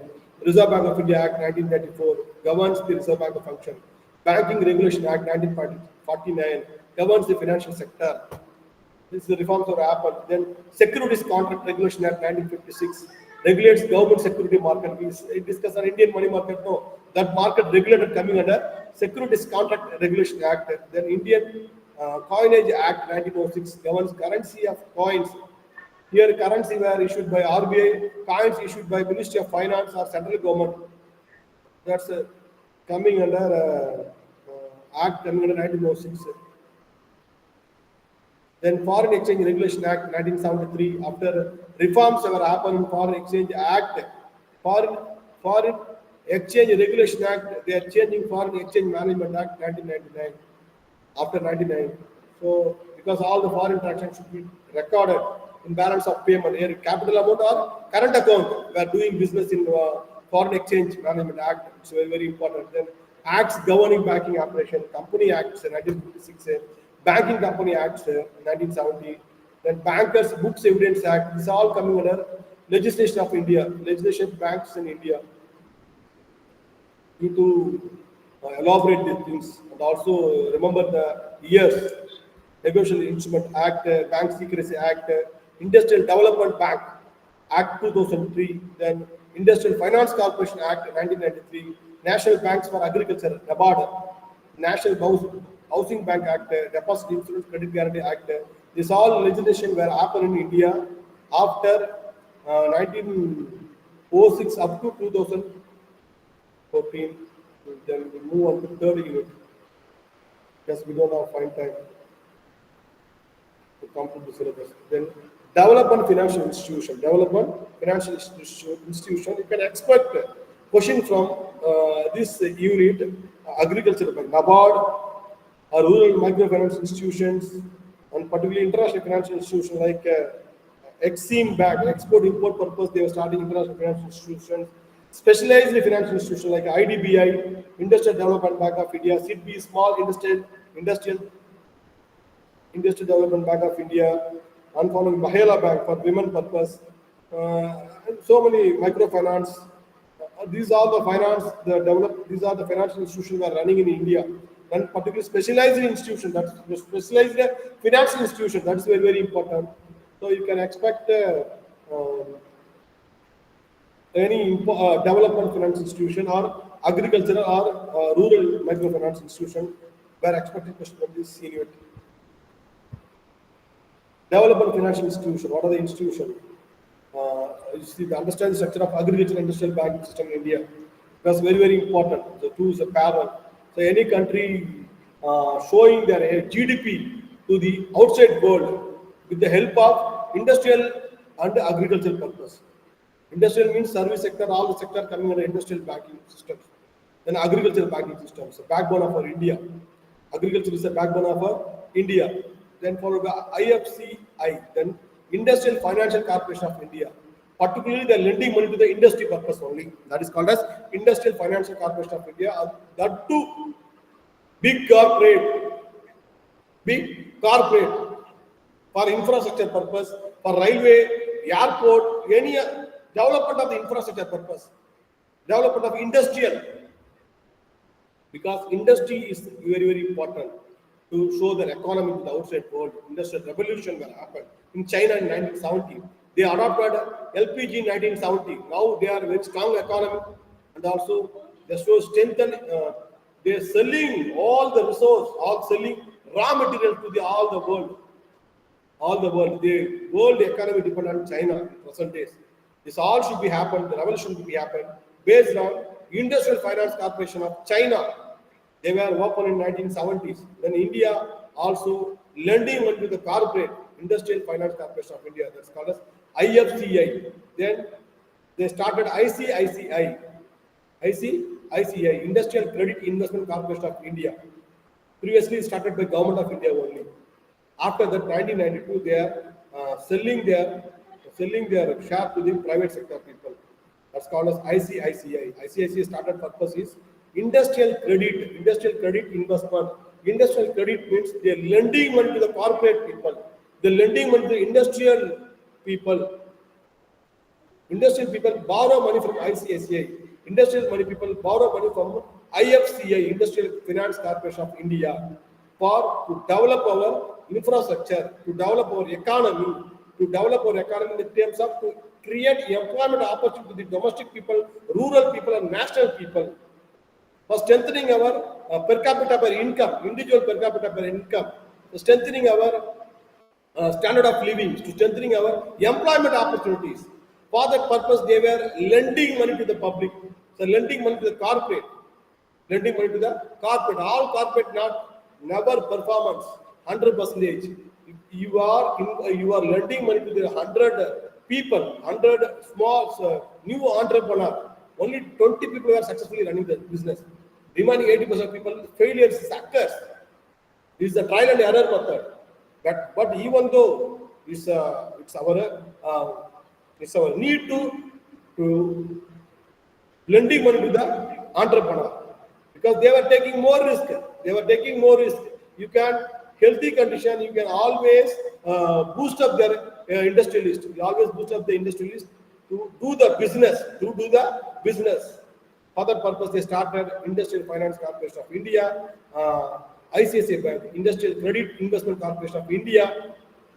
Then Universal Bank, private sector. After that, they are converted into Universal Bank and private sector category. Then role of IDBI, Industrial Development Bank of India.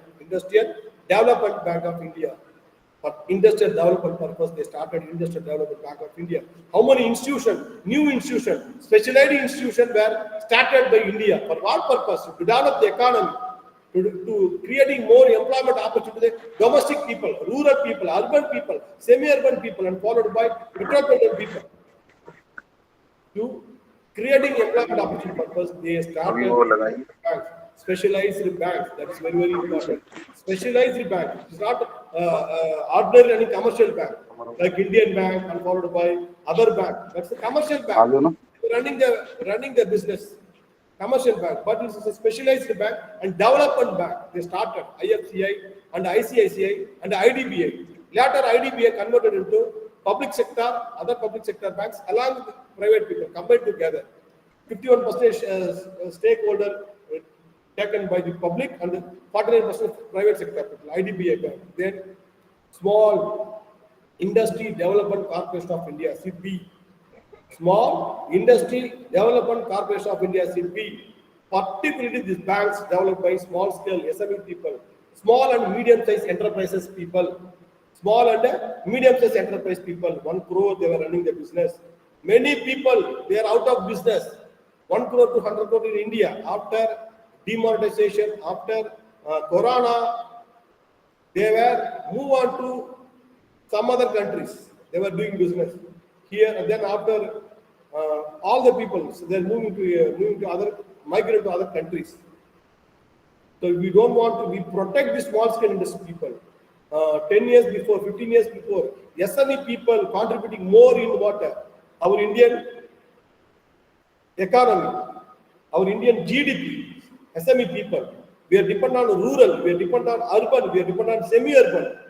We are moreover now, present days, the people migrate to city. How did it happen? The entire natural disaster where happened, we lost our economy, we lost our resource people, we lost our entire things. For what purpose? For that purpose, they started SIDBI, Small Scale Industrial Development Bank of India.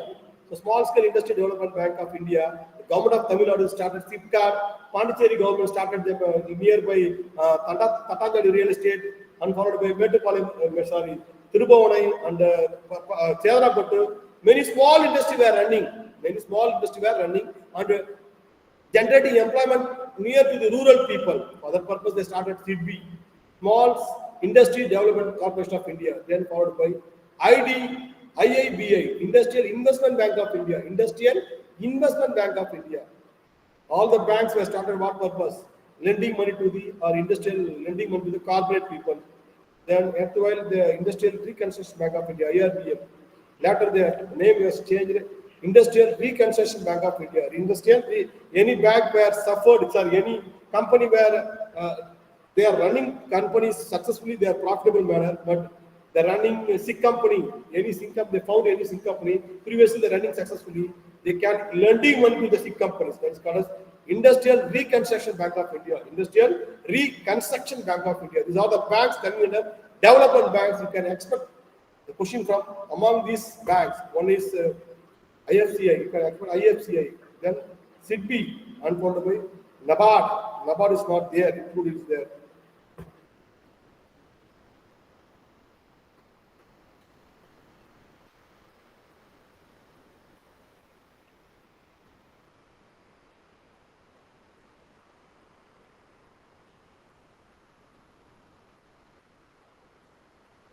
Then state level finance institution, state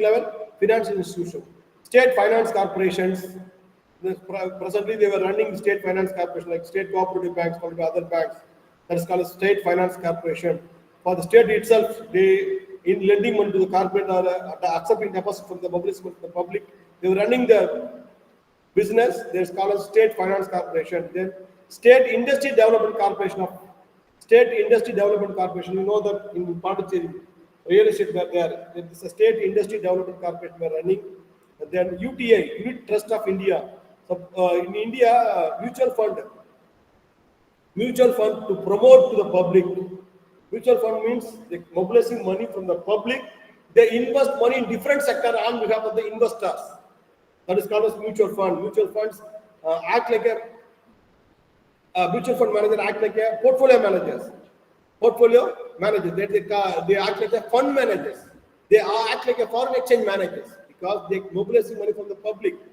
They're collecting the public money, invest in different sector. So UTI also, Unit Trust of India also started by Government of India for that purpose only.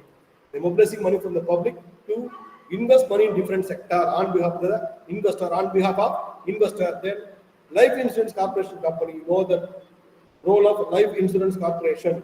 Life insurance, LIC roles is a huge role in India.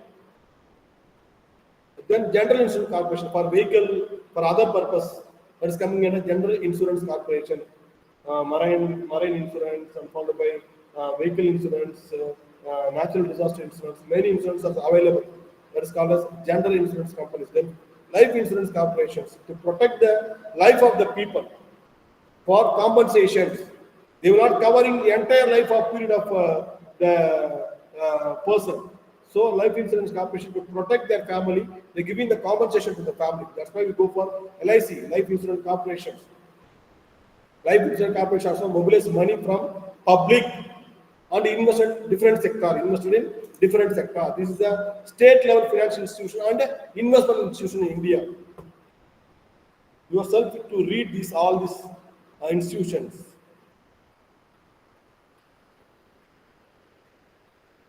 What are the institutions are there? And finally, there's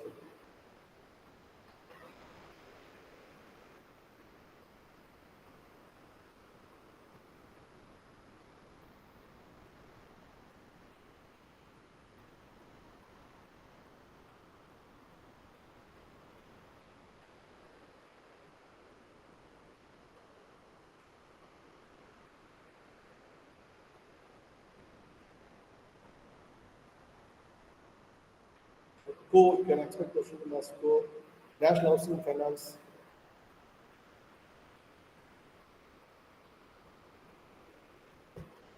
Thank you so much. We'll see you by tomorrow for the 14th.